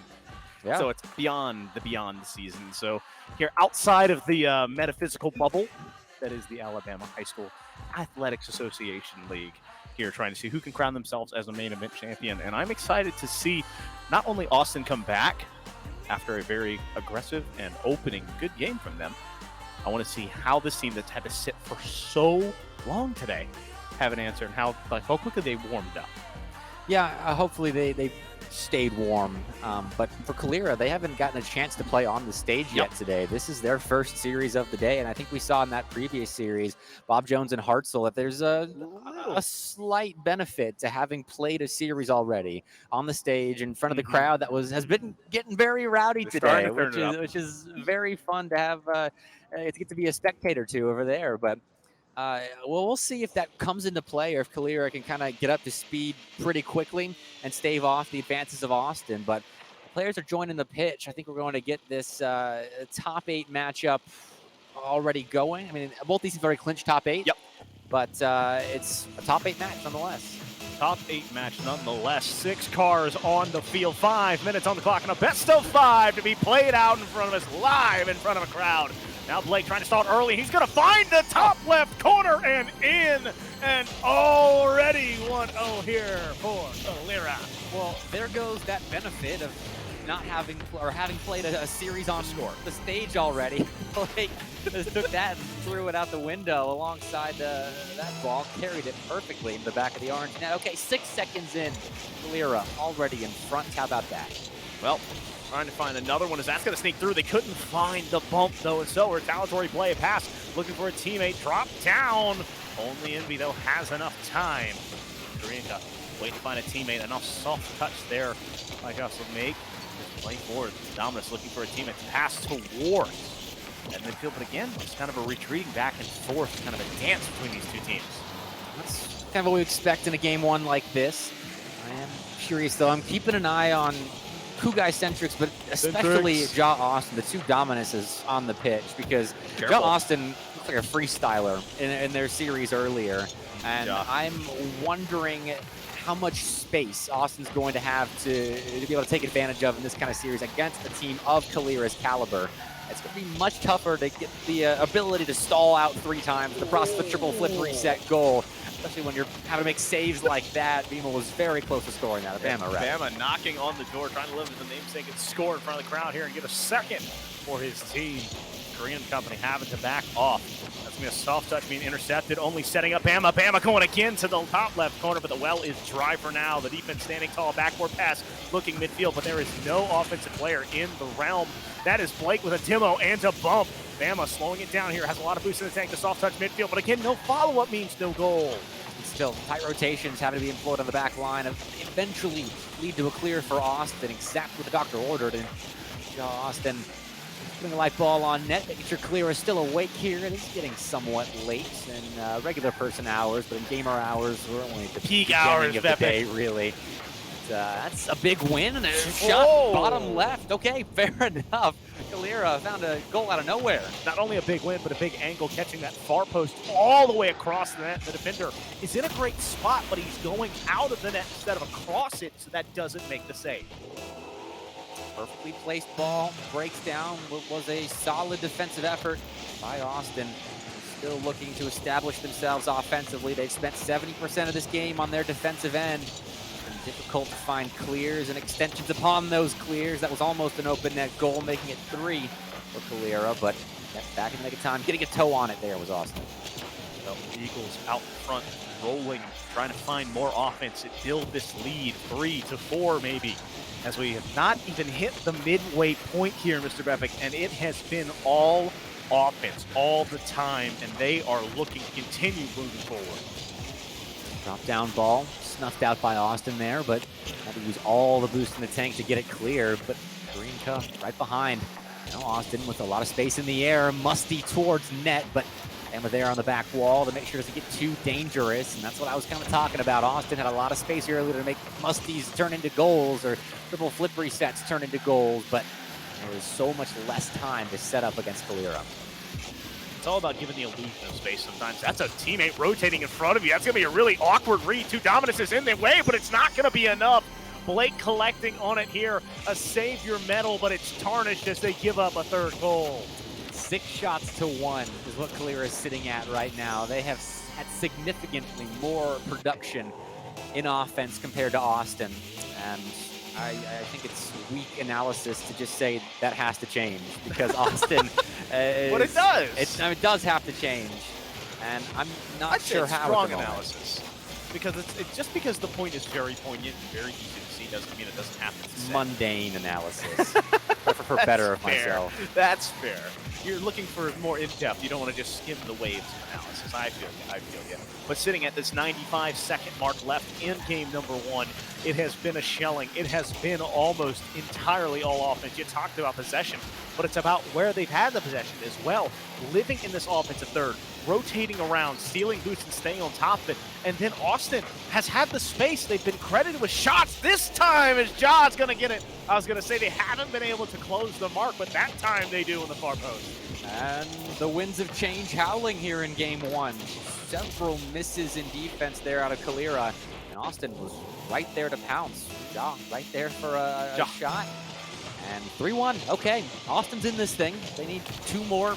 Kind of similar to that. I think they're going to have to create just a little bit more themselves. Can't rely on mistakes like that all the time from Kalira, but you got to be in position to punish when that does happen. And Austin was exactly that right there.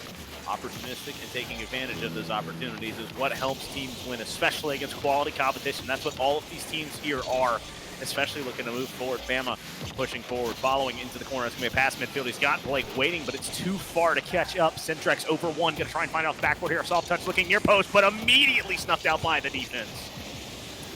Winning the challenge there, and they're kind of backing off. I think realizing that they had a lot of space to work with, and they're milking the clock at this point. Don't want to push the envelope too much offensively, give up something free on the other end, but they still have to make difficult saves like that. Good block by Bama. Even that one for Ja, who backs. No, it looked like he got caught in between challenging and not challenging, and I'm not sure what happened right there. Just miss here from Karinka, and again, caught in that no man's land of not wanting to do it. And when you're trying to predict a fake or a soft touch, if you do not commit, it doesn't help. And so unfortunately, darned if you do, darned if you don't, he doesn't. And so it's a 3-goal deficit. But I will say, losing by 2 and losing by 3 is still the same answer. So you're going to have to throw everything in the kitchen sink in this last 18 seconds. Austin attempting a pinch there, and it ball a little deeper down the field. But unfortunately for them, there are 3 blue cars in the way of scoring a second goal for Austin. That's the pain of Rocket League. You got to go through 3 defenders. difficult, especially when those 3 defenders are that of Kalira. Oh my goodness! Little Korean Cuff finds one for the road. And that was beautiful. The backboard left undefended and taking full advantage of it.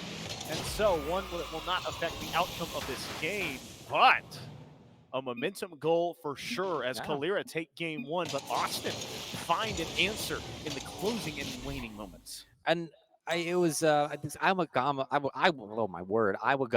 earlier that was hitting shots like those, and I talked about the confidence to hit shots like those on LAN. That's a difficult read, getting up to that ball so quickly and then hitting it with the part of your car that makes it a harder shot. That corner of the Octane or Fennec or Dominus, we got What's 2 the in this Octane lobby. hitbox? What's the Octane hitbox? The Fennec is. Yes. Yeah. Yeah, the corner of it is you get a lot of power hitting the ball with the corner. And we've gone off the rails a little bit here. Kalira won that one. They did. Yes, they did. And they're continuing their run of expected dominance. I mean, one of the top 2 seeds. And going to game 2, Austin has a lot to build off of. The foundations are there. It's about execution at this point. See if they can do it. Well, not only foundations here, not only things to build off of, but the last goal, the last shot, the last successful play of game 1 goes by way of Austin, as the Bears try and find an answer and not find themselves at a 2-goal deficit at the midway point. That was a very important spot, as that's going to be Bama finding another one, not 4 seconds in this time, but 14. The foundation that I was just talking about, not really apparent right there. Kugai Centrix just kind of gets caught out again.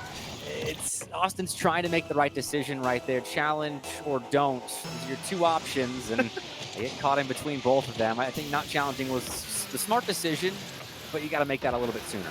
You have to do or don't. If you sit in the middle, you're not going to have either go your way. And so 30 seconds off the board, already another 1-goal lead. Backboard play, trying to find it here. That's going to be a beautiful touch by Envy to clear it out. Another pass. Sprintex looking to a teammate. Ja, into the corner we go again.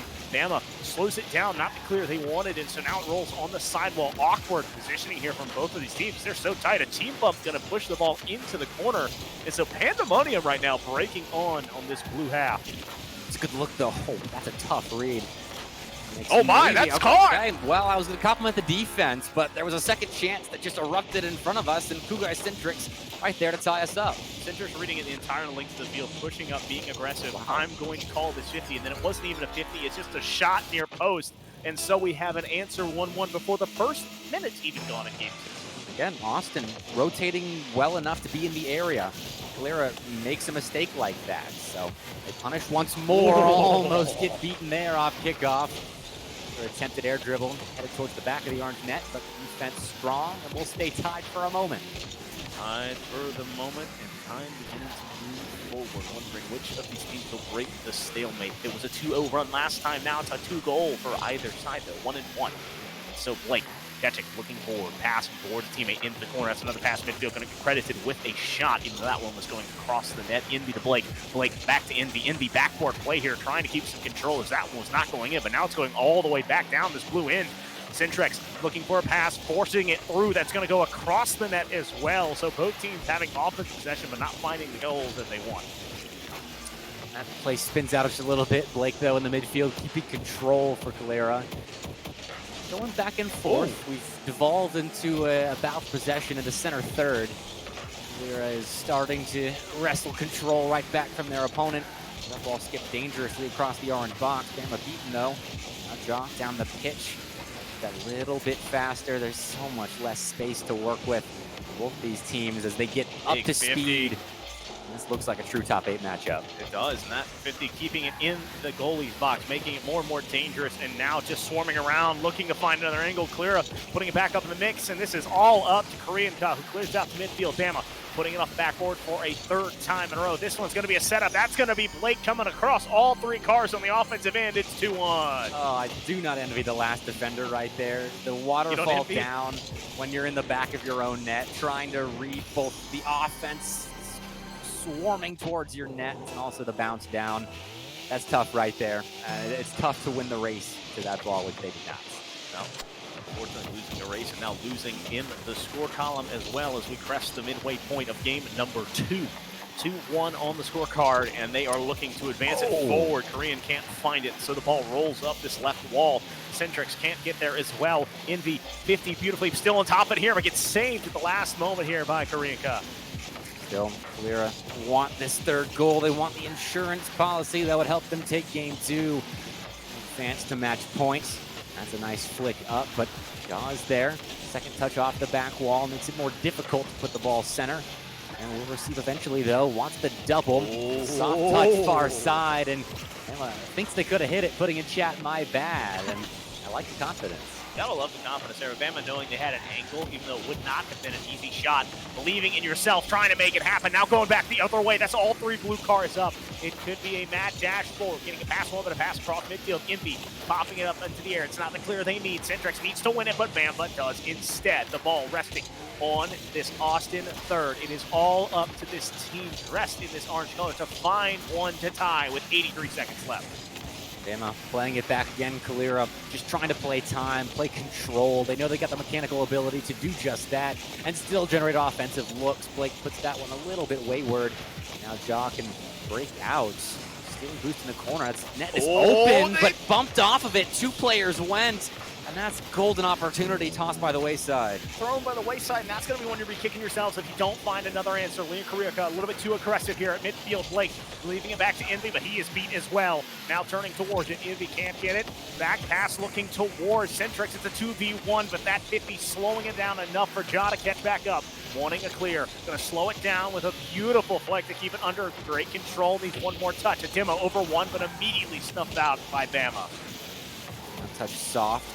Guys, Tricks is in the area. It chose not to challenge, though. Back wall miss leads to a shot from Bama. That one off, and Bama still in chat, knowing that they can hit these shots, but they're not doing it in a moment that could come back to bite them.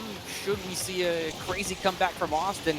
Got the firepower. They've got a little bit of time. They just need that one golden shot to get themselves level and into OT. Not even a golden shot, just a single goal. Sure. It can be the ugliest thing in the world, but right now it is just all involved. Blake pushing it on, falling forward, trying to find, no, he's going to let it fall. And Kalira getting a second in a row. Blake and Envy rolling behind Bama, and Bama leading the charge. 6 shots, 12 total on the side of the Eagles. They are, and you know, I'm sorry, fans, but they are soaring. I mean, it is truly aerial dominance here from the Eagles. No, it most certainly is. And most of their opportunities are coming from that aerospace. And 12 shots to 4 is, again, significant. It was close, though. 5 saves for Austin helped keep them in that, waiting for maybe one more look late in that game. One more, it's all they needed. But they couldn't end up finding it. And Kalira is just finding ways to win these games. And Austin has so much ground to make up here. Well, all they can do is make it up one single touch, one single goal, one game at a time. And as we find ourselves just one more game away, match point perhaps here for Kalira, as Kalira, I did it. I made it so far, and then I tripped over it. But we're going to continue past it. Kalira, 2-0, rolling forward, trying to shut it out. And they are expected to win this series in somewhat dominant fashion, a top 2 team in the state. But it is a little bit harder. Austin is proving to be just a little bit more than a bump in the road. They are a contender in this tournament and making Kalira work for their wins right here. Game 3 underway. We've seen goals in the first 30 seconds of both games thus far. We'll see if Austin can hold on. Maybe it'll be them scoring in the first 30. Well, we might have to push back the first 30. It was 15 under last time, and so we get past this early aggression. Bama needs to get to it. He can't find it. That's going to be shot going back the other way. Ja having an answer. You call it. 27 seconds. Keeps us underneath. Of course, it's Ja as well. Just in the area again. They seem to give the fin. Hindsight. No, the foresight is the word. Yes. They predict the future when Kalira is going to miss the ball in defense. And they're just right there ready to shoot it on a much less defended net than would be if Kalira is making contact with that. But 1-0 Austin. They got to defend it vehemently now, though. First lead we've seen for them over Kalira, as it is all Jaw all the time here, pushing it. Another roll into that left corner. Can't get it. Fall. Syndrex can't find it as well. And so Bama collecting this, going to get bumped into it. And so the ball going back towards his blue end, back up into the mix. Another shot, another one off the backboard, but a final clear being pushed out here by the team in blue. Love the thought there. Kugai getting it over to Jaw, see what they can do, even on the rotate out. That's a keen idea. Couldn't quite find that bottom right of the net, and they are going to get out. Into the air, going to beat only here somewhat. I mean, late to the race, but you win the challenge, and they're able to release a lot of pressure there with that clear.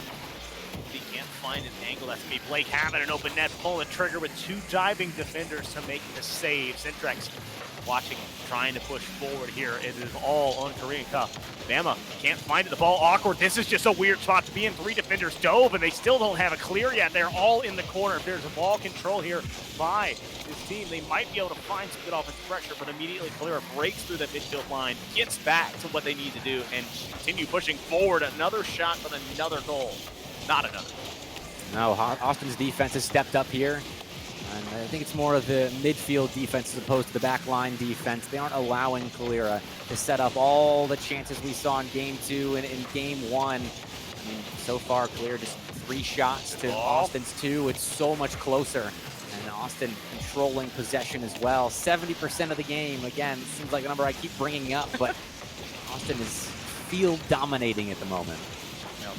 Dominating 1-0, 2 minutes and 34 seconds left, just above the midway point. So much Rocket League left to be played here in game number 3. And you wonder if Kalira can have an equalizer and or a lead finder after it. But the Korean Company still rolling, holding on to this lead, but you can feel it, just this tug of war going back and forth, and they're wondering if they can keep their footing. There's a miss in the midfield. Korean Ka, though, bested there at the center line, and will back up for a second. Here's Jaw with 65 boost. They can do crazy things with a somewhat full tank, but right there, taking the 50-50. Like both of these two teams content with playing slowly and more control when they've got leads in this series. Well, rolling forward here, trying to find an answer. That is 2 cars committing for it, but they can't find it. Now, only NT, only the one touching the ball. Immediately pass back midfield, 107 seconds left. Blake over one, but can't get it up with 2. Bama trying to get some control, but gets demoed for his trouble. That's 2 demos coming off the nose of Jaw, and that killed any offensive pressure that they were looking to build at that midfield play. I'll try again, though, and Bama 27 here. It's 1. Beats Korean Ka there in the 50-50. Now only a chance to shoot. Couldn't get the extra touch. Jaw was waiting on it, but it never came. Still, Blake going to keep it in play. Looking center for a teammate, but the defense intercepts, and that's a clear. That'll alleviate a lot of pressure here. No offense to be gleaned from it, though. Bama, again, looking center, but it's just not coming from these passes to the infield. They thought he was going near post, but instead the far post pass goes over the recipient instead of under. We used to see a lot of undershots now. Blake demoing one here. Needs to control it and slow this ball down. That's the idea, getting it off the back wall. That's going to set up Bama, who finds the tying angle. 56 seconds left, 1-1. Well, Kalira didn't shy away from continuously passing the ball to the top spot of the Austin box. Finally, there's someone there to shoot, and finally, they get a shot off that isn't interjected with a defender in the middle of the shot pass. So we're tied in the final minute here. Kalira storm back, and now Austin on the back foot. They got to find their way into the darkness. Landing on the correct foot is going to be monumental, as it is all about offense right now. 1-1 apiece, and the offense seems to pull down, but really it's been the defense showing out and stifling a solid offensive opportunities. Blake catching on top of it here. He's got a Timo demoing one, but now it's going to be a shot following up. That's a net that rings off of the post, and so an open net turned away, not by defense, but an errant shot. Bama controlling, looking for NP. NP far post, but it's going to go off of the defender. That one was going to go off the post instead. Now it's Bama again, near post. This one will not be denied. It's 2-1.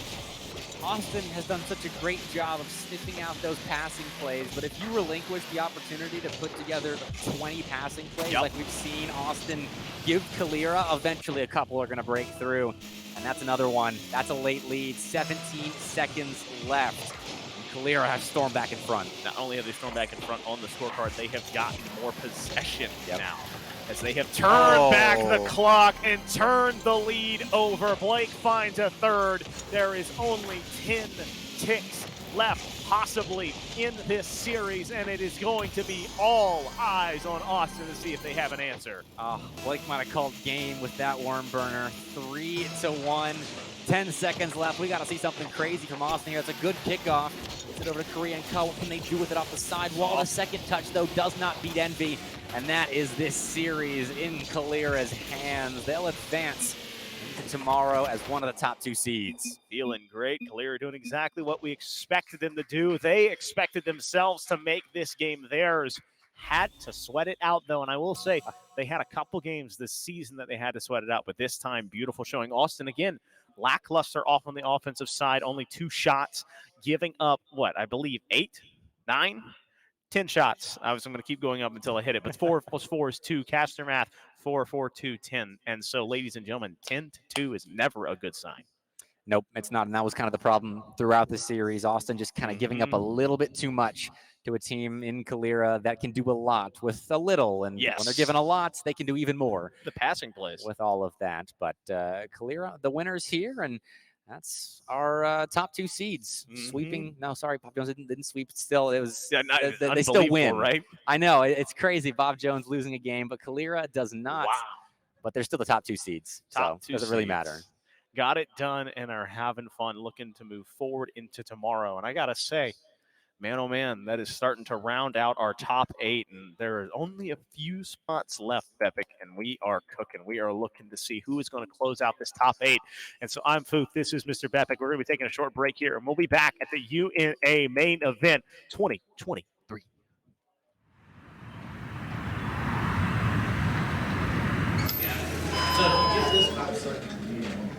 Okay, sounds great. You here? Yes, there we go. Ooh. Spending a lot of your time here. I will attack you with this guy.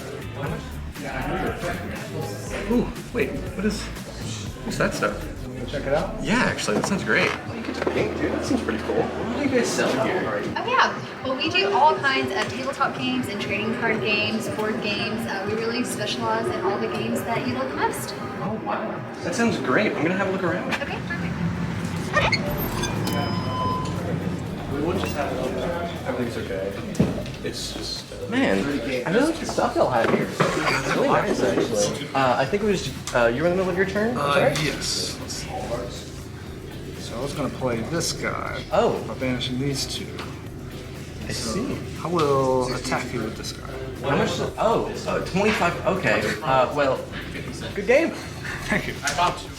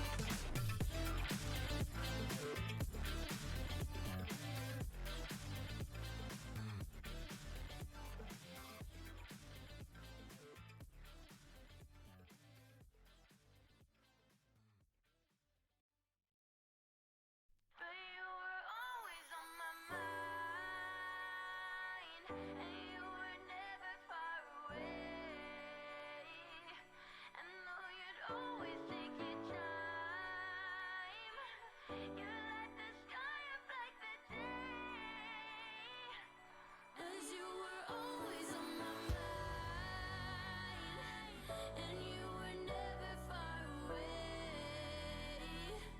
And though you'd always take your time, you light the sky up like the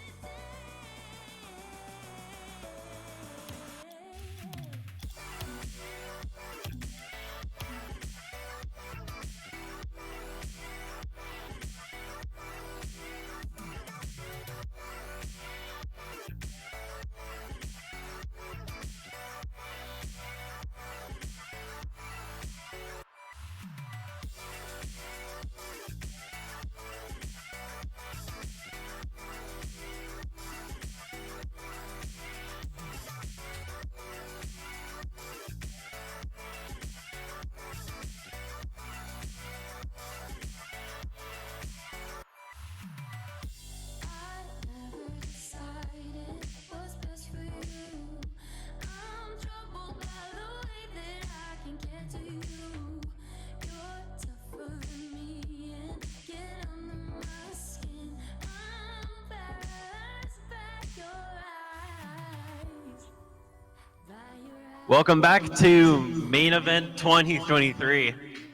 Calera versus Austin just finished up.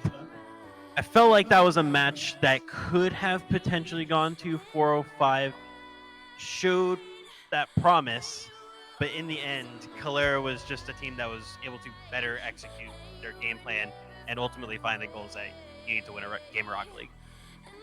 I think Austin's a very good team. Calera is just one of the top 2 teams in the state, and they kind of exercised that might in that series. The mechanical control, their ability, which Jaw kind of rivaled. I mean, Jaw looked very mechanical a couple of times there, just didn't have the space to generate the same chances that he was able to earlier in the day. And even when he did have the chances in the space there, he wasn't able to really make it work. And, those are high risk, high reward mechanics, but when they don't hit, they end up kind of just giving possession back to the other team. And that's a lot of what we saw. Hopefully with some time they can be able to be a little bit more direct with those mechanics, because having that kind of ability is something that, like, even as me as a player, I wish I had focused on way earlier in my playing career. So if they can take that, turn it into ways to, get passes to your teammates or to fool the defense, 1 or 2 defenders, that could be very dangerous. If we come back again in November, that team's here, I'll be looking for that for sure. Moving on to Wilson versus Lauderdale County, our second to last match of the night.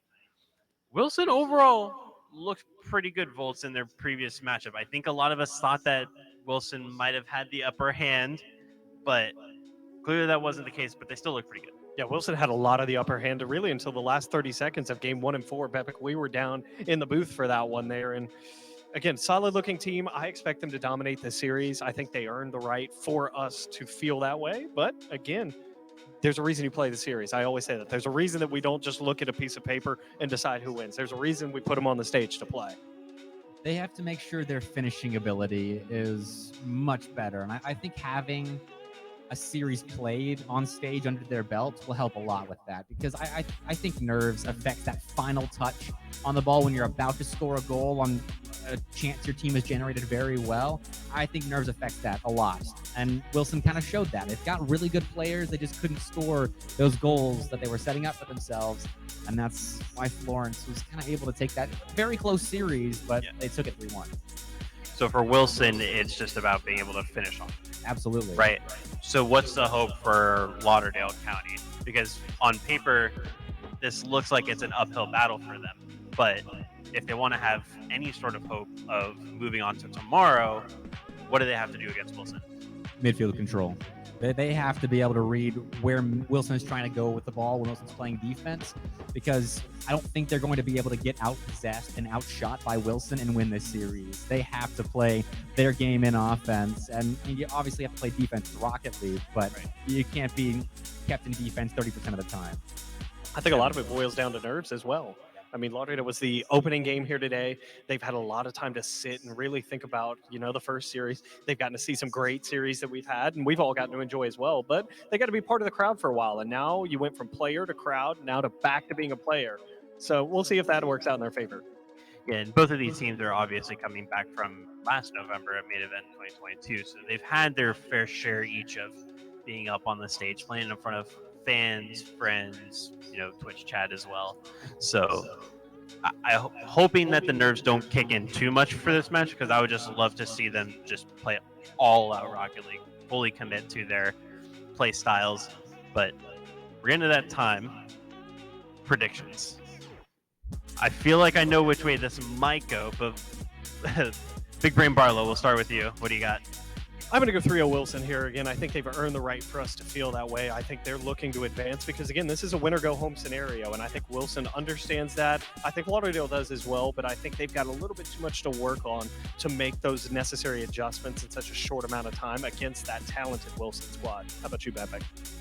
I think 3-1 Wilson.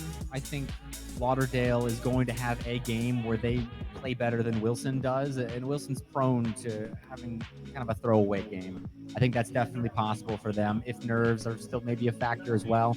But for Lauderdale, they haven't played the first series on the day. They've got a lot to prove, and I'm hoping they at least get a game. Yeah, I definitely feel you there, Babek, that I would like to see them get a game. For me, though, I'm not sure that I really see them getting that game, though. I really like the way that this new Wilson squad, not that new, but the new version of the squad is looking. Like 3 players really who can all be themselves on the pitch. They're not just like barely trying to do enough. I think Florence was a really tough matchup for them, and I would love to see that match again. I think Wilson gonna have enough in them to be able to shut down Lauderdale County. We'll see. Yeah, I think that we are ready for our second to last match of the night. Wilson versus Lauderdale County. It's an inter-county rivalry. Let's send it down to the casters. Oh, hey everybody. We're here right now with Wilson versus Lauderdale. Starting off, we've got Lauderdale with LC, Saucy, Capo, and Recon. They're stepping up here for their second match of the day. And then their opponents, we've got ourselves Wilson High, we've got Busy, we've got Kita, and we've got Audacity for Wilson. Got an awesome group here that's going to be taking on each other for this final match for both these guys for the night. My name is Junior. I'm joined by Grant on my right, your left. We find ourselves here in a match where both of these teams didn't necessarily get the outcome they wanted. This is towards the loser's end of the bracket. Both Wilson and Lauderdale fell in their opening matchup. So now we find ourselves here, Grant, with just a desire to see which one of these teams is going to come out on top. Now, nobody's getting eliminated today. This is not the end of the tournament by any stretch of the imagination, but this does determine seeding for our single elimination top 8 tomorrow. So, Grant, how are you feeling about this, and what are you looking forward to going into this matchup? I'm feeling pretty good about this one, but there are some toss-ups that happened today. I feel like these are two teams that didn't perform the way they wanted to. Obviously because they lost, but also because I don't feel that we saw them at their full potential today. There's a lot of room for growth, and I would hope that in these past few hours that they've had to maybe practice, that they can sort some of the mistakes out.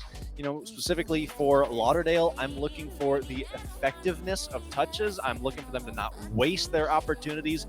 When you are going for the ball in a rotation, you get one shot most of the time, and then after that, you got to reset for at least 3 to 5 seconds, and that's a long time in a game of split-second decisions. So I hope Lauderdale can clean up their defense, especially if they're going to take down Wilson.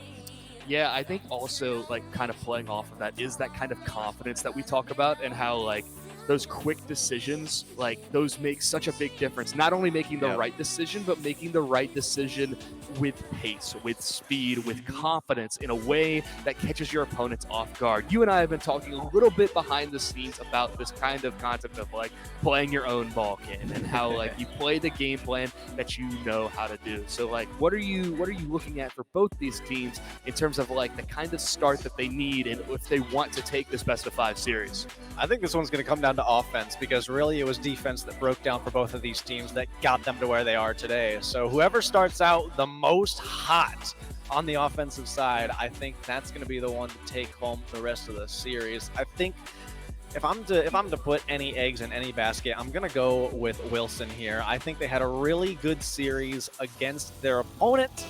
Didn't go their way, but they are still technically the 4th seed. Meanwhile, Lauderdale has been struggling, but let's see if they can get over that struggle as we are underway in game 1. It doesn't look great on the defense to start. Nearly one goes through, and it is Ethan to finish it. Wilson capitalized off this kickoff opportunity. It is chaos ensuing right in front of the box, and just Wilson buries this home. It's a great play right here for Ethan to open up the scoring at 1-0. Disgusting 50 from Busy there. There's no way that one goes through all the time. Here's another opportunity off the crossbar. No one can find it. A little bit of a scramble for Wilson. They are able to boot it away. Now to the other side, quick follow-up, and we're 2-0. 2 quick goals in the first 20 seconds of this game have postured Wilson for success here. Saucy's rotation is strong, but he's not expecting Keto to be right there. It's a 2-0 now. It's only game number 1, and we've already seen some fireworks come out as Wilson has just exploited the Lauderdale defense. This is a Wilson team that is clearly upset with how things went in their last series earlier today, and they are looking to make a statement as they put 3 on the board. 3 goals in 30 seconds. Talk about coming in through the fire and the flames and showing up with a vengeance. Looks strong right now. Looks like we are going to get a pause here as we might have some technical issues. It's 3-0 right now for Wilson as we do go to a tech pause, but this start that we saw out of Wilson was immaculate. I mean, in the first 30 seconds, we just saw how powerful they were, how potent they were at moving down the field and just taking control early off the kickoffs. One of my caster friends likes to think about kickoff goals being anything that happens after 30 seconds after the kickoff. So it's not just the moment right off the kickoff. It's the first 30 seconds or so. It's a hot take. Yeah, it's a hot take, but you can see in like that first 30 seconds that Wilson was taking advantage of just all of the opportunities that they had. So now we get back into the restart. We find ourselves after that tech pause ready and willing to go. And this first 30 seconds, I mean, Wilson has shown all of the things that they need to show that they have a powerful offense. But as you say that, the third missing the ball. Waiting for the capitalization here from Lauderdale. They are able to get it out, but really all that does is forfeit possession. Here's Wilson taking back control. It's Busy. Losing it to the back corner. The difficult ball sent out to midfield. No boost, though, to regain. It continues the field progression for Wilson. Can't find the opening, but they're looking to do so soon. The midfield shot just off target. Busy putting it back into play and sent away by Capo. Capo's been starved out of boost for a long time. He's currently averaging 25% boost for this entire game so far, when most of the other players in the server are averaging above 40, sometimes 50. So he's not getting the same sort of opportunities as his teammates are. That number will start to go up as he acquires more boost and finds himself with more opportunities. Busy with a missed opportunity, but Capo, the namesake, will clear it off in the line. Oh, how about a shot here from Kitagawa? 4-0. 4-0. And this is just the culmination of low boost across the board for Lauderdale. They don't get the strong clear that they would like, and instead they just can't quite make anything happen. So this is now 4-0 Lauderdale in the first 90 seconds of gameplay so far. So for Wilson, this is everything you can ask for with Lauderdale. You've got to imagine that these guys have been expecting for something more. Yeah, this is a difficult one to start out with and even harder to come back from. I can't even believe it's only been 2 minutes of gameplay and 4 goals have gone in. But I said this was going to be a game of offense more than it would defense. I think there are some things to exploit from Wilson. It's just a matter of time, but the double commit kind of offsets each other, and it's a free goal the other way. This is such an unfortunate touch right here from the Lauderdale player. I believe it's LC Saucy pinches that off of the hood of Busy's car, which gives that touch and that clear so much more power behind it. So now it's 5-0, and you know what? This has got to be just demoralizing. Good news is that there's still at least 2 more games for Lauderdale to work with. They have plenty of time to ramp back up to where they like to be. Hey, man, there's still half a game left to be played, so don't count them out yet. There have been a couple good looks, but this was my main concern. You know, Lauderdale kicked off the day, the entire main event, and they just weren't able to find shots on target. And you add that on top of the defensive collapse they had. We see all of those things poking their head in this series right here. And that's not going to do too well for seeding tomorrow. Even a miss here from Saucy leaves it back to Capo to do all the work. It's a good bounce in their favor. Big demo from Saucy, waiting for someone to come around. The 50 is there. Right side, dunked by Busy, and now a one-on-one with Capo. Tried the fake, but it was red. Now through the sidewall, Kitagawa again looking for the opening. Can't find a teammate. 5-0. Less than 2 minutes left to go as we barrel in on crunch time and we seek to bottle up this game. But Lauderdale still looking to pop some in, to get some goals, and at least boost that confidence. Taking some for the road is always well welcomed in this kind of environment. Now into crunch time. Busy with a shot off the crossbar, uncontested and touched back into the back corner. Kitagawa looking to move this one out. The shot's going to come through from Ethan, but it goes just right back to where it came. It's Capo finds the fake, almost finds the second. That's some nasty gameplay right there, but it's not able to find another man to find that next pass. I mean, I like what I'm seeing. I can go for a 1v1 fake every now and then, but I'd like to see a bit more of the progression into the enemy side. 60 seconds to go. Saucy doing their best, got a dunk on 2, trying the third, nearly got there. Kitagawa taking it to the skies, not a lot of boost, nearly secured the double, but Capo saves the team. Good positioning there from Capo, but they're not out of the woods yet. Right off this backboard, Saucy in pursuit, but not able to capitalize. Now Dragon Ball looking to work this one down. Another shot, but it's a double commit just to keep that one off the goal line. The bump is enough to stop that momentum of Wilson. They were looking to build on forward. And as now Wilson spreads out horizontally, Lauderdale gets stretched out vertically. 30 seconds now remaining, and another offensive opportunity that's stopped by LC Saucy. Kind of just seeing sloppy positioning on the defense here from Lauderdale. They're driving under each other when one's up in the air, and we've seen that exploited several times by Wilson, where they can just hit the ball by and go on their merry way. You gotta be a bit more aggressive than that. This 50 sending this game away. The ball will remain up for just a moment in time, but at the end of the day, Wilson dominate their way through game 1.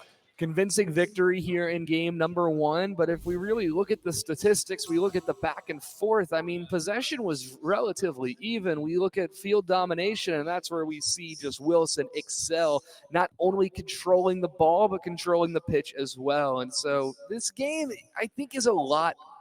I'm going to hesitate and say it was considerably closer in terms of the back and forth that I think that the statistics lend to.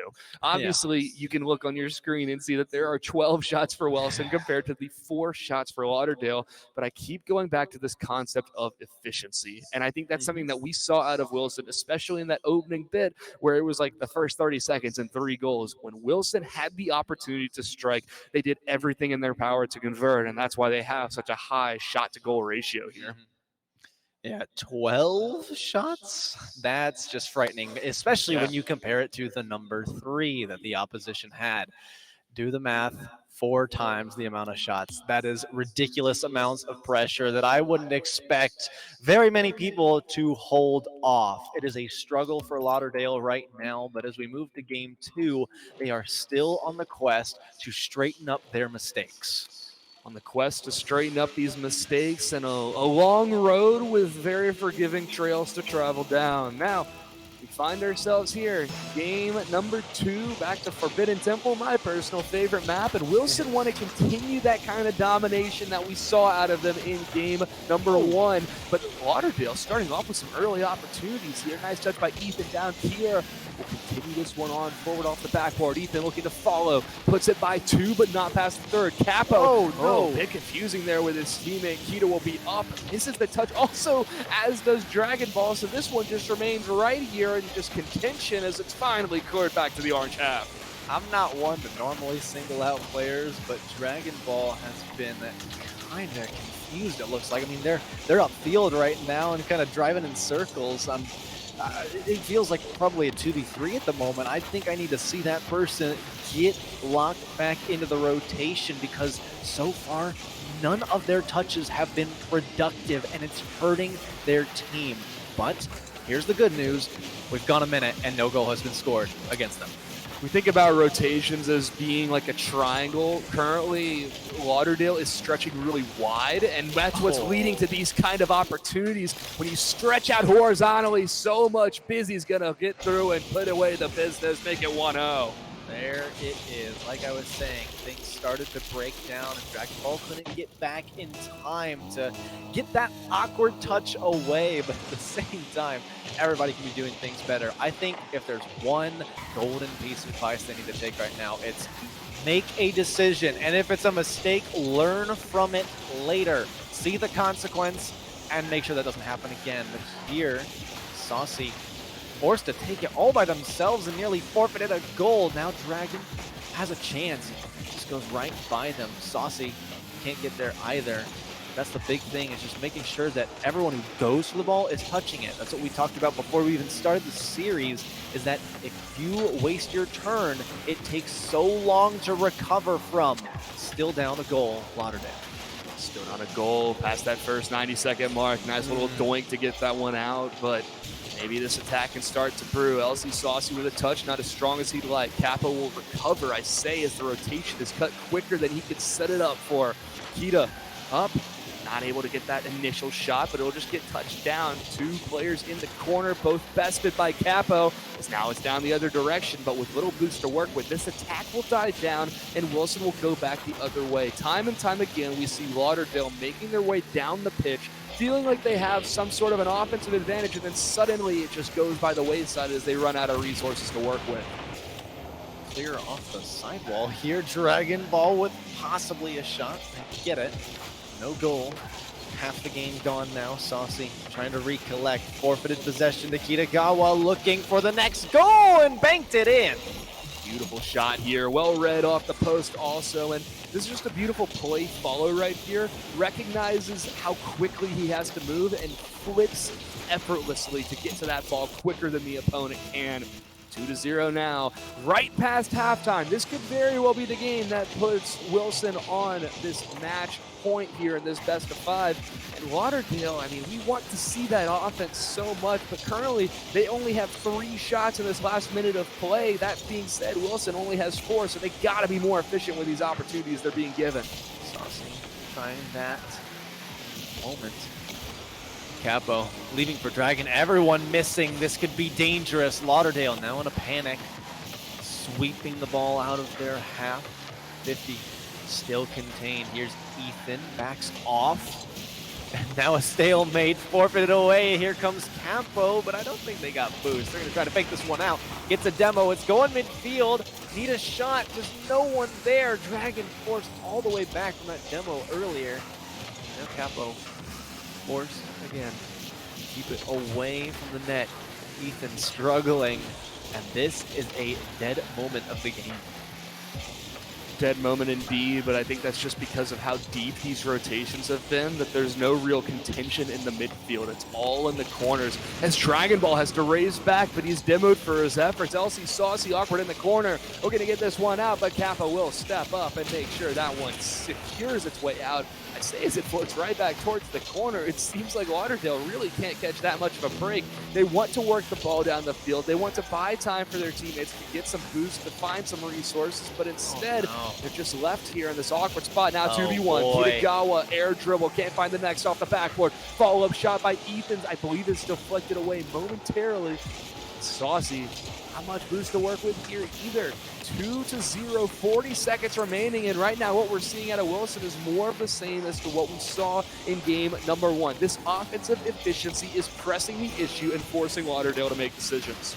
Let's It's been almost 2 minutes now since Dragon Ball has touched the ball, and Saucy is going to touch it into their own net. That is tragic.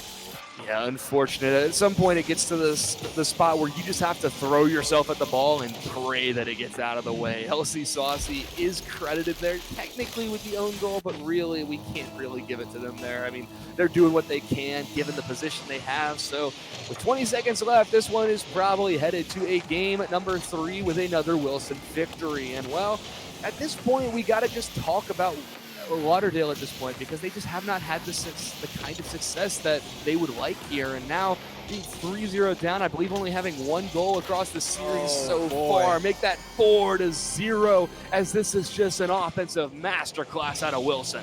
Perhaps an offensive massacre here. This has been world-class efforts here from Wilson, and I'm looking at, the player that just scored as a standout player in the fact that they are just chilling at the bottom of the scoreboard. And I'm not saying that as a scold at all, because it's been them versus Dragon Ball, and the difference maker is that one of them is getting touches. That is the biggest thing. There is one player missing from the rotation there. I don't know what's going on with Lauderdale. I wish I knew, but there's one clear thing. 9 touches as opposed to 44 and 32 from their teammates. Dragon Ball is slacking here, and it's making things very difficult. I don't know what the mental is like, but I'm seeing decisions being made, like overcommits, that are not helping the team, and it is not going to go well if something's not done about it. Yeah, and this could be something that's not necessarily like Dragon Ball not getting involved with the play. This could be something but like a miscommunication with LC Saucy and Capo, how they're just dominating the kind of rotation. But like you're talking about, Grant, you can't play Rocket League with just 2 people. You got to have all 3 here in this 3v3. So a 4-0 win for Wilson. We find ourselves now at match point for this series. And Lauderdale, it feels genuinely like they are a strong team, that they do have the ability. They would not be here if they were not a strong team. It just seems like something is going by the wayside. There's something missing in the rotations, missing in the communications. But the good news is the clock resets. The scoreboard does also, so they've got an ample opportunity to get going here if they make those changes right now. Well, prayers up for Lauderdale. It is match point, and their seating is on the line. If they lose this could be not so great to start their day tomorrow. Dragon trying to get this one out early. It's about to get fast pace. Leading up the walls, Kitagawa wants to go for it all with a full tank of boost. Musty flicked to the backboard and bailed out too early, but the shot followed up by Busy and goes in. Yeah, this just gets lost in translation here. It's a beautiful Musty flick to keep it up, and the bump is solid from Capo, but LC Saucy and Dragon Ball just get lost there in the 6-yard box, and Busy swoops in, goes unaccounted for, and buries that one in the back of the net. Would you say lost in the sauce? I'd say lost in the sauce, perhaps. Or saucy. Well, at the very least, it's another goal scored here. Oh, that's unlucky. The clear from Lauderdale. They're looking to get this one out. They're looking to work their way to success, but it's just a miscommunication here. And unfortunately, this is about as much of an own goal as you can ask for. Capo bumps Dragon Ball into the net. You would do that to them. You would cast or curse them like that. I know, man. I'm sorry. This dude, come on, have mercy on them, would ya? Oh, it's a struggle here, unfortunately, but Wilson, man, can we talk about how dominant they have looked this entire series? I mean, the story right in here is that they did not get to where they wanted to be in a Game 5 series. They just fell short, and they are looking to go the length of the field with this one. One thing Awash was talking about on the desk is this kind of question of, like, how far can mechanics take you? Well, right here, I think we're starting to see that where Wilson is exploiting the gaps with mechanics, and so that's throwing Lauderdale off, but because that's throwing Lauderdale off, it's giving Wilson more room to work with mechanics. And so, you know what, it's a push and pull, a tug and a shove, but you know what, with a minute past, we've already got 4 goals here. That's a brace for Kitagawa and 4 on the board for Wilson. Against the claims of Ethan himself that he's here for emotional support. Nah, bro, you're here to pass the ball to your teammates like that so more goals can go in. Beautiful play here. 4 goals, 4 to go, and maybe a little bit of change here and there. So Wilson is doing everything that they can. They are performing adamantly and accurately. And I mean, when you've got 4 goals and effectively 4 shots, I mean, what else can you ask for? That's really the first shot that goes by the wayside here for Wilson, as Busy will intercept at midfield and just control this one as deep as he can. A nice flick, though. Open space to work with, but no touch to put it in. Lauderdale can't convert. Not like this. That is heartbreaking. Here's Kitagawa with almost the angle of the century. Dragon Ball can't get there in time. Saucy with a pass to Capo, goes underneath, it just goes off the post though. That's 2 times now they've been robbed of a perfect opportunity. It's not that Lauderdale's not knocking on the door, it's just that whenever they do knock on the door, it's not connecting properly. It's frustrating, man. It hurts your heart, regardless of which team you support, to see players go for a ball in front of the net and just not be able to convert it. So now we enter into what could be the final stages of this game. Unfortunately, Lauderdale currently has not given us that kind of effort that would help us suggest maybe a Game 3 win, maybe a reverse sweep. But you know what? It's Rocket League. Anything can happen. Wilson just made a crucial miss right there on the goal line. As now we're about to cross halftime. 4-0 now. These have been high-scoring games for Wilson as they are looking to perfect their offense. Busy puts that one further back than he shot it forward. Oh my goodness, and it's a save on the goal line to keep the scoreline spotless. Brother, what is happening? You thought it would go in at least 3 times in the past 5 seconds. But no, sir. Defense somehow still existing, though the offense for Lauderdale still struggling. 3 prime opportunities they have not been able to score on. Dragon struggling to contain, leaves it back to an open net. Capo met by Ethan. No, sir. Huge whiff. Capo moves it forward. This has been the one to lead the charge when it comes to Lauderdale's offense. They are always go after it. Dragon to the team and can't get it through. Can't get it through indeed. 4-0 now. And we enter this crunch time here in game number 3. A poor touch by Dragon Ball puts this right back into the corner. And LC Saucy has to use everything he's got just to get this out to midfield. The pinch will be favorable and the possession will be well needed. Kappa shot into the corner. Can be a follow-up shot from LC Saucy. Not able to convert as it's right back to midfield. It's right back to where it came from. And now it's another Wilson counterattack. Hit Busy will backflip and give it to Ethan. The dagger for the series may have been driven into the hearts of Lauderdale, but a reminder, even if they are to lose this, they are not eliminated. It's just for seeding, but still doesn't really get rid of the fact that that does not feel good. Minute 22 to go.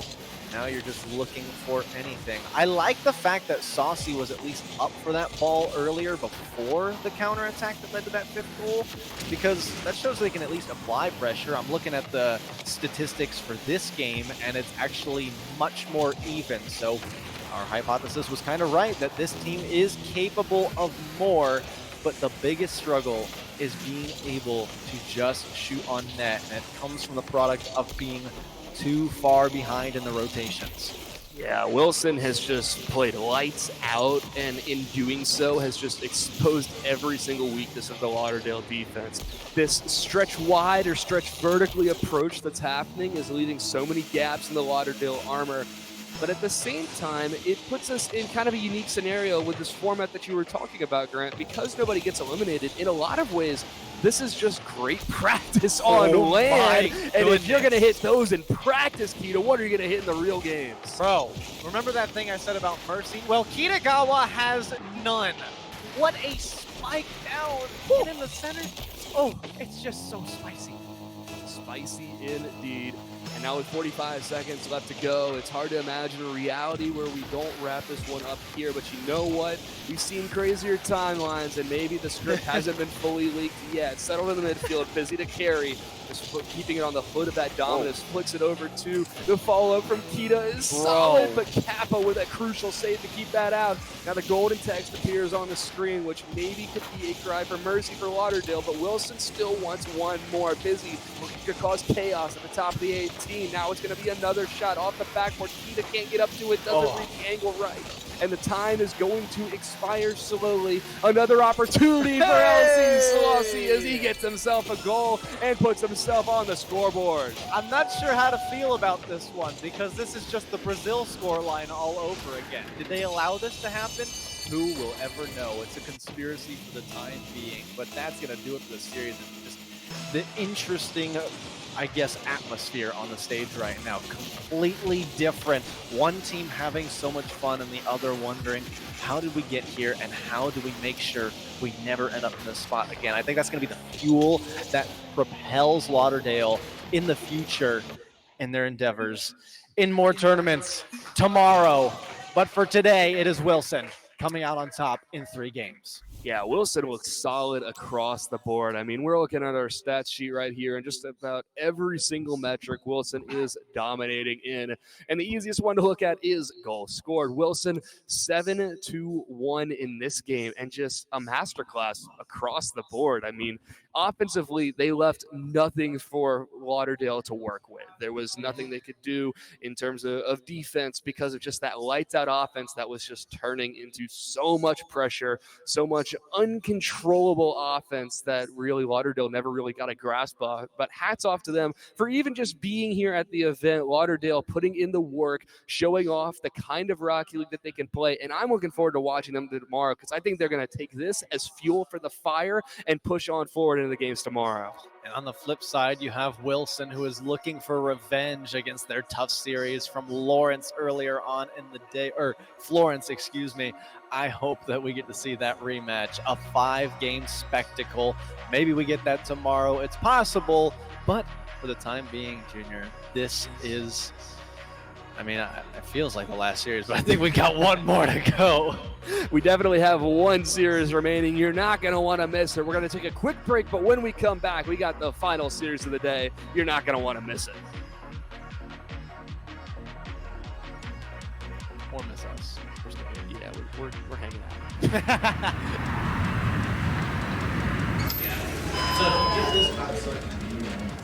Okay, sounds great.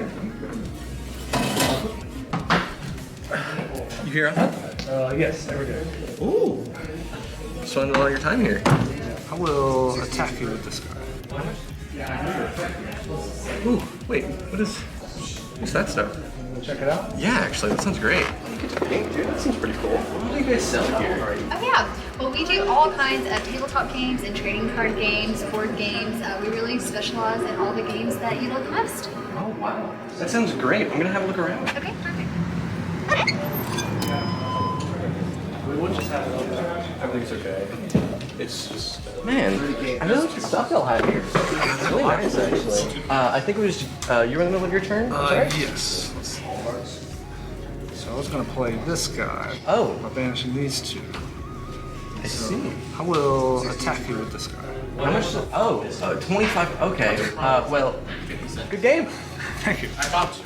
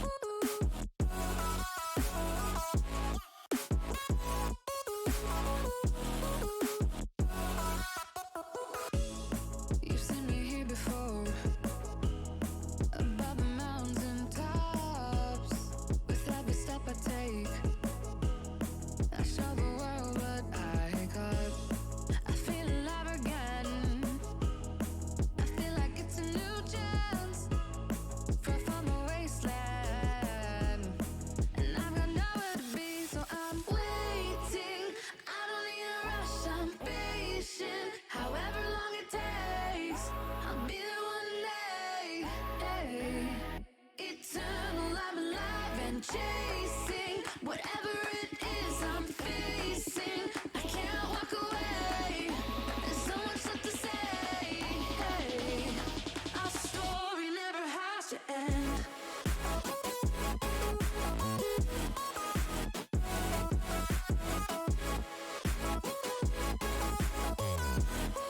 Eternal, I'm alive again.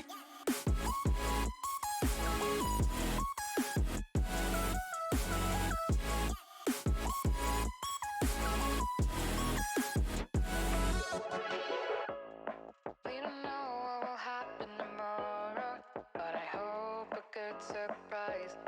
I could flip all the time that I borrowed and make another life. You can break my stride. There's a palace in my mind, made of light, and it shows. Yeah, yeah. The stars are falling, skies are raining gold. Yeah, yeah.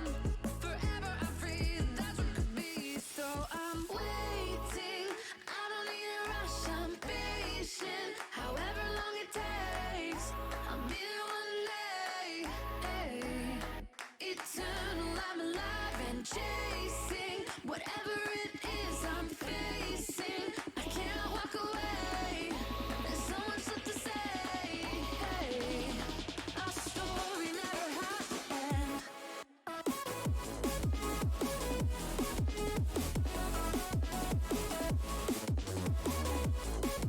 Welcome back, everyone, to Main Event 2023. We are just about to be done tonight for day one of the tournament.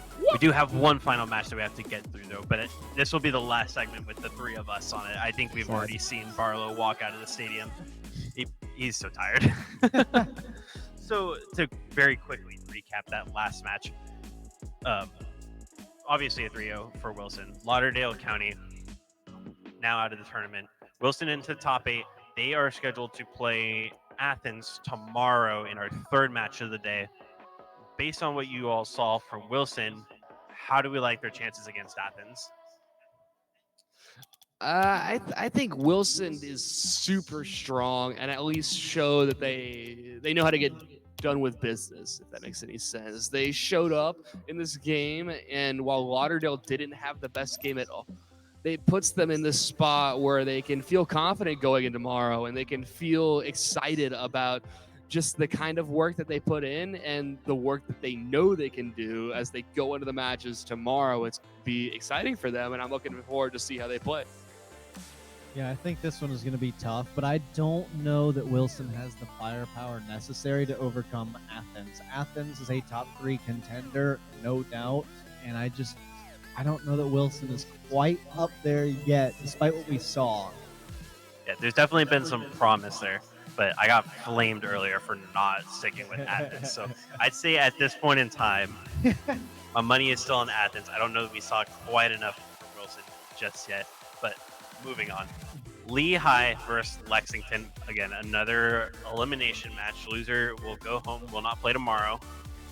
We're thinking that for Lehigh, there's probably a little bit of frustration over that last series because we didn't really know which way it was going to go. Several of us thought it was going to go for Lehigh, and I'm sure that they did too. And do we think that there's going to be a level of frustration that comes into this matchup saying, hey, we shouldn't even be here in the first place? I mean, I think that was an upset at the end of the day. Lehigh was favored to win if you just looked at standings and how they've been performing so far. Athens has been underperforming, but then they come into LAN and they're like LAN buff. And then everything exploded in their favor. True, they are the Lanimals. Oops is flammable. That is very true. I love that tweet. That was great. Shout out whoever put that one out. Junior, thoughts? Yeah, we talk about how it's an upset on paper, and I think that to an extent, yeah, that's true. I think that Lee also just kind of didn't step up. They had the opportunities, they had the goal potential, but just were never able to convey it in the same way that I believe Austin was able to. Or Athens, I'm sorry. So we're looking forward into this next game, and Lee is wanting to right their wrongs. points. They were higher seeded in that matchup. They should have won it by all of the stretch of the numbers. But at the same time, they're probably going to come in upset. That they're in this kind of a match rather than where they would like to be. I would also say one thing too is that this is a similar trend that we saw with teams like Lauderdale and the struggles that they're having. Every team here is vulnerable to mistakes. There is no doubt about that. But the difference maker is if you're ready or not for those mistakes to occur so that you can capitalize on them. That's why the teams that are losing are losing. Everyone is nervous. It's hard to play in front of a crowd, let alone in person across from your opponent. That's a difficult thing to do. So everyone's vulnerable, but it's a matter of capitalizing on the mistakes when they happen. And if you can't do that, see yourself out of the tournament. Yeah, you gotta be able to be the best version of yourself. You gotta come in and recognize, hey, everybody's gonna make mistakes. Everybody is finding themselves in these weird spots. So as you enter the LAN atmosphere, you gotta show up and show out, and the team that makes the least mistakes is gonna win. Are we just going to ignore that monkey was just smuggled from the desk? I thought he was falling over. I tried to save him, and then I realized, nope, it's a robbery. I wonder who could have taken him. I guess we'll find out. I guess tomorrow we'll find out. Before we do that investigation, though, quickly, predictions. Do we think that Lehigh gets through this, or does does Lexington somehow find the firepower to pull off an upset? I think I'm going to have to root for Lehigh here. I think they have the opportunity to step up compared to Lexington. I really could see this going in either way because it is a late night. This is longer than maybe a lot of people are expecting to be here. But I don't know, man. Anything could happen. I could see Lee winning. I could see Lexington win. I think I'm going to go with Lee winning. I think I'm going to go with Lee 3-1. I'm going with Lee 3-0.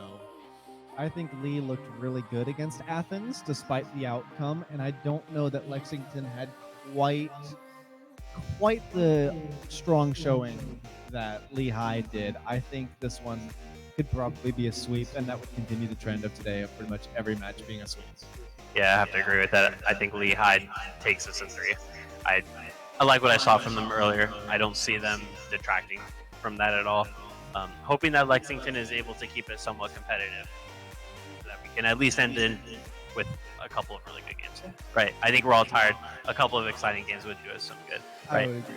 So that is the end from AWASH Grant Junior P Cubed. We will see you all tomorrow, but for the next however many games, however long the series goes, you all will be with Foof and Bepic, so we'll send it off to them.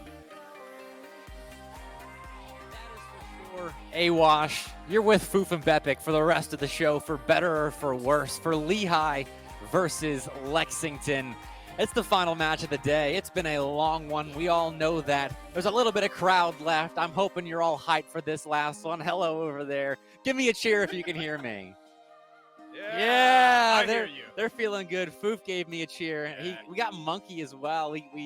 Foof kidnapped him. I don't want to implicate Whoa, myself. kidnapped? But, I'm simply letting Monkey see more of this wonderful world. Yes, he's been upstairs hanging out with their guests, but I want to give Monkey the front eye view of the last two teams getting ready to play. And so, without further ado, Bepic, let's get these players in. So, looking at Lexington, you've got Loxed, Ice Vanilla, and Iced Harvey bringing in this trio, trying to make some magic happen.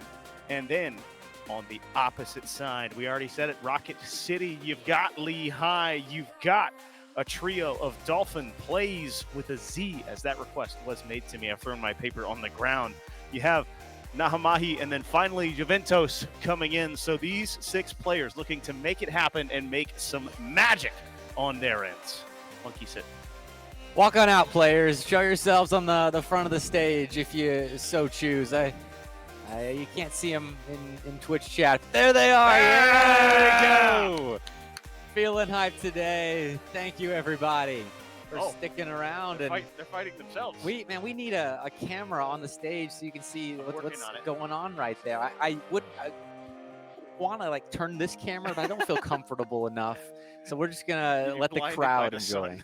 Yeah, that's true. We got the sun right behind our camera, but well, we got Lehigh out on the stage. They're working the crowd They right are now, working the taking crowd. pictures, signing autographs, kissing babies. It's It's a whole it's a presidential campaign, campaign. Yeah. Well, you know, they have to kind of go back and try and find a couple of perhaps visa applicants to become Rocket citizens. As I am part of the poverty-stricken you are. Rocket City right now. Population me, as we have come on some downtrodden times. So yes, I am excited for the politicians of Rocket City to be upturning it around and finding the babies to kiss on the head and say, yes, come be back with this prosperous land. But then on the opposite side, you wonder perhaps if the Bears have an answer of their own, who seem to still be hibernating. Yeah, come out Lexington. If you can hear me, please come out onto the stage. Foof was way too quiet. We got to get him to yell more in this stadium so everyone knows when to come out. But welcome to the final series on the day. Take a bow if you like. You can sign autographs, take pictures, whatever you like as we wait for the final series to get underway. But it's been a minute since Lexington played. I think they were the second series on the day. So I'm wondering how good they're feeling, how warm they're feeling, and hopefully they had a bit of time to step away, get a meal or something, and then come back and warm as well. I'd hope so as well, because especially it's been such a long day, and if you haven't only played one series, my mind harkens back to age-old wrestling tournaments where if you immediately go down the losers brackets, it's 3-4 hours before you ever touch it again. And so this is doing it, but with controllers. So I can't imagine what that mental fortitude has to be like. Were you a wrestler? Okay. So I gotta stop messing with Foof so much, or he's gonna put me in a chokehold in the caster booth before we're out. Well, we're just gonna wait till the players take the pitch. But again, a reminder for everyone: this is an elimination match. Yes. Top 8 make day 2, and these are our final 2 teams. Winning this is in. number 8 and number 9 essentially left in this tournament. Winning in, and I'm pretty sure the winner of this gets Bob Jones. Yes. So that's your present for getting to tomorrow. But you get to day 2, and You that's a made it. prize.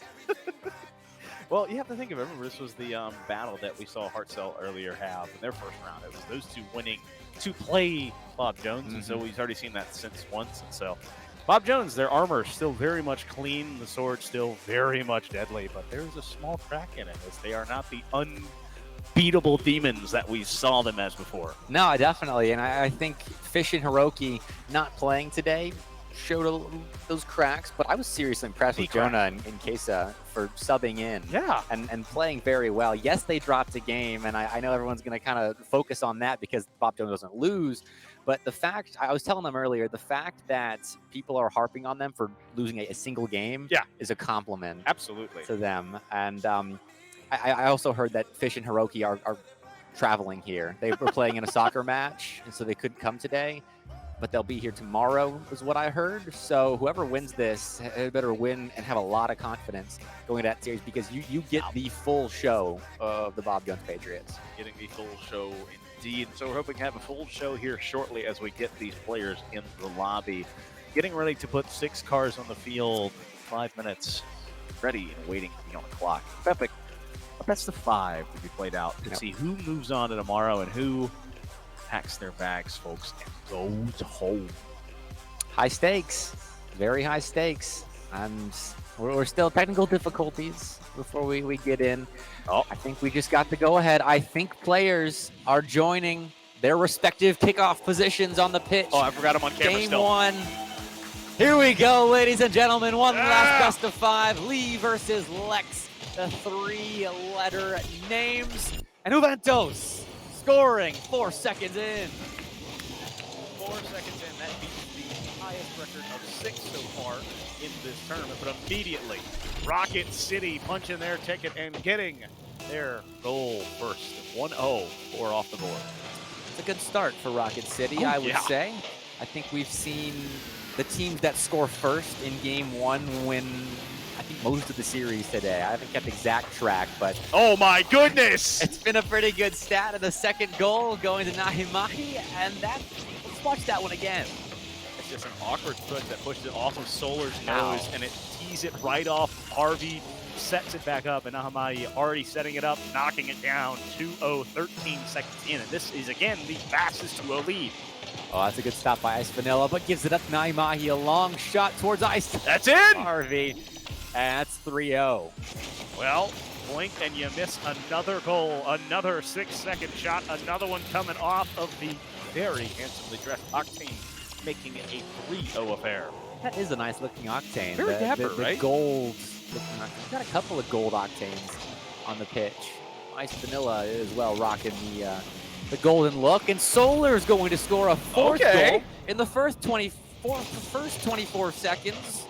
Yeah. Wow, that's a lot of goals. That is a lot of goals, and there's even more time left. Solar has an answer, apparently, and was just waiting. Had like the Uno reverse card.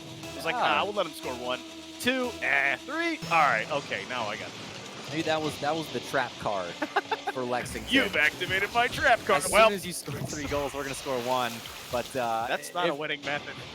If that's the case for all of the goals they're planning on scoring, then I don't like their odds. It's just like, I'm gonna land a card face down and end my turn. You're dying. Yeah, but you wait till next turn. All right, well, we're on pace for 50 goals in this game, and I can only assume that we're going to hit that mark. Absolutely. With 5 in the first 30 seconds, but 5 seconds is elapsed, and we haven't seen a score. I'm getting kind of concerned if the players forgotten how to play offense. Solar taking the slow route to the potential back of the blue net. Down the Dolphin plays me to save. I thought defense was optional. The defense did get off the bus, and now they have begrudgingly taken the field, and Nahamahi, another one, making it the hat trick on the Octane, and it is another goal, another lead, and it's 4. Right. All right, that wasn't terrible defense. That was a nice shot by Naimai. There was only really one lane to the back of the net that they could have used to score, and they found it as there were 3 defenders in the area. But a well-placed shot can thwart solid positioning. 60 seconds and come again. and gone. Let's make it 6-1. Why not? And again, Nahamahi finds the angle off of the right side wall. The ball bouncing just a bit too far off, and the defender's unable to find it.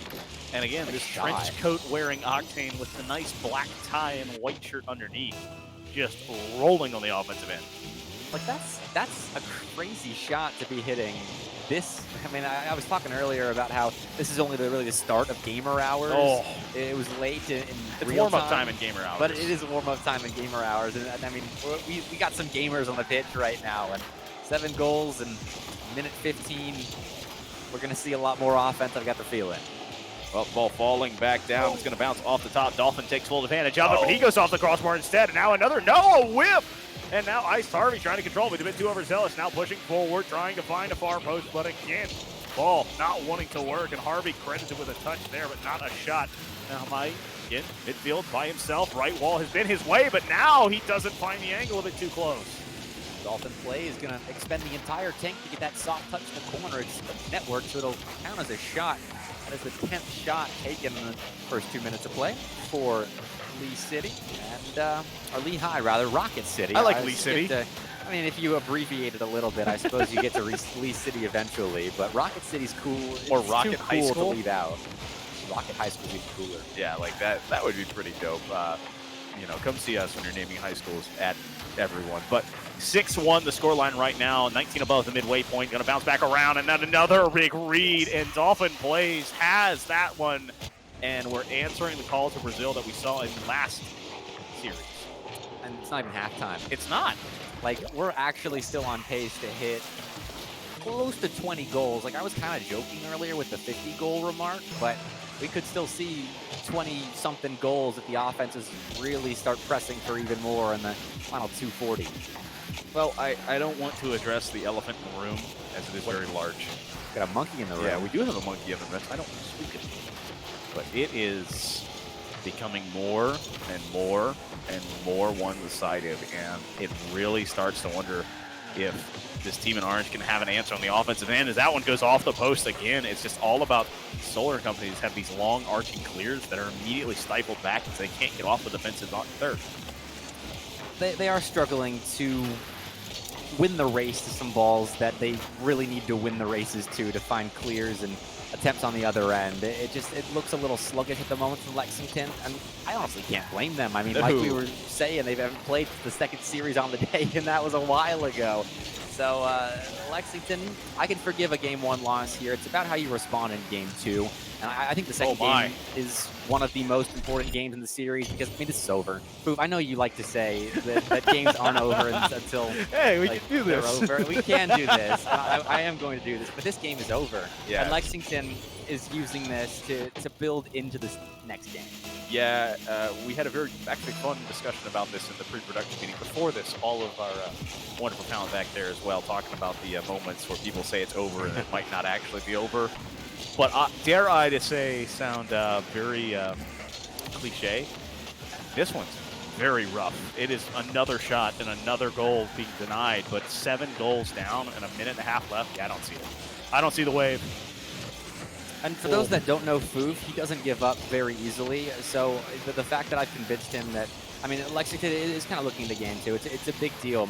And that's a testament to the start that Lehigh has had in this series. It's not us dogging on Lexington. No. Lehigh has looked so good. I mean, Yes. some of the shots that they're hitting, that's tough to do, especially late at nights. They're playing for a spot on top 8, and that can elicit some nerves sometimes, but they're not showing it. They look really solid right now, and Lexington are going to have to find a way around that. I think it comes with solidifying themselves in defense, but moments like this where they're generating their own offense, they're getting those offensive rotations some reps, and they're forcing double commits like that. That's something you build off of in Game 2 when the scoreboard's reset, when it's 0-0, when there's 5 minutes to stamp your name on this series in Forbidden Temple. I'm always a fan just of not always looking towards the next game, of just, I used to actually duct tape a sticky note to the top of my monitor so I couldn't see the score. And Really? so, like, I never went into the score because I just wanted to always be at a time where we needed to score unless the teammate was like, hey, let's slow it down. But I think that mentality would be really healthy here, is not worrying about Game 2, just trying to find the biggest play you can make in the next 15 seconds. The duct tape over the scoreboard is kind of, I've never heard anyone do that before. That's an interesting methodology to Yeah, you play. could have made the HUD smaller, but like my very small brain didn't think about that at the time. I've learned. So you didn't know how much time was left either? No. Interesting. Okay, we'll discuss that later. But Oh one my. more for the road. Dolphin plays, makes it 9. That's a hat trick for them. You know, you can't blame them. You want the hattie in Game 1. And Nahamahi getting a 3rd assist as well, so a hat trick on that car and a playmaker as well. And it has just been an offensive explosion here for Rocket City. The banners flying high, the glasses falling down for Nahamahi. And it is a big-time goal and a big-time win here for Rocket City. And I got to say, it is always great to be a Rocket citizen. I have always been on the train. I was never doubting it before this series, you know. Yeah, absolutely. Never. And No yes, we're- Athens series happened Nothing, earlier. no. Or you were shamed and had to. what was it that they gave you, the clown nose at the end of that series? I don't know what you're talking about. You I've still got never. it. Of course I do. You know, it was a gift. That was hilarious. I thoroughly enjoyed that. So thank you for being a good sport with that. But 19 shots. I think the public deserves to know just how many Lehigh had in that game.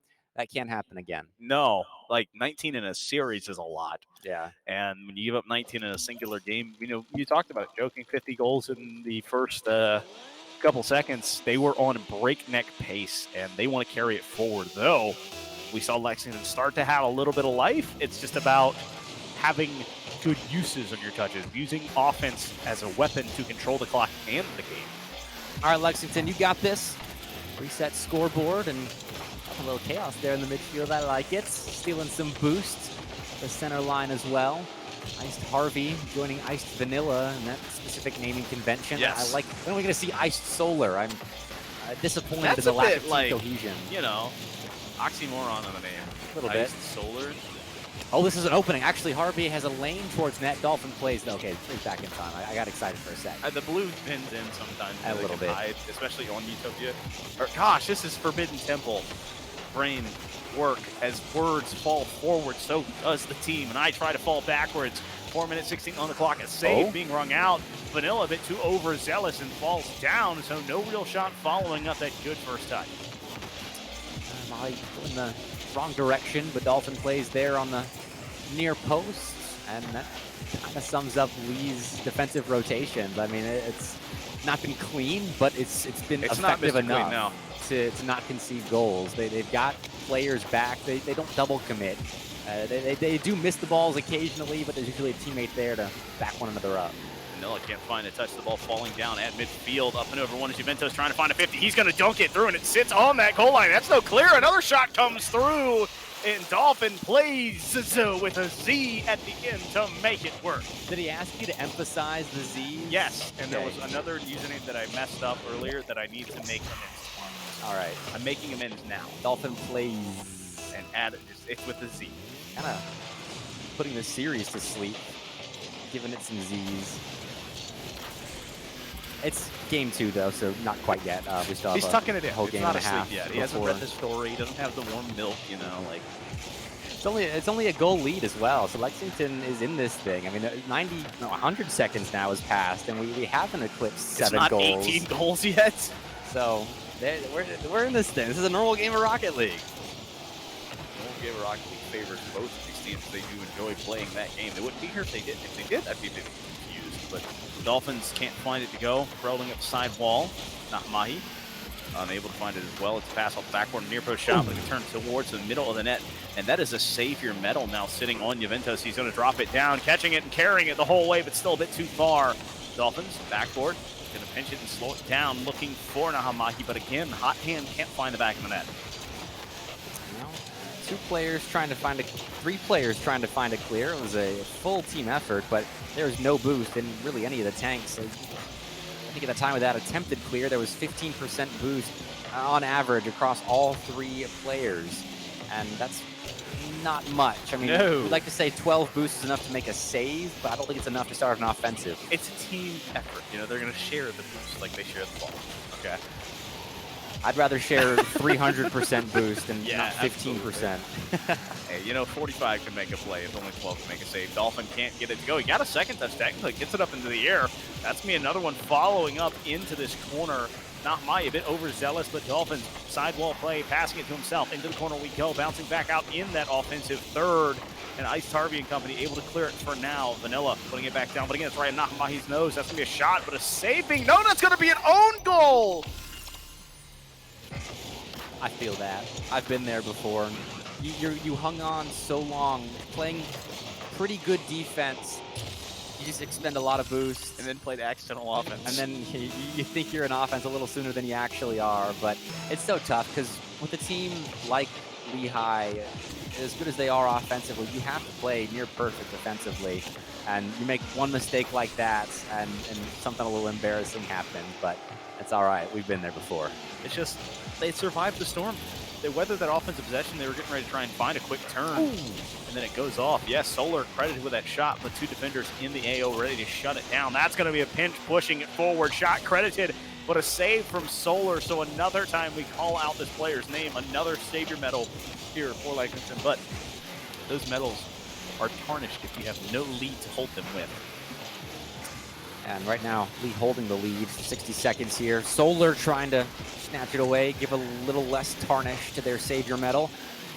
They're in this game. It's manageable. They are. They've made so many blocks to keep themselves in this thing. Only at 2. They are only at 2. Lee is. So we need to see some clears and some attempts on the blue half, which we haven't seen a ton of. Only, actually 5 shots isn't a bad number at all, but they've not been super threatening shots like you need to really come back like this in the final 35. Well, 35 seconds left. Like you said, that could have been an opportunity from Dolphin. He wouldn't be aggressive on the push. Vanilla needs to carry this, but opting to pushing it forward. So now double commit pushing it forward. And again, Harvey too close here as they have 2 teammates going towards the ball. Now the last bastion here. It's going to be a pass off the backboard. Nihamahi wanting to get there, but he couldn't find it. 17, 15, 16, 15. And now it is looking more and more out of reach. Going to be a 2-0 game and possibly a 2-0 series.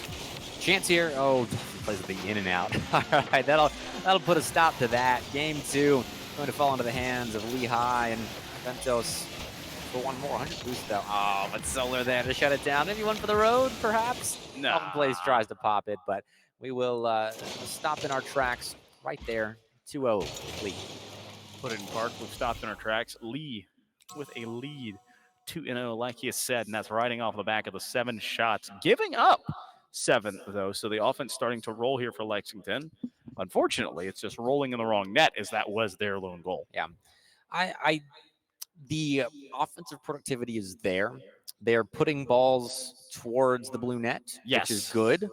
They're just not really very hardly struck hard. They're not hit hard. There we go. They're not strong shots.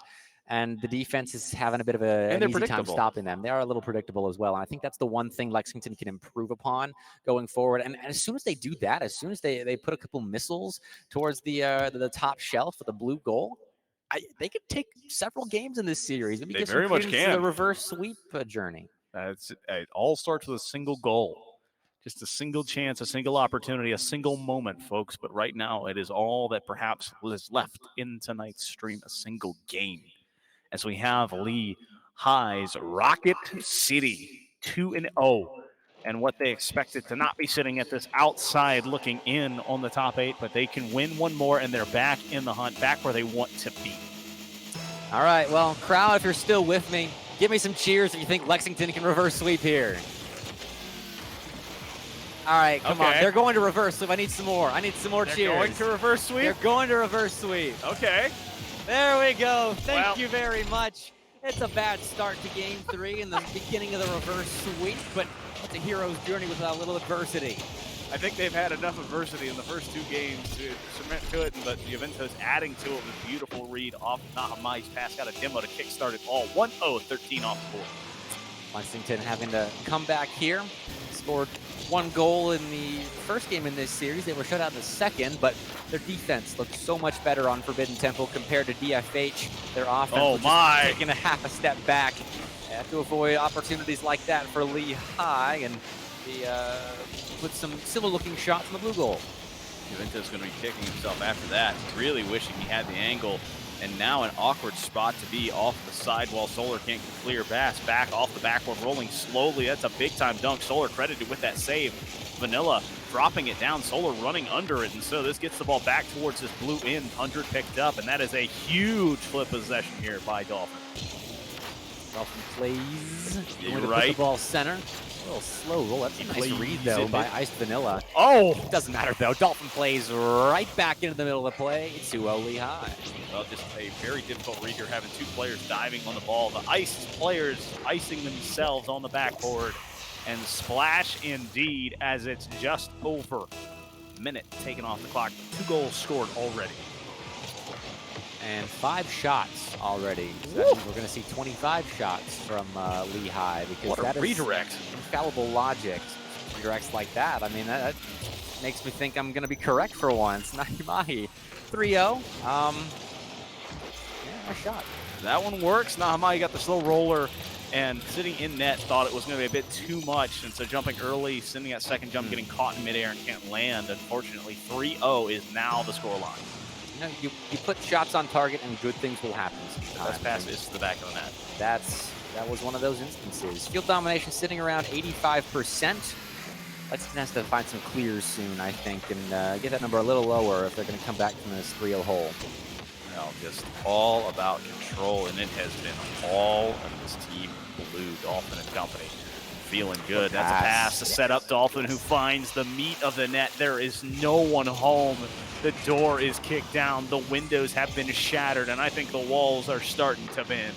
That's such a nice pass, because Naimahi has to get completely side onto that ball at the same moment that it bounces off the ground, so it can be a half volley with enough power to get up into the air and onto the front bumper of Dolphin plays, so they can redirect it with power on net. I mean, that's a really nice assist right there.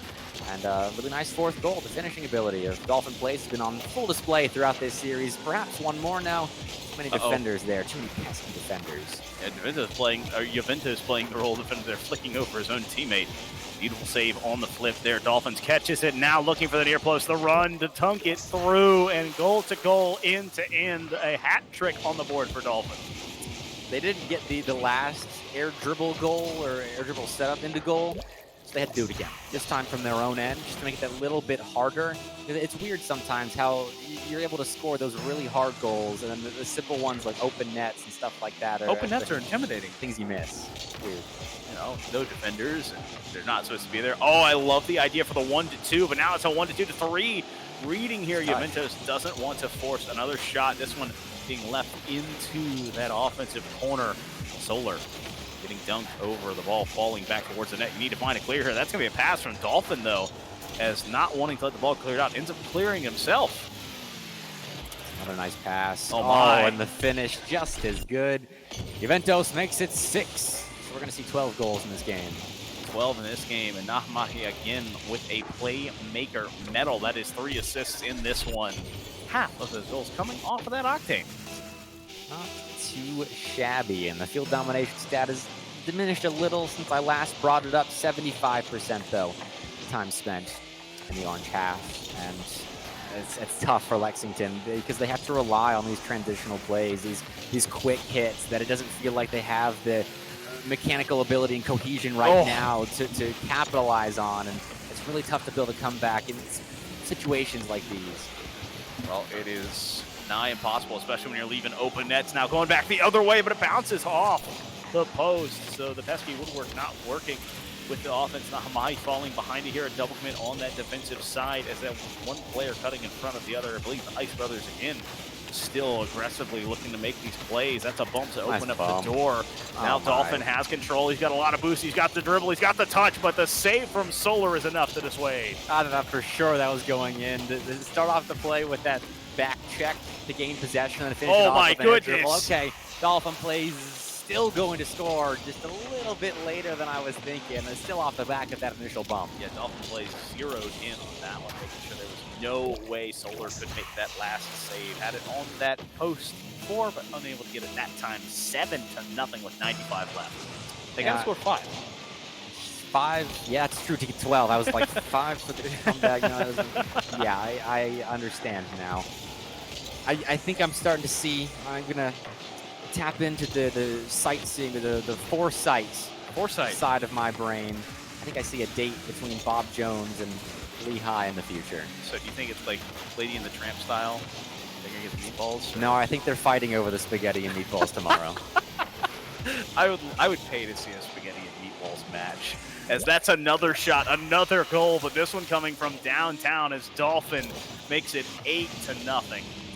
See, I used to work in an Italian restaurant, and whenever we would have little kids come in and eat spaghetti, at the end the table would look like there was a spaghetti and meatballs fight. And I'm imagining that's what Lehigh and Bob Jones is going to leave the stage like, just with metaphorical spaghetti and not metaphorical spaghetti sauce. Hopefully. I'm saving that one later, but I just love to imagine that there's just 2 kids out there slinging spaghetti at each other. And it's like, what happened over here? But right now, that's all you can ask is what has happened to this defense on Lexington side. They give an 8 an answer. They've been unable to find the back of that consistently. Only a single goal in this series, and one going in the back of their own net. Ice Vanilla getting bumped off the ball by his own teammate. Ice setting up his teammates, and now 1, 2, 3. That's going to be intercepted. That's going to be goal number 9, and Dolphins plays is rolling right now. All right, this game is over. The series is over. Congratulations to Lehigh for moving on. They just came out and controlled this from start to finish. I mean, it's tough to keep mental composure enough to come into this and not falter and let your opponent, who's the underdog in this series and has that mentality, I assume, coming into it, get the best of you. And Lehigh has looked solid throughout this. I mean, 9 goals in this one, 9 goals in the first one. We'll ignore the 2 goals that they only scored in game 2. Well, it is a party in Rocket City tonight as they move on to the top 8, and they are looking to make their mark against the Patriots, perhaps of Bob Jones High. 2-1, the ball falling down. Nahamahi letting it roll, but he is saying we're going to be letting this team roll forward on the back of Dolphins plays. 9 shots alone in that game. That was a lot. 9 goals as well. Very much a lot. We'll see if they can do it tomorrow against Bob Jones. I'd be impressed if they can do it again. 11-1. Yeah, I think we kind of got everything. Oh, they're playing the Throttle Buddies tomorrow. Okay. Yes! It's the Throttle Buddies versus Rocket City. Randy, get over here. It's a match made in heaven. That is what I was wanting. I mean, Lehigh, that's a good matchup for you guys. Like that's going to be a very entertaining one. And if I think it's in the notes. This is a dream matchup of mine. I wanted to see the Throttle Buddies and Rocket City on the same. Oh, I'm so happy. Yeah, Foof made us this whole packet of information, and he had these funny little notes about the names of some of these teams, and he was like, "I really hope we get a Throttle Buddies versus Rocket City matchup." So he'll be casting that one tomorrow. I'm already making that decision for Brandy. Executive call. Okay. But I think we're going to go ahead and end stream tonight to let everyone go to bed and rest up for day 2 because it's going to be a fun one. Well, Bepic, thank you guys so much. UNA, thank you guys for hosting. Talent, you guys up there. Volts, Watch Junior, I think, is hiding from me as well. But thank you guys so much for joining us. Have a great evening, and we will see you tomorrow.